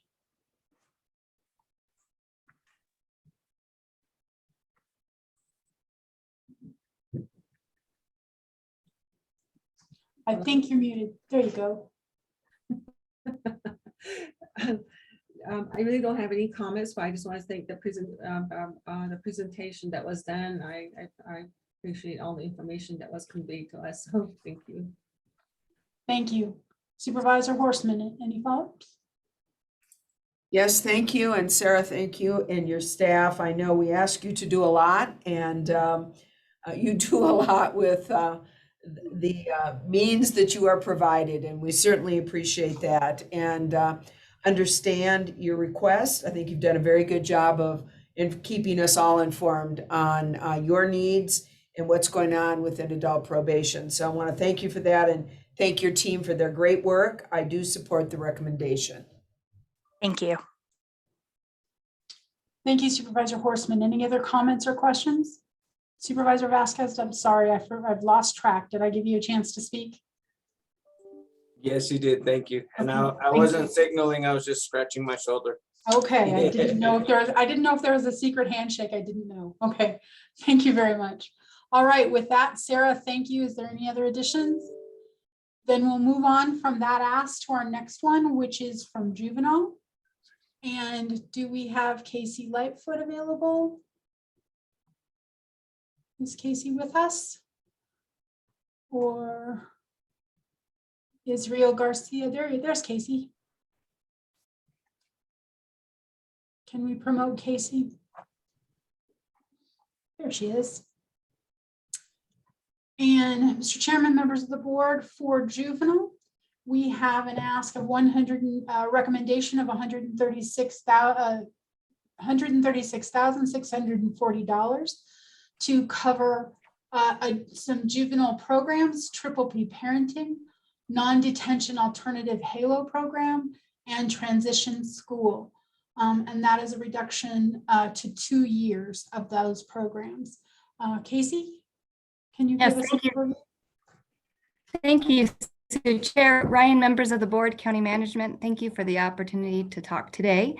To be as succinct as possible, we initially cast a wide net, and really it's boiled down to 3 specific points in which our other funding streams will not cover or cannot cover, and which we think are directly tied to COVID. And so the first of those being seeing an increase in domestic violence and having the youth come to our detention center and not scoring to stay and not having a viable placement. We're requesting help to have a respite bed, which is Northern Family Help Center. They're an incredibly important community partner of ours, and we're looking forward to potentially having a bed there for these kids to stay and their families. We can contract with that staff to provide safety plans and potentially additional counseling services for the family. In addition to that, we're looking at Triple P parenting and trying to figure out a way that we have staff in Page and Fredonia, Williams Grand Canyon area, and Flagstaff area to provide this prevention service. We're working hand in hand with the schools, and we're already seeing now that school's back in session, a tremendous uptick in truancies, as well as fighting on school campus. And what we're trying to do is this pressure cooker of COVID and how it's kind of showing with our kids with these acts of aggression. We're trying to get in there in a preventative way and help families with Triple P parenting. And so we're really hoping to have your support with that one as well. And the last is help with our alternative school district pilot program that we've been working with the accommodation school district for the past 8 years. We have a small school for at-risk kids.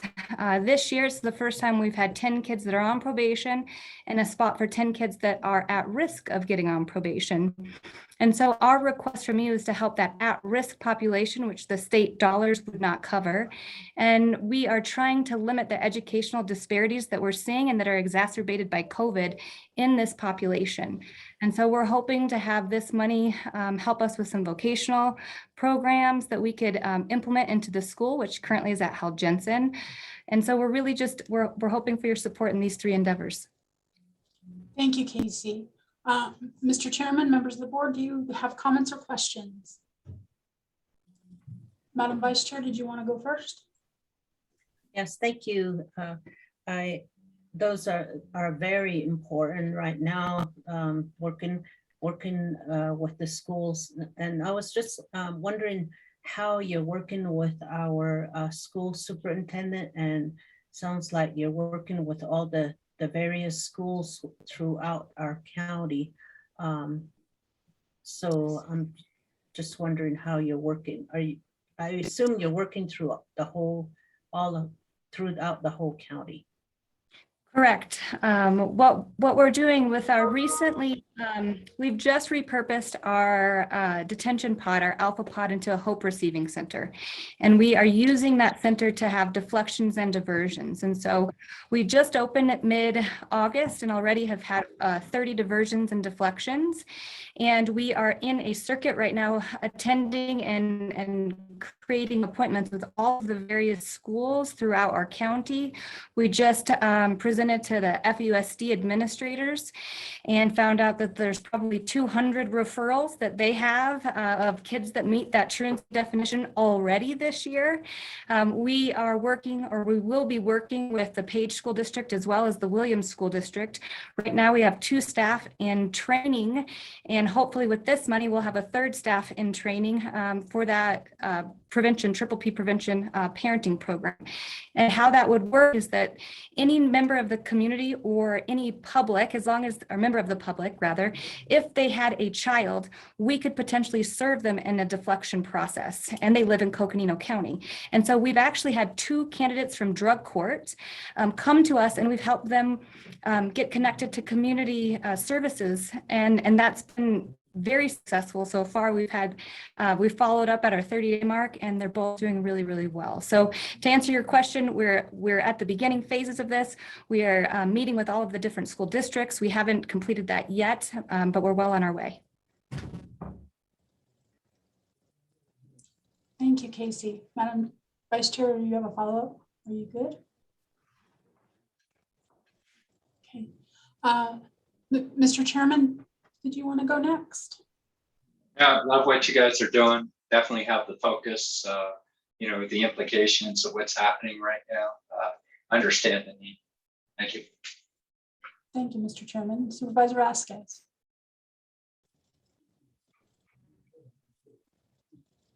Sorry, I didn't hear you completely.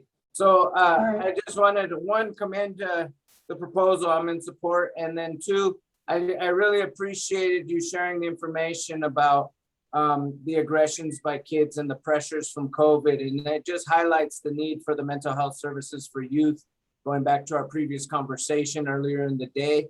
And I'm just really looking forward to seeing how we can integrate all these different services to our different communities in need. So I really appreciate the thought and effort that all the different departments and proposals have put in to help integrate our public health and mental health needs under this pandemic. So thank you. Thank you. And Supervisor Horstman or Supervisor Begay? Supervisor Horstman.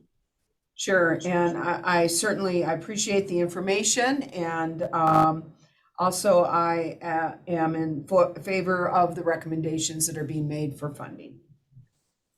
Thank you, Supervisor Horstman. Supervisor Begay? Yeah.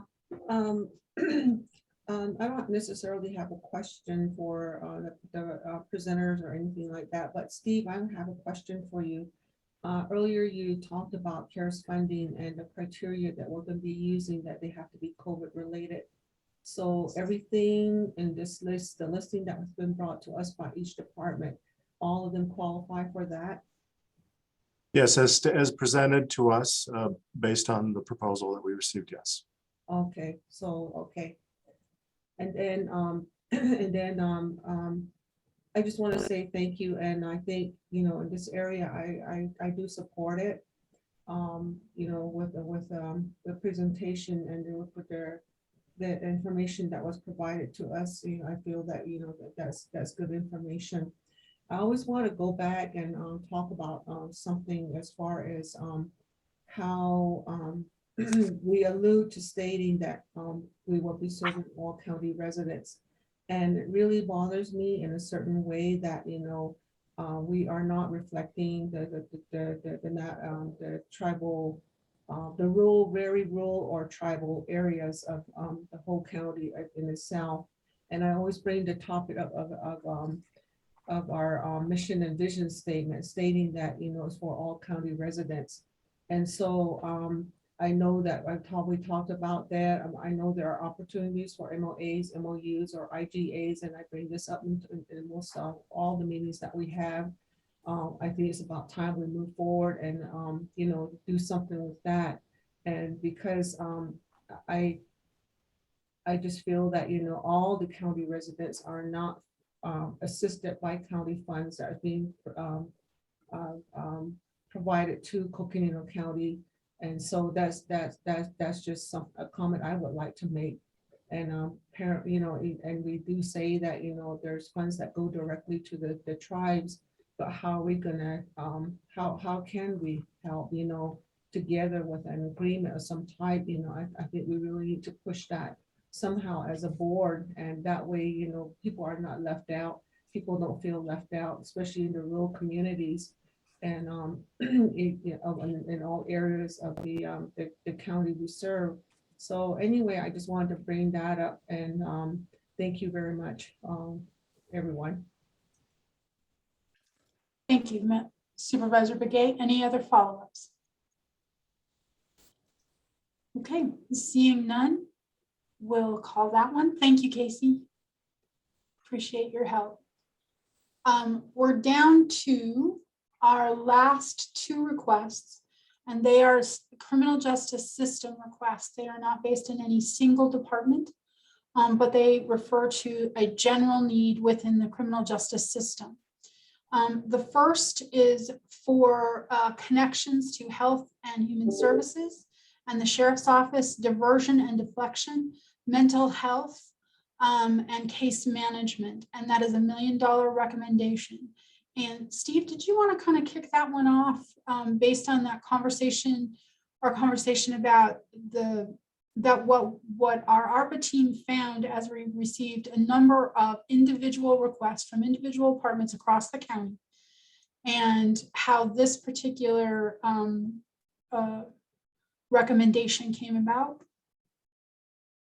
Well, again, it gets back to what we've been talking about all day, and that is we have several departments that have submitted programming or program proposals for mental health related services. The $1 million that you see here is just it's adding to that pool of funds, because as we begin to put more framework and do more research on what those models and the staffing for those programs will involve, it adds to that pool of funds. And so I think at that point in time, I think really it's just a general pool to be able to support mental health related services. Sue? Thank you. I have a question. Madam Vice Chair. Why was this not included in the health department, and it's part of the criminal justice system? And it seems it's another $1 million. I'm going to defer to staff to that to respond to that. Thank you, Steve. I think, Madam Vice Chair, I would like to see all of the mental health dollars on one chart. How much is going to every department? In the end, how much are we dedicating to mental health, and where are they going to every department? So Okay. I'd like to see that before we take a vote. Well, would you like to have that in the course of the next hour, or would you like to postpone this until that information is provided to you? And that's a question to the chair, to the board. Well, I guess that's where the board has to make a decision, because here's another $1 million for the criminal justice system, and the courts already requested for theirs. Each of the department has those dollars in there. Here's another $1 million to the courts. So I guess I just don't understand, and that's why I'm wondering if we can just tease out all of the mental health dollars for every department and just show it on one chart, and that way that also the departments understand how they're going to integrate their efforts and be able to streamline to our county. It's just, I'm just, here's So- $1 million, that's it. Yeah, let me hop in real quick. And yeah, I hear you, Lena. Not so much, I wouldn't suggest that we delay. We'll be 3 weeks out, or 4 weeks out, maybe, if we delay on what we're doing. So much as outlined before and noted in the introduction, we're going to see different pieces that will be components of mental health. So we're seeing them unfold now. But for your sake, what you're asking for, Lena, might be, if we had it on one chart, it would help, again, help consolidate your thoughts. And we can see where it is being used. And then that will influence your decision, is what I think I'm hearing you as well on. So if we had that, you know, maybe somebody along with Siri could, you know, that shouldn't be too hard. You have the chart there, you see where the mental health pieces are. Would that work, Lena? Well, I guess it will, but at the same time, though, we just approve the health department's request for mental health, and I believe in 2 different categories that had justice in their justice system.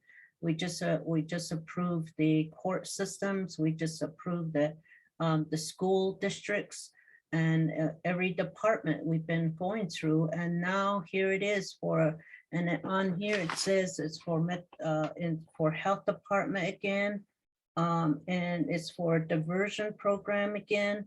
So I'm just trying to figure out, you know, where are these dollars going and how are they going to be used? And I'm trying to look in here in our packet to see where it is, where it's written, but I haven't been able to find it. If you can tell me what page it's on, then it might also help me. So I think that we can maybe approve the rest and delay this one, because this is one that I don't think is needed right now, because we approved it already with all the other departments. Madam Vice Chair, we have an additional new piece of information that is based on this $1 million ask. This is part of the work that Gary Kirschmark and Judge H. Jeffrey Coker did as well. And it comes a distillation of all of the larger mental health issues within the CJ system. And it's for some 2 particular things. And you're right, they are components that we have talked about before, but these components touch all of them. And it's very much like a necklace where the pieces are connecting together to make one original and unique thing. This piece is a large piece. It is the CJ piece of it. And we're hitting it all different. There's that continuum idea that we're hitting it all different components. And a centralized piece is the HHS structure, the oversight and structure and special knowledge that comes with a public health perspective. So Erica Shaw, could you put up, I think it's page 92. It's actually page 93 in the packet because of the cover sheet, I believe. Okay, and I still don't understand it, and understood. Madam Vice Chair, we'll kind of keep going a little bit and see if we get any additional. I don't support it. Understood. We'll give a little bit more information and then we'll check back again and see if it works. And if it does not, we'll come back with an additional sheet that sort of distills each separate ask and the financing that we're recommending for each.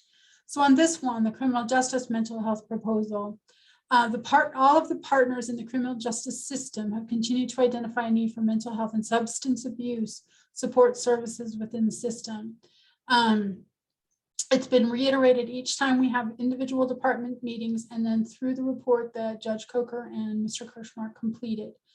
No definitive program, no one program or 2 programs to solve different problems has been proposed. When each one of those came to the ARPA team, we started to see, of course, as we've spoken about already, this kind of overarching umbrella issue that we have seen throughout this day. The current proposal is continuing to evolve, and we know the conversation supporting collaboration and operationalization, excuse me, I can't get that one out, are ongoing. So the goal that we are identifying, and this might help, is to utilize funds to encourage diversion and deflection of individuals from the criminal justice system and formal adjudication into mental health and substance abuse treatment or other supportive programs rather than through the criminal justice system. So it will take education, deferment, pathways to community, which is the sheriff's program, and so on. Current needs identified within the proposal include mental health navigators in the court system, and to some degree for the county attorney, the public defender, legal defender as appropriate, to support individual success within each one of these systems and ensure effective engagement. So we've of course talked about, we haven't had a chance to talk about the county attorney, but public defender and legal defender and mental health navigators in the actual court system as well.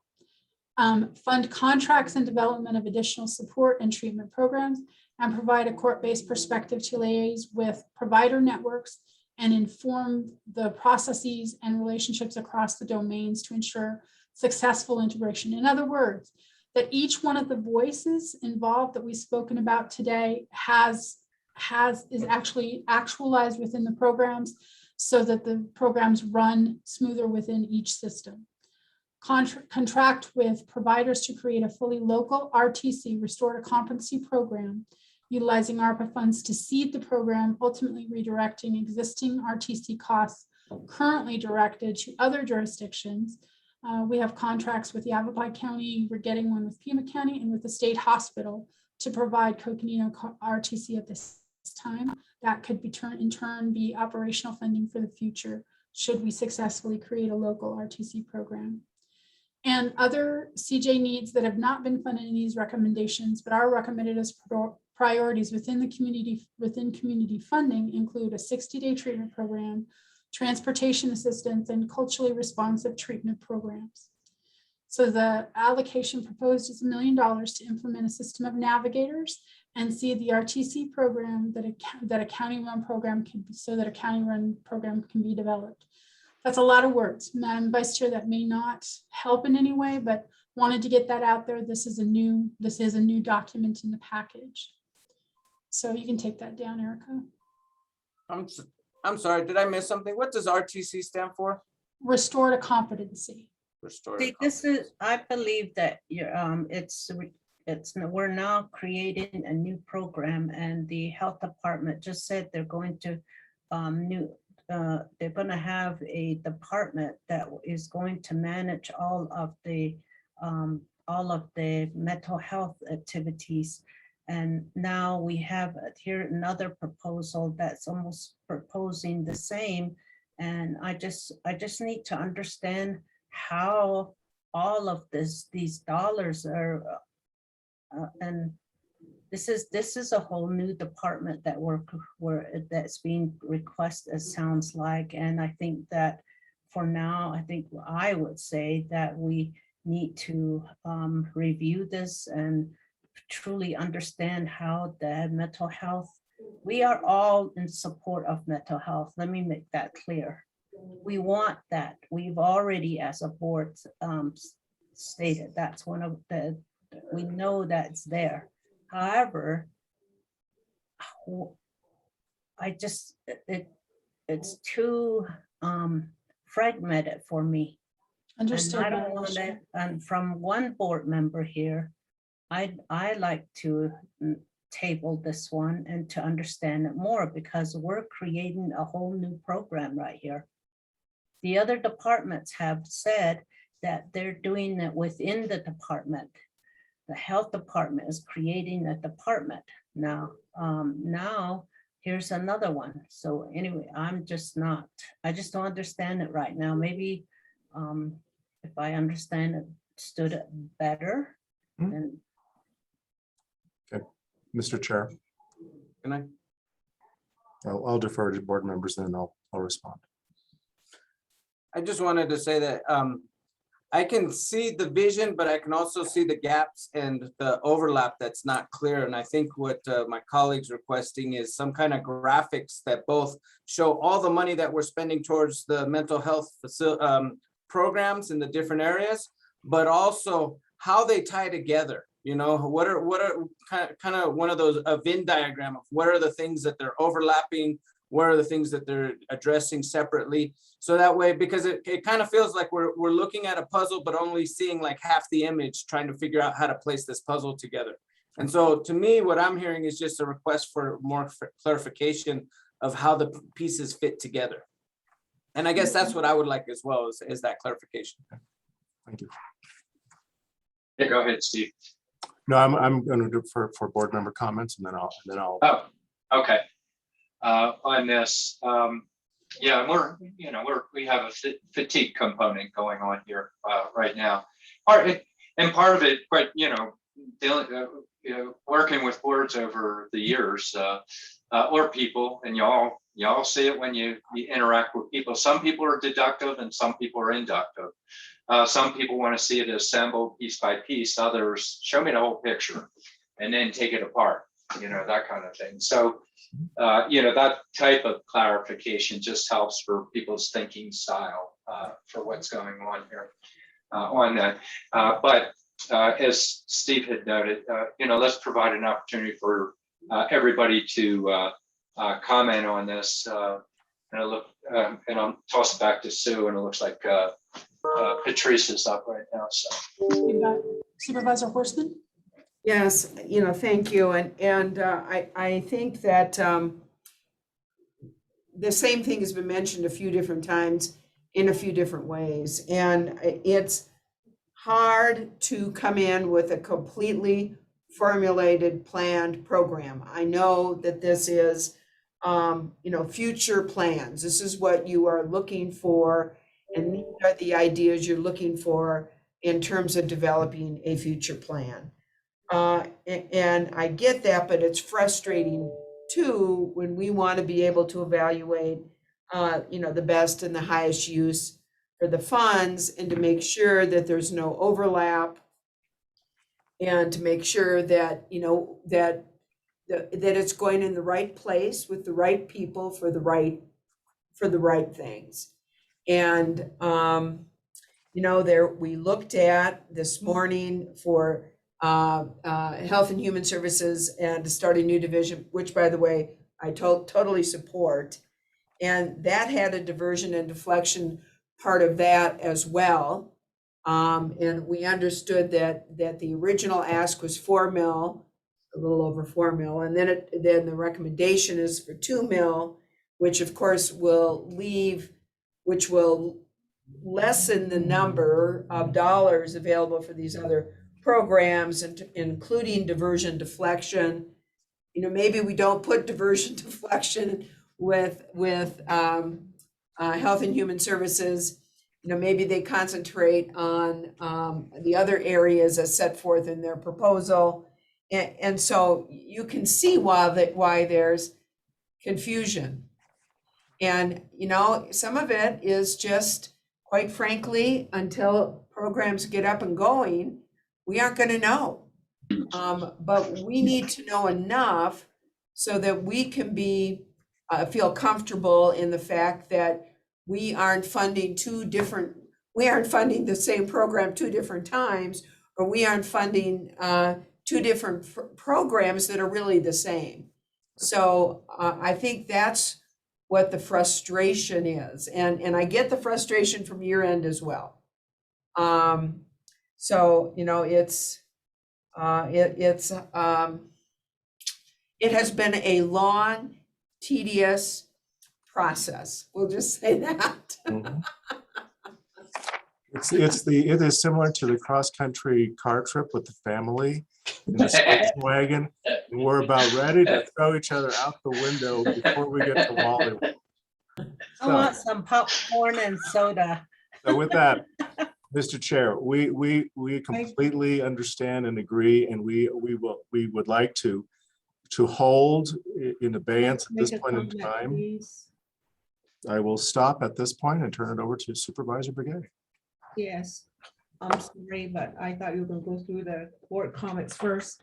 I feel somewhat the same way as my colleagues do. And I think through this process, maybe we should step back and take a look at all the mental health dollars that are being requested from all departments, and then see how it relates, or if there's duplication of services, or are they different? And I think that way we're not just holding on to one part of the whole mental health, because they're like a whole. They're all wanting to address mental issues and services. So I just wanted to say that maybe just do that. That way we see the whole picture. We see the whole picture and the exact dollars and, you know, what this, the type of services, how it's going to interact, how it's going to interrelate. That way we're fair to everybody. And so I'm just kind of thinking maybe that would be the way we could go with this particular item. I see what my colleagues are saying. I see the same thing, but I just want to make sure that, you know, and then on the other note, you know, it's dollars and it's meeting our criteria as far as what was set forth, and you know, so we have to work with that too, you know, to help the departments to provide the services that need to get out there. So that's the comment I would like to make, and thank you for your input. And I just want to be fair. I just want to be fair across the board, you know, with all these services, and that we see the whole picture, that we see all the extra amount of funds and where it's going. Just like somebody mentioned, a necklace, where does all these mental health services, how they can be interconnected, and that, you know, we see that whole picture. So I just want to thank you for this opportunity to speak to you. Thank you. Mr. Chair, we will bring back the mental health related requests in a future board meeting. I know we'll schedule it around some board member schedules, so we're probably looking at this. I don't know. Not next week, probably the week, possibly the week after, or some first week in December. So, Steve, if I may. yes. Mr. Chairman and members of the board, just a quick comment on staff's behalf. We are thrilled to be having a conversation at all. As I think all of you are indicating as well. This is a big subject and we're very excited to go through it. And if it needs its time, it needs its time and its detail, and we're happy to provide that. We look forward to our next opportunity to talk about it, because there's nothing possibly, well, there's lots of things that are worth this kind of contemplation, but this one is very much worth it. And as you all have said, it's time for us to talk about it at this level. So thank you. We're encouraged, and we will provide the information that you need. With that, we've been through all of the others. The only one that is left on our request for a criminal justice caseload is a request for technology assistance. We talked about it for the new division, but this is for across all divisions, and that request is for $200,000.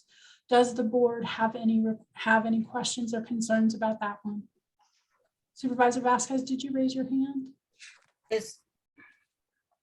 No, but I'll just say, so my question about the mental health conversation is everything on the table that we've talked about today regarding mental health getting shelved or tabled until the further conversation, or are we just referring to the most recent presentation about mental health? Well, that's a question to the group. I'm looking at all of the items that we've talked about today that are mental health related. That's what I'm understanding from you all. So, you know, why don't we just kind of roll through everybody, just do the numeric thing, roll through everybody and just, you know, give your thoughts on, you know, it's a good question because, you know, a piece of it is it's a whole piece that's put together, and we have recommendations that we said we approve, but there's a cause and effect on all these. So Patrice, do you want to, I'm going to roll through 1, 2, 3, you know, 1, 2, you know what I mean? Whatever the numbers are. Whatever the numbers are, okay, I got it. So, you know, to be fair, I think it needs to be all of them. You know, we started on superintendent of schools. I think we all think these are great. We all love the ideas and the programs. And then we talked about HHS, which also has, you know, in there, you know, children and youth as a priority program. And then we talked about, you know, got into the criminal justice system, where we got into diversion, and or the juvenile system, where we talked again about detention alternatives, transition schools, again, working with youth and promoting healthy childhood. And then we got into criminal. So there is enough, I think, potential overlap. It would be good just to kind of see it. That's my thoughts. Supervisor Vasquez? Sure. So I appreciate the conversation and the overview, and I'm comfortable with what's been proposed, but I do understand that it would be nice to be able to see the whole picture and how all the pieces fit before we move forward. My only concern is that by delaying today, we're pushing it back a couple of weeks, and what does that do to timelines with things that we're hoping to accomplish? So, but I'm good either way. I'm supportive of the efforts and want to make sure that we get the right fit. 4. Judy?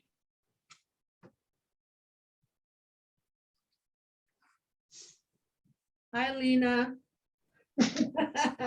This was your day where you were right in there, the first one. Now we go back to District 1.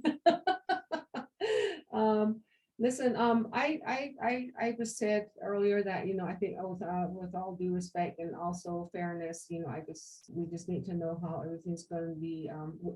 All these funds are going to be used within the county, so how are we going to use it?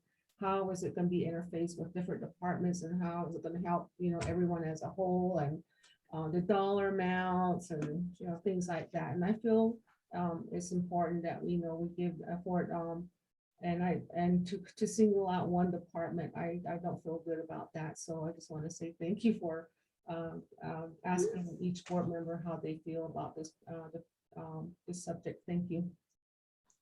So just to pursue it a little bit further, Judy, so do you think, I think I'm hearing you say, pull them all out so that we can look at all of them? Is that what you're saying? Yes. Okay. And Lena? Yes, I want to thank all the staff, and I want to thank everyone that has presented today. And it takes a lot to put a comprehensive plan together, really think about the future, laying down the foundation and having an impact on our future, positive impact. I know everyone's intention is right from the heart, but we also want to make sure that we are making an impact with this one-time funding. So because of that, I want to make sure we want to see how they're interrelated, how are they going to work together. And then once we figure out the internal, we're going to be looking at the external, and it's going to be the same thing again. The external, how are they going to be working with our internal department? So I see it as a bigger picture than just the individual departments. So I just want to thank everyone for their presentations, and very thoughtful presentations that and programs that have presented today. We need to look at the whole picture. So I would say all of what was proposed today. So thank you. All right. And then, I'll throw, obviously it sounds like it's a good idea to pull everybody out, in terms of mental health, and bring it back so that we can see the comprehensive plan associated with mental health. And, I would agree to that because, in all fairness to this last one, it's at the end of a day where we had a very long day where, we've been going nonstop throughout the weekend, I think too.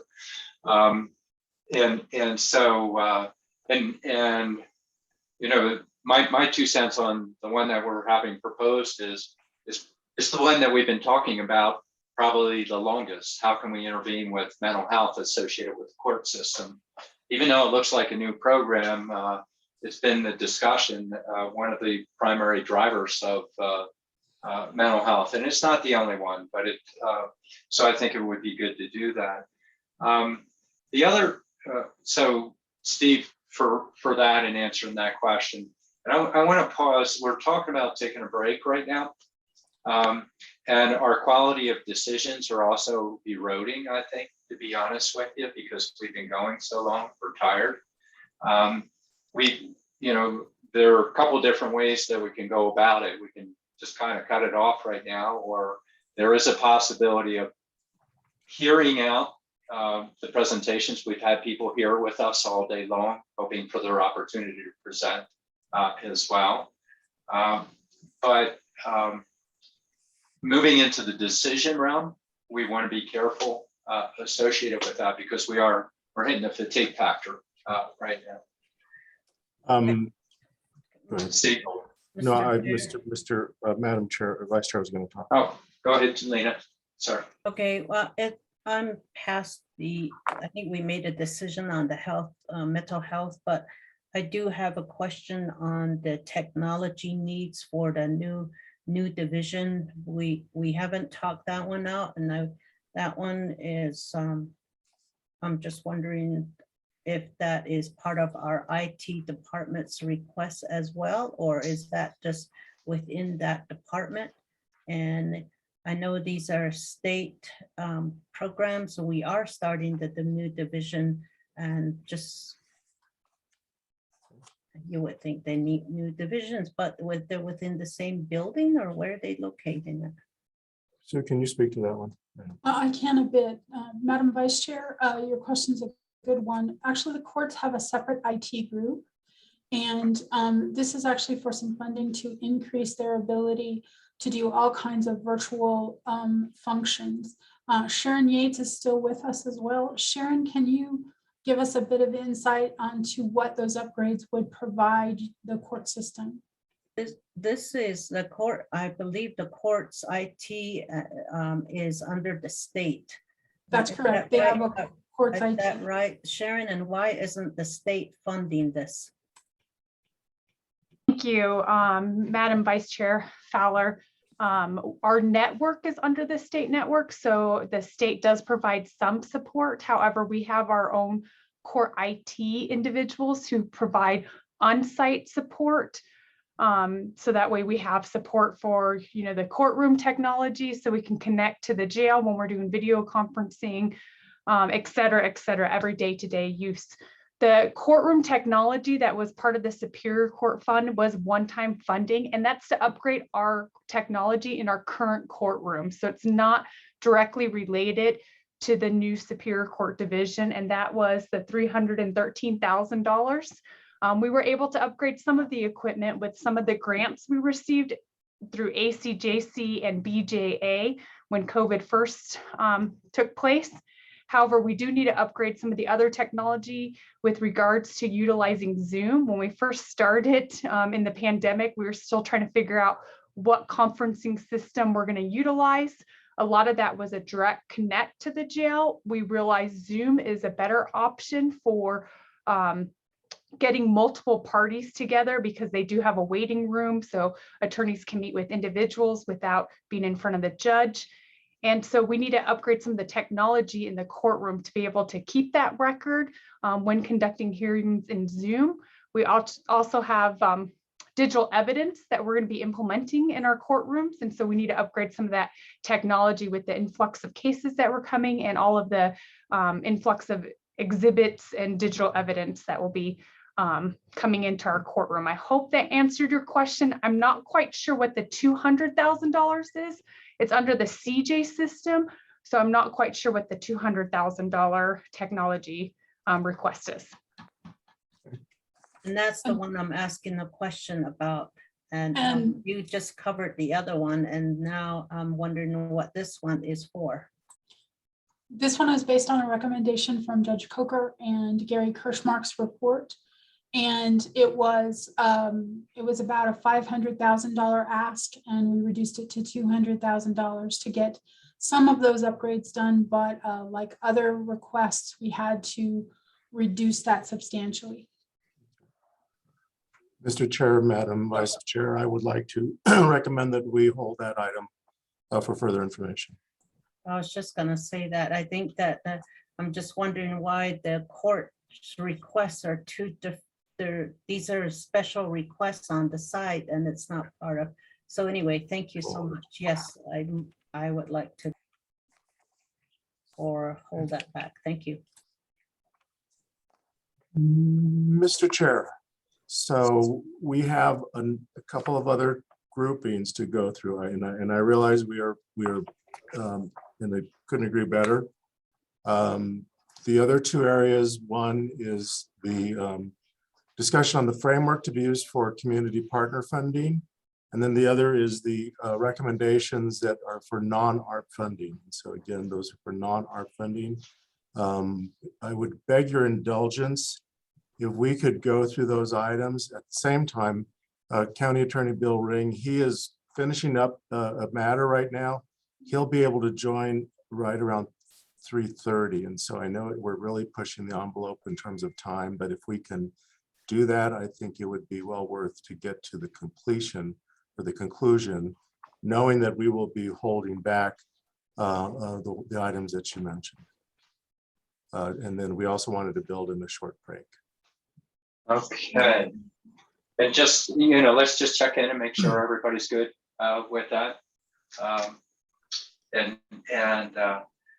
Is that, let's see, is that okay? I'll go right through it again. Patrice, you good with Yes, that? I would go with county manager's recommendation. Okay. We've been waiting for a long time. It's been a long day for them too. Yes, it has. Yeah. Hieronymus? Yeah, we need to power through this and get as much done as we can today, knowing that we are going to table some things and have to come back to it. So let's finish out what we can. Judy, are you good?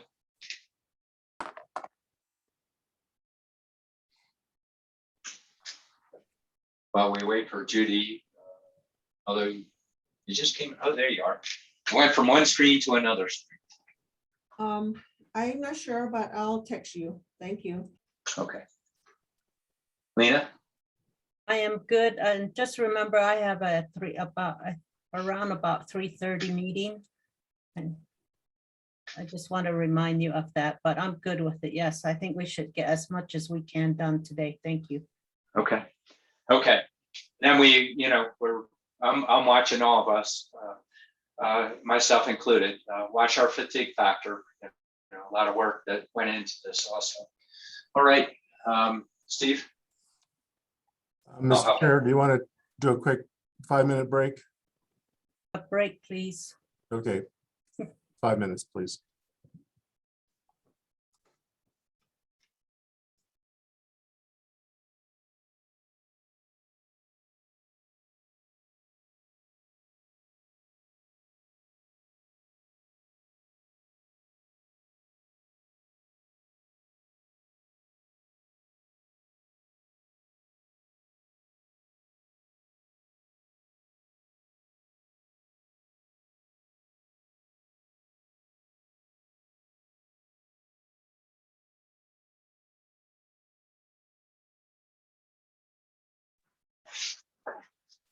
We probably want to pop up on screen when we get back, just so we know we're here.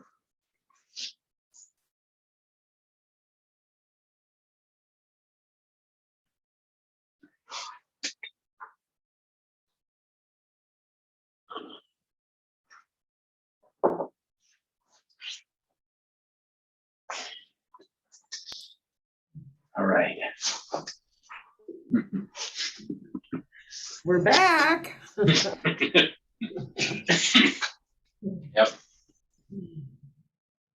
Yes, we are.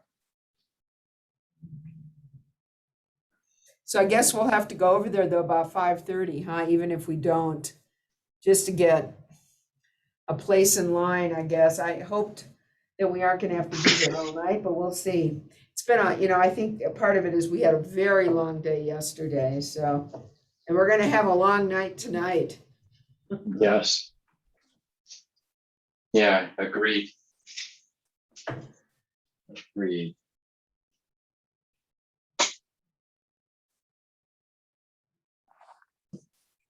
Okay, looks like this is having physical effects on some of us too. My leg's been cramping up. But I think Judy's hitting a fatigue factor at about 3:30. Not sure if she can make it beyond that.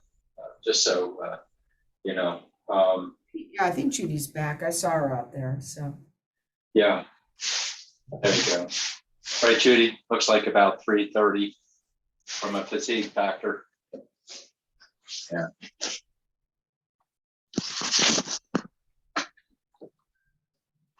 Judy, do you have my veterans mug for me? She's not gonna answer. You get your seventh inning stretch Oh, in? she brought it. Thank you. Okay. The funding process.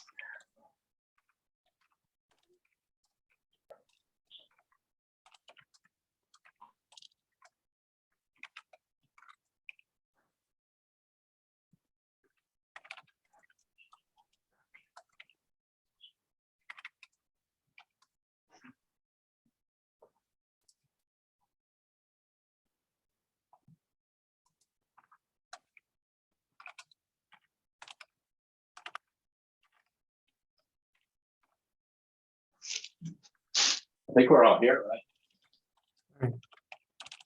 Mr. Chair, what we want to do now is ask you to go to page 12. We want to go directly to external partner funding process. We're going to set aside for the moment the non-ARPA requests. And we're doing this because I know we've had several community partners joining us today, and we want to let's get to that group first. So on page 12, just want to make sure you're all there. It begins with Board of Supervisors ARPA funding work session proposed BOS categories for community funding. The first list there, community funding supervisor priorities. These are target groups and programs that were mentioned when staff interviewed each of you on this area. Again, we wanted some input and feedback as we looked at partner funding opportunities. What are those areas? And there are many areas. It certainly is not an exclusive list, but what are those areas in our discussions that we wanted to make sure that we put on the list for consideration? At the same time, we also know that as a public agency, we have to go through a procurement process to solicit, receive proposals, to rank proposals, to make recommendations and to award. And so that is the typical grant funding cycle. So I want to start with, when we look at that list of items from veterans, housing, single head of household, education, parks, open spaces, flood mitigation, childcare, elder programs, intimate violent partner violence, culturally based recovery programs, small business loans, grants, education and support. These are for the small business support area. Social safety net, local government partnerships, capital infrastructure, FACTS program, which is the after school program, workforce, childcare, fire district, small capital, and rural transportation. These were, again, populations, groupings, types of programs that you had in our discussions with each of you, that you had mentioned that were important to each of you. Before we go on, is there any question on this list? It's not exclusive, but again, it's more of a here are the top of mind items that come to mind.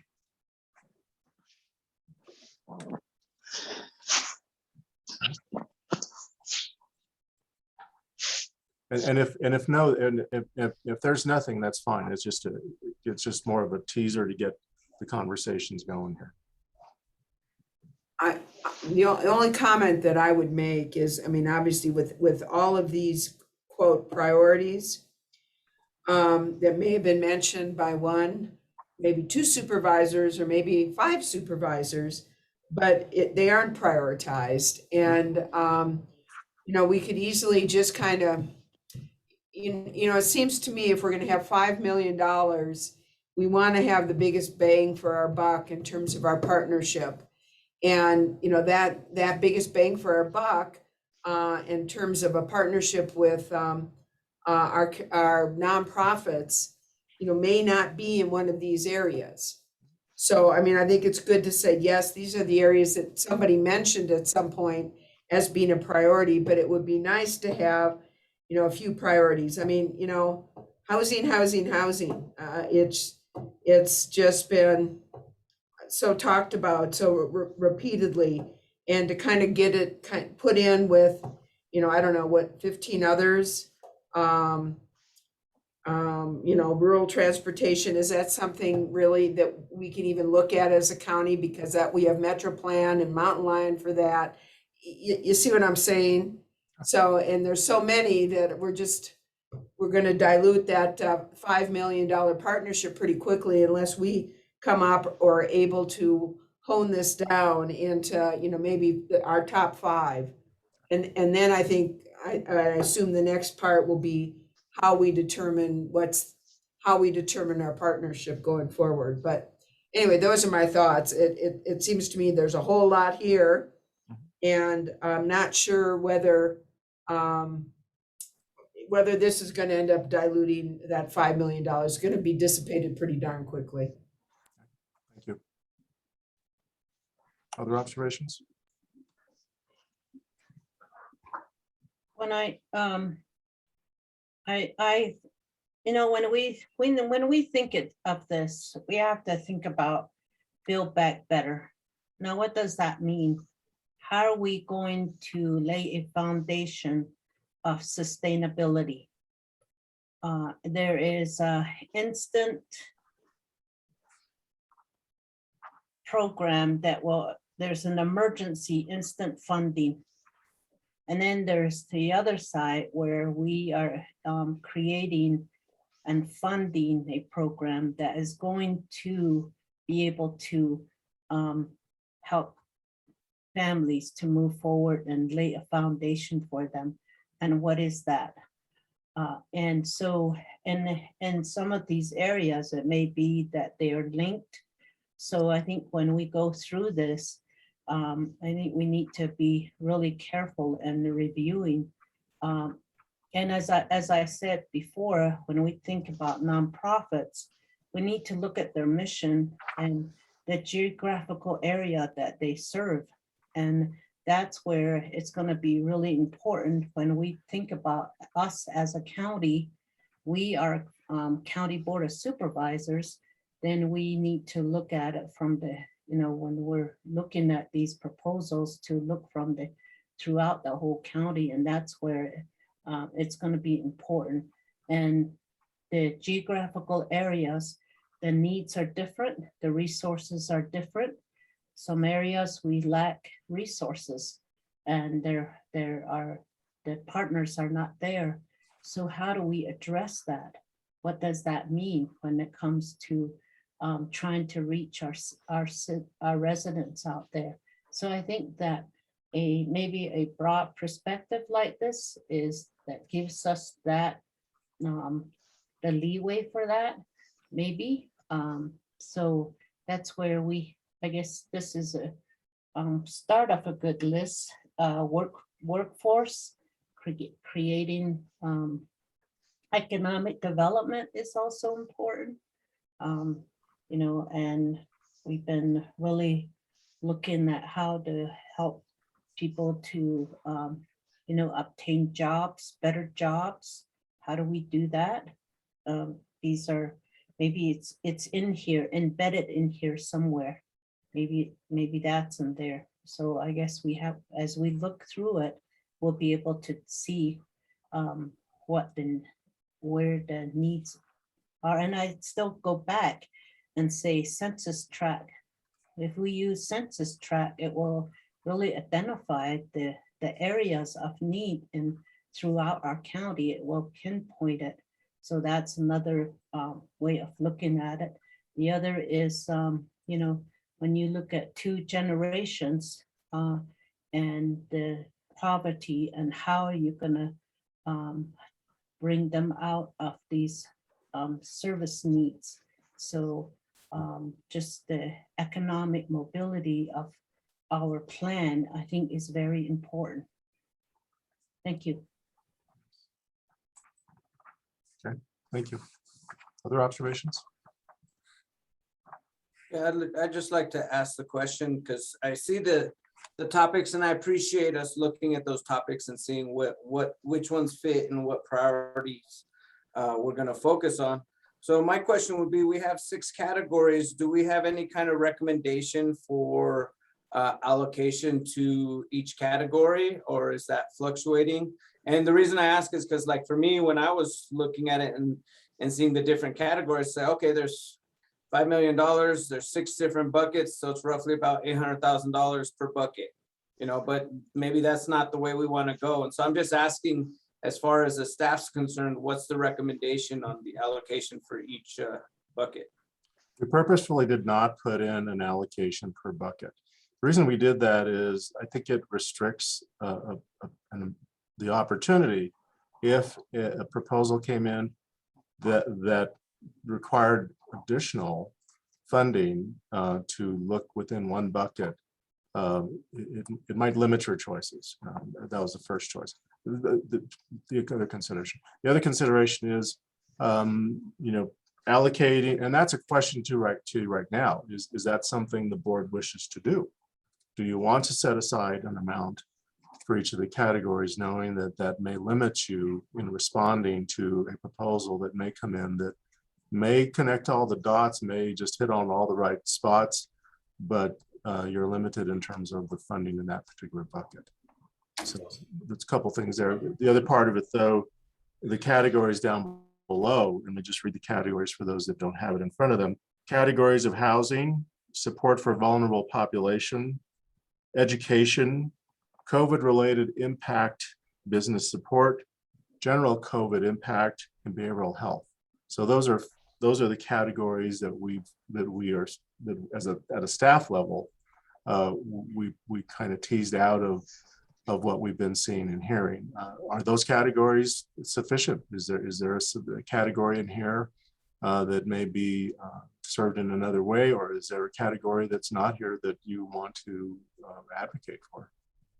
I think for me, I totally feel why and understand why each bucket wasn't allocated. So I'm comfortable with that, but I couldn't actually say what direction to go next with, which programs go in which bucket until we actually saw some details and some numbers around some of those community partnerships. Like, this is really for me too ambiguous, like, because we don't have numbers from the different projects. We just have a list of some projects and topics, and we don't have any recommendation on how to allocate it. And so it's too ambiguous for me. I agree. And can I add also that, we may be receiving proposals and requests, but not in all. I would think that the rural communities do not know that they can submit a request to the county. So when we're really looking at this, we need to really analyze again back to the census tract and the location. Where are we talking about? And we've been all through this process, we've been saying that we want to reach people across the county, and what does that mean? And that's where it comes upon us to really analyze these proposals again. So I think it's really important that we look at proposals that are sustainable. Once again, back to sustainability, laying a foundation for the future for our residents and what's going to be the most impactful. There's some immediate needs. We understand that maybe there are some that are immediate like rental assistance. We provide rental assistance, utility assistance. We provide that.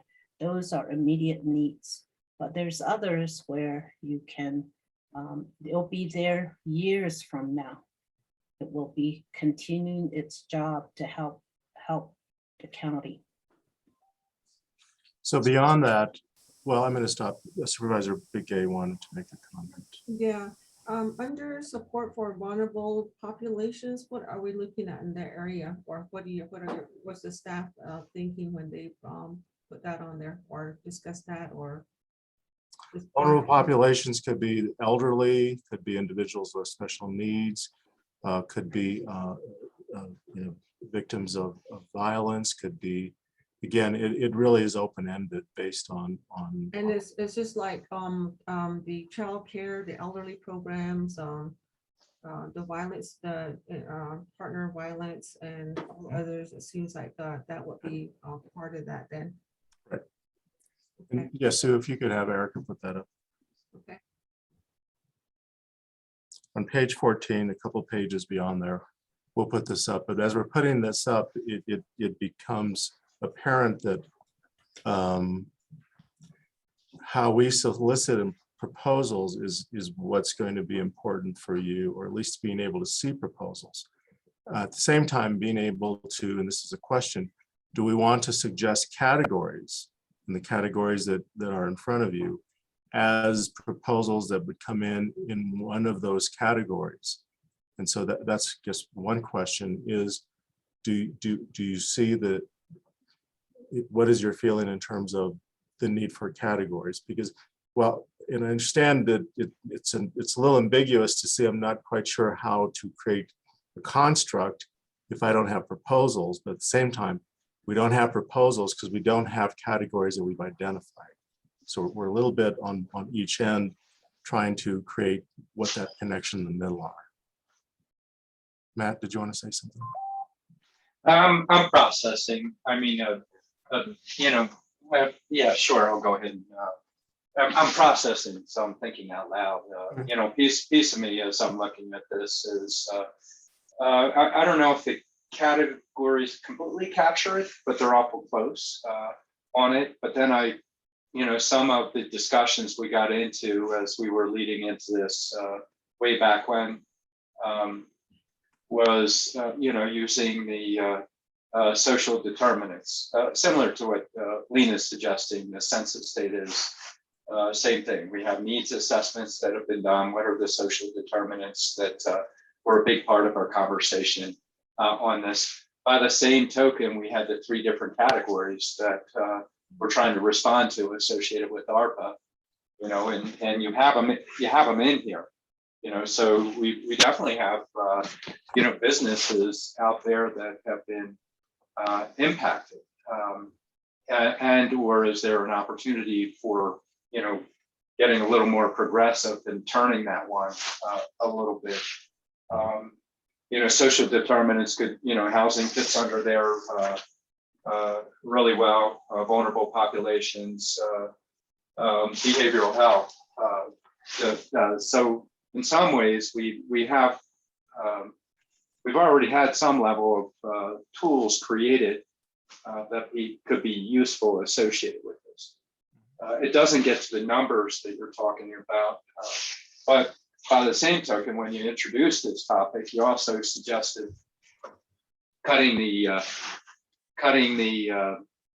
mental health or behavioral health in half coming into this category, which would chop up what you were, Geronimo was talking about.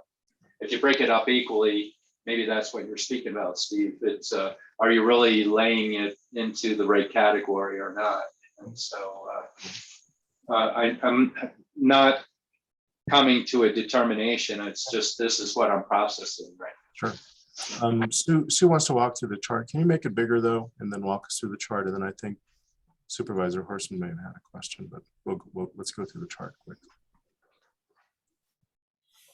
You're muted, Sue. So we have opportunities. We can specifically say what we want proposals for, or we can give general categories. Once we ask the community to give us these proposals, either way, we determine a couple of things. Is the proposal from a 501c3 or another government for a partnership? Is there a clear alignment with the eligible uses? And this goes back to what ARPA uses how they have to comply with the Treasury guidelines. And then our next question is the alignment with the BOS, the Board of Supervisors identified categories?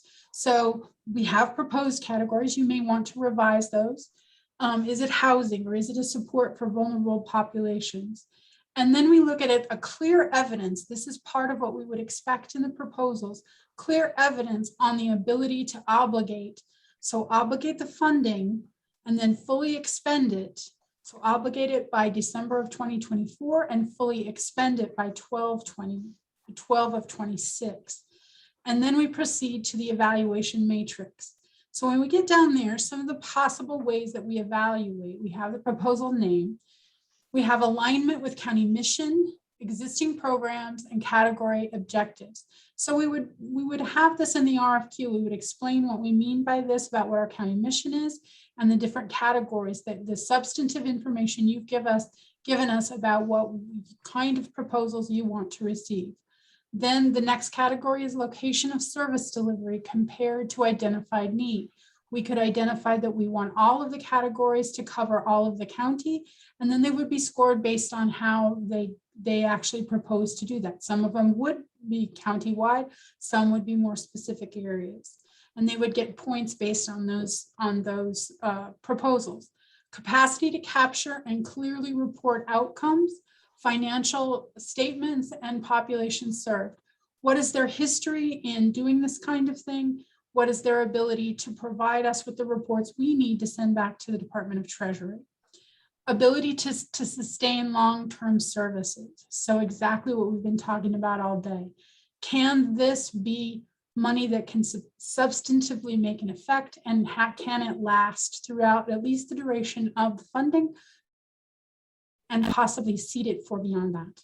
Expansion of capacity for existing programs.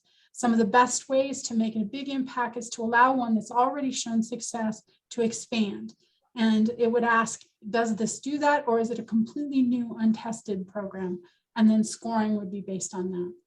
Agency contribution toward the project or indirect support. Is this proposal 100% coming from these ARPA, successful only from these ARPA funds, or does the agency itself, are they putting in some money? Insert other criteria as determined by board. So we have other places where the board can determine criteria that they want that's separate from the ones that we've suggested here. So what we really need to get down to is the specifics of whether these categories that we've suggested are meaningful to you, if they're general enough that we can get several of the different things. Clearly, we've had many conversations, and each of you have very specific things that you want to see. But then you're another big place where you can make a complete difference on what proposals are high scoring or are actually come in, are in what criteria you want to apply to each of the proposals. What is the most important way that these proposals will be scored? So this is kind of how we would walk through it once we have issued an RFQ for the proposals, and then they come back into us and they go through this flow. So, questions or comments? Yes. Patrice? First of all, I feel better knowing that there's a process in place, because boy, that was a major concern, because I thought before we had talked about the need to have a process in place for analyzing. What I don't understand is, and then you just said something about an RFQ process. Number one, I didn't understand that the board was the one that was going to be soliciting the partnerships. And if it's not the board soliciting the partnerships, and how are the partnerships going to be solicited and when? I guess I don't know, and really I don't think we as the board have had really a discussion on it, other than, hey, we got a $5 million pot of money. Quite frankly, we could spend a considerable amount of our time as board of supervisors going through these individual proposals for these individual grants or partnerships. And I don't see that's the role of the board of supervisors, myself personally. I think that's the staff's responsibility, not mine.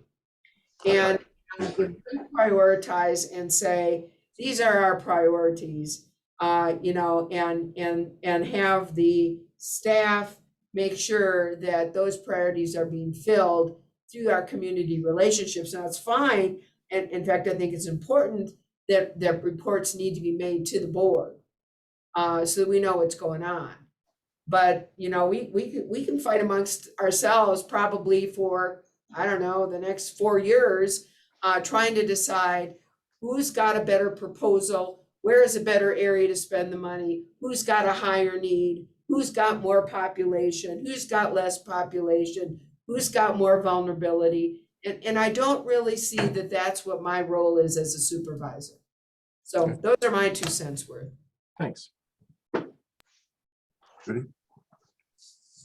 Yeah, I just wanted to make a comment here, and I feel the same way as my colleague Patrice is saying. You know, a lot of this should be done by the administration. You were hired, you know what you're doing, you know what the criteria would be, as that been done before, and you know, I trust that there's expertise and enough knowledge there, you know, to do all of that and to be forwarded into to the board for approval. And because it's like, you know, we're holding on to the money as a board if we do this, and we just pick and choose who we want. And I, for one, don't know all the requirements of what's needed. So I don't want to be in trouble for that. And we want somebody to blame for administration. No, just kidding. But anyway, I just want to say, I think it should be left with the administration and have them do the job. Have them do the newspaper articles, request for RFPs, and do the evaluation to the criterias, and then bring that back before the board. I think that would be, I would feel more comfortable with that. So I just want to say that, and thank you very much. And I'm going to be leaving now. I have things I need to do at the medical center. So thank you so much. Thank you. Mr. Chair, so I guess to clarify that that is what we're proposing, we're presenting. We're presenting a framework by which we identify the pool of funds. We have populations that have been mentioned but not adopted, not prioritized. We have categories that have been presented, not adopted, not formalized. The application timeline in your packet shows the timeline by which we would be putting into place all of these features, which would include the staff is the reviewer, the evaluator, the ranker, and that through that process, we bring the recommendations back to the board to approve the recommendations based on the staff review of proposals. So I want to make sure that that's what we're presenting today, is just that. We agree that as board members, that would be maybe not outside your role, but not within your role, if I could say it that way. And so soliciting proposals is the key. And going back to, I think one of the board members said that how we solicit proposals is key, because we have to do this countywide. And as we would be doing everything countywide for the purpose of having a broad representation of programs throughout the county. So again, what we're presenting today is the first discussion on what we know is going to be a follow-up discussion with the board to absorb this, to identify it, to ask questions, and then to bring it back for more board discussion in a couple of weeks where we can get more direction on. But again, what we're proposing here is a process by which agencies are funded. So, other questions or comments? Thank you for that clarification about this being focused on the process, because when we came in, it felt more like we were looking at the topics, and we were looking how we're going to fit them into the 6 buckets. And it felt like, or at least my impression coming in, was that we were going to do that through the conversations in this process. So thank you for clarifying that it's just the process to get to the evaluations for the grants. I do like the proposed matrix, evaluation matrix, and if there's one area I would put in there, maybe as one of the components for your matrix, would be geographical equity. So that way we can ensure that's that's included in that process, so that all portions of the county have that opportunity to have programs evaluated in their area. Good enough. Thank you. Other comments or questions? Okay, Mr. Chair. Yeah, I mean, that was an outcome, that you laid out, and as everybody's hearing it, it looks like there's definitely a buy-in associated with it. It means staff would be, doing the evaluation, making recommendations. That's the process that you have on that, right, Steve? Yes. That is Okay. correct. Okay, and sounds like everybody's weighing in that, and it makes sense. I agree mostly with you, Hieronyma. By the same token, if it's geographic equity and there were a distribution of, say we played money, just play mathematics. If you have a population out here in this geographic area that has 500 people, but in this geographic area you have tens of thousands, it's not going to be fully equitable associated with it. So to the best,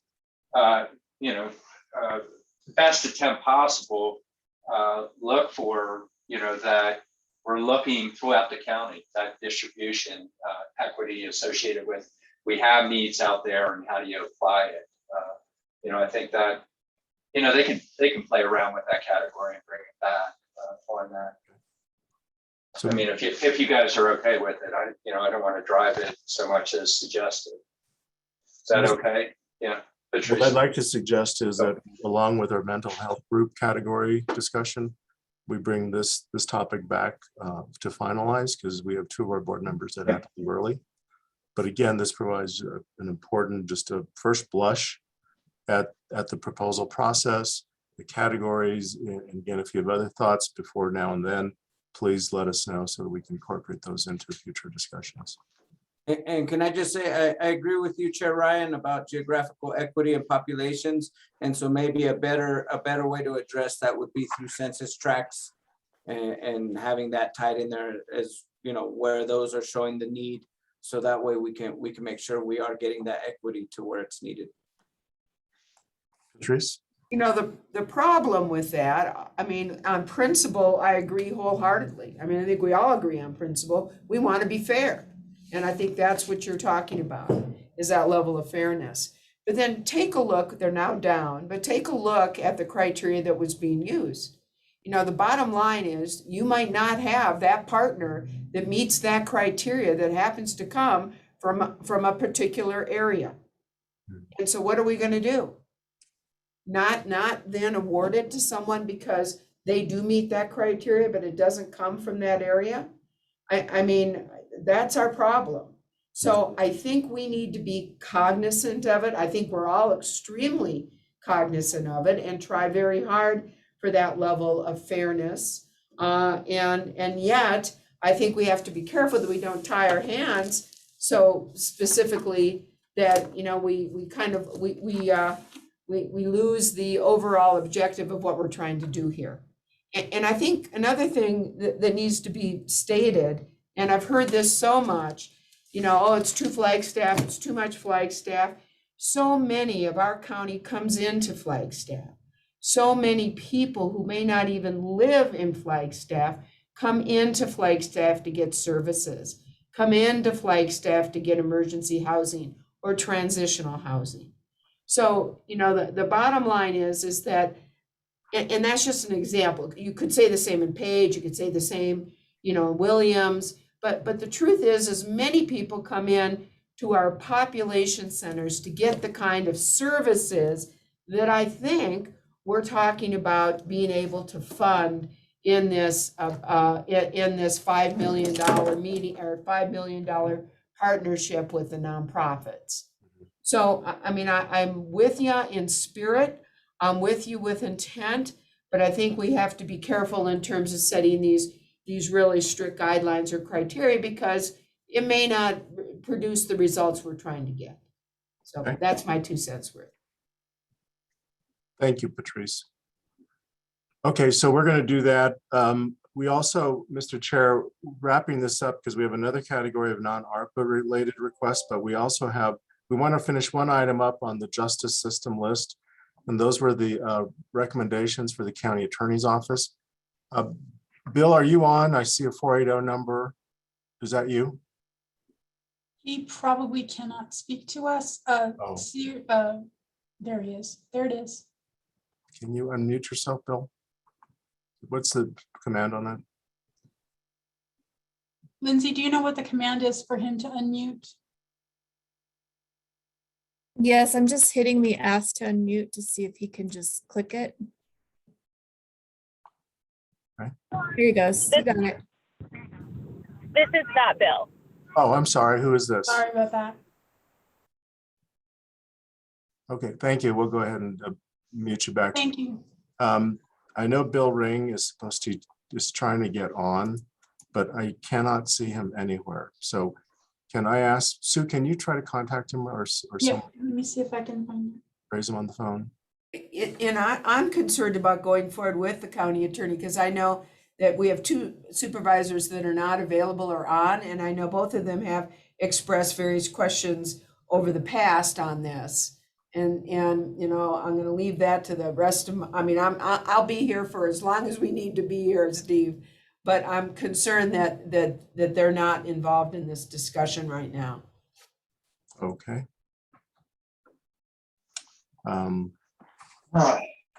Yeah. So, and by the same token, you know, we've had Bill sitting out there trying to hop in, but had to go to his stuff. You know, my thought is don't make a decision associated with Bill, but you know, provide him the opportunity to just present and come back and present again as a thought. You know, he's been sitting out there all day. Huh? But if he's going to present twice, then he's kind of wasting our time and his time. Uh-huh. Yeah. Okay. So. Geronimo. Do you like Patrice better than me? Just teasing. Okay. Sue, let him know we're going to. This is what we're going to do because we are over time. We are gone through these items at great length. What we'd like to do is at least get setting aside the mental health related requests. That's one group. Setting aside the outside agency piece, which we're going to come back to you on. Setting aside the discussion with Mr. Ring.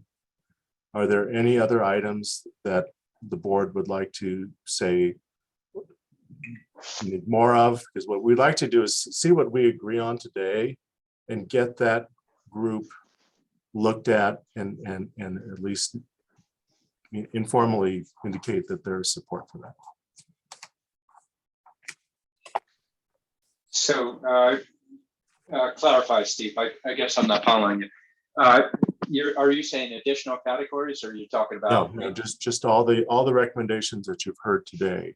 So you know, in my thinking, and we heard from everybody, it's is that and let's play it off the others. But we said go ahead, but don't go ahead with mental health components and pulling that out. You know, the question goes to the other two board members. You know, your thoughts associated with that? Well, you know, I actually thought we had, and obviously we didn't. I had actually thought that we had come to a certain amount of consensus before for some of the areas that we just went over again. And I sure don't want to have to go over them yet another time. Good. If in fact we have formed a consensus on some of these areas, I really would like to move on. Okay. Okay. Geronimo, you good with that? Yes, I would. I think it's necessary to tease out and kind of smoothen out the collaboration in the mental health area. So I understand moving that forward. But the other areas that we've covered, I think we're good and we should move forward. So we're not holding things up. I would agree. Yeah. And so with that though, would that include, is there any additional information you need on the recommendations for the county attorney's office? Or would you like Mr. Ring to come back? Okay, so I think we're good on that. As a group within the CJ group. Yes. I'm fine with it. Okay.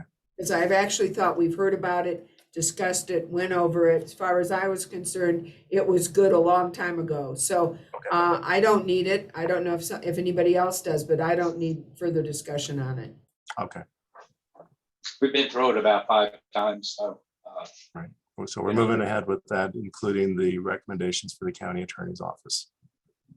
Okay, so then we'll be looking at the date. I don't know, we'll look at the date within the next, I know next week we're not doing it. The next week is Thanksgiving week, so we may be looking at that last week of November, which we do have a meeting set for, to bring some of this back for. Sue, is there anything else? I don't think there is. I would ask Erica or Sigrid if they had any additional comments for cleanup. And we have recorded all of your comments and questions on the mental health issues and anything else. Siri has been kind enough to create that list.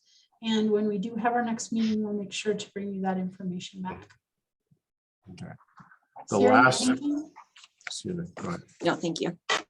The last set of recommendations is on page 11. These are non-ARP related. These are fund balance, general fund questions or recommendations. And you will see them. I'll just go through them quickly. And the ones that are recommended for funding, you see annual funding or one-year funding for Colorado Plateau Economic Development. That's the Economic Development Collaborative out of this Northern Arizona and Page. That's been, we're in the process of incorporating that enterprise or that initiative. Again, it's an Economic Development Collaborative for Page, Kane County, Fredonia, the greater Page area. And again, that's been funded in the past through general fund. So that's general fund recommendation. Next item, projects for HVAC. These are recommended life safety replacements on major boilers, HVAC systems here at the county, $4.3 million. And many of these are life cycle. These are already at the end of their life cycle. And so we're replacing those. Sue, any quick comments on that? They are indeed life cycle. We will have to replace them no matter what. Okay. So it either comes out of general fund dollars or well, it comes out of general fund dollars either way, but they are at the end and their life has been extended through magic and tape and hard work by the FMD team, but it is inevitable that we will have to spend this funding. Okay. The next item, IT, various projects within the IT area that are focused on digital transformation. So this is digitizing all of our records, all of the paper files, and this is an initiative that the Board of Supervisors worked on several years ago.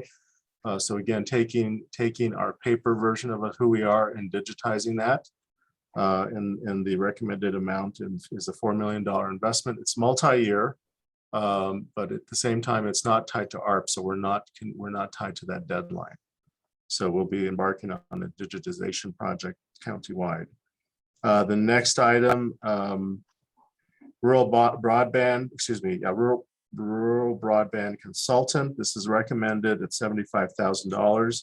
And this is just to do exactly that. We have more and more activity happening in broadband, more and more that's going to happen as a result of the infrastructure bill that's been passed. And so we want to advance this position in order to get that person in place. The next item going on down under Parks and Recreation is the replacement of the water and sewer along the perimeter of the historic quad. And this is a grant match of $1.45 million. And this is our grant match for our local grant match to the particular grant that we're seeking for this. Let's see, the other next item in the area of the Sheriff's Department, search and rescue capital, various equipment and capital items that are needed in order to continue the work of the search and rescue a program at search at the sheriff's office. More and more activity that's taking place in that area. So that's recommended at 201,000. Steve, just a quick note on that. There's a lot of life cycle equipment that they have here too. A lot of specialized vehicles like the snowcats, et cetera, that they need for winter searches. And a lot of that is life cycled out. Okay. And is that included in that next line item, the replacement of vehicles? No, that line item is actually tied to the additional cost for when we fund sheriff vehicles for their upgrades to become sheriff vehicles. The replacement cost is for strictly the vehicle. This is the upcharge to become a sheriff's vehicle. Okay. And when you consider the number of vehicles the sheriff's office has to have each year and the number that they fluctuate out with life cycling, it's a high cost. And so we're recommending an additional amount for that. Okay. And then the last item in the patrol area of the sheriff's office is the taser device acquisition at $184,000. And this is actually, is it to change out current? It is. It's to change out some antiquated tasers that they have. There is new taser technology that is friendlier to the body, easier to deploy, and it increases the safety of both the patrol officers and the persons that they're dealing with. And this is a high recommendation from the sheriff's office as well. Non-deadly force, unfortunately unpleasant, but it's a better way to do it. Okay, thank you. A kinder, better taser, huh? Yeah, yeah. In the vernacular. So Mr. Chair, the total you'll see there, and again, these are non-ARP related. This is not connected to our funding. This is the funding that we have. Let me just funding that fund balance that we're recommending for this group. And just to make sure that there was nothing on this list that there was any concerns or questions on. So we can go ahead and continue on that. No, I mean, I thought we've also talked about this a couple, maybe not 5 times, maybe only twice, but I certainly support your recommendation on these. Okay. Geronimo, you good with that? Yeah, he's nodding his head there, thumbs up on visual on it. You know, just one thought here that I continue to pester around on is the wastewater tie-ins replacement restroom construction. You know, you have some recommendations of infrastructure bill. Now that the infrastructure bill is through, couldn't we add that on there if they have the opportunity to attain that? Or do you need a known quantity? You already have a known quantity. You know? If they can't attain it through infrastructure, then they can't get it, you know, so to speak. I see Lucinda popping up. She can respond. Yes, Chair. I think the intent now with the passage of the infrastructure bill is that we'll look for opportunities to actually pursue the, I'll say the full amount. We'd still have to make some type of match commitment. So, that would, there would still be some issue of having county funds, but I'm hopeful that we could actually potentially go after more funds for those projects. Okay. And yeah, right now we don't have the additional funds that are built in, at least this piece, unless the department was successful in putting an application in and coming back with what they had. There are some funds available for the connection to the campground. As you know, the under agreement with RMM is that they will contribute funds, and there are partner funds to go toward that project, as I understand it. So I think there are some additional funds there, but the reality is that to do the level of projects they would like to do and propose to do, it's going to take more funding. Mm-hmm. And filling in on that, it kind of swings back to the back topics just a little bit, is one for us to think about. And I don't know if we'll have the ability to do it here, and if not, we don't, or we bring it back to the board. Is we need to build in a capacity for matches, which we're using money to make more money, and that's a thought, just throwing it in there. You know, I don't think we're going to solve that right now, but it might be something that you bring back if you have ideas of how it fits in with this. That would be good. Mr. Chairman, we'll add that to our list of parking lot issues to see if we'll speak with the finance department and see if we can come up with some ideas for you on that one. That was the big one that it's like I keep resurrecting, but you know, it's if we spend it out and we don't pause to do that for the sake of matches, then we might be inhibiting ourselves on that. So everybody, we had a thumbs up though to proceed with what you have proposed for, and we've seen multiple times. That's already budgeted here. Correct. So, Mr. Chair, what we would be doing is the next available date for the board meeting is actually going to be looking at December 7th to return with this information. That's the next available board member, because we have a meeting on this Thursday next week, but some board members are out of town. The following week is Thanksgiving week, and then the December 7th is that first week, the first of December. So that's what I'm seeing. So the only thing on that, Steve, is in terms of if we load, I don't even know what the schedule is, and we have time between now and then to figure it out. But if you load up the 7th, let's not pack us in so much that we can't have this time to go through. We don't rush these next pieces. We'll provide extended time on the 7th. Is that good? Yeah, go ahead, Patrice. That's fine with me. And yes, I like that request, Chair, as well. Are we meeting on November 23rd? I have board BOS redistricting. Are we still meeting? No, because what we did last night at the board meeting is, in my update, we were looking at bringing to you scenarios, but with IRC happening, we're going to be pushing out that presentation of scenarios. And that's what I thought. So are we going to meet on that day? So we wouldn't need that. So we don't need you on that day. Sorry. I'll take it off my calendar. Thank you. You go ahead. You go ahead and meet. Yeah. So can't be without you though. You're the chair. Always need you, Supervisor Horstman, always. I ignore them. We're getting punchy now, so that's probably a good indication. Mr. Chair, we're at the end of our agenda, at the end of our rope, at the end of our time with you today. Excuse me, Steve. Go ahead, Mr. I just wanted to add to the, well, I appreciate us trying to have the meeting and get so much done into these long work sessions.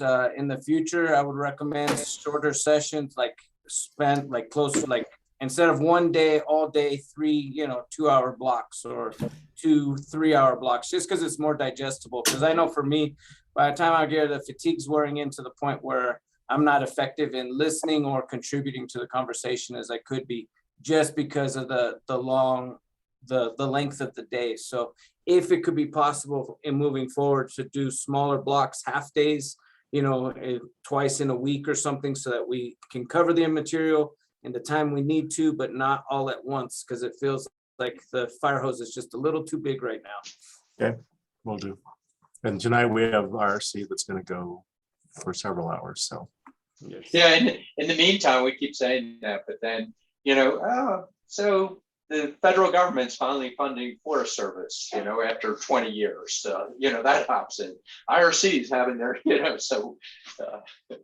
but yeah, that fits in with, the discussion of these packets. We've been so loaded with all this additional stuff that it was hard for us to do the packets. I have to admit, part of the pressure is put on because I'm out of town next week, and I apologize for that. I just couldn't avoid that. I really need to be there.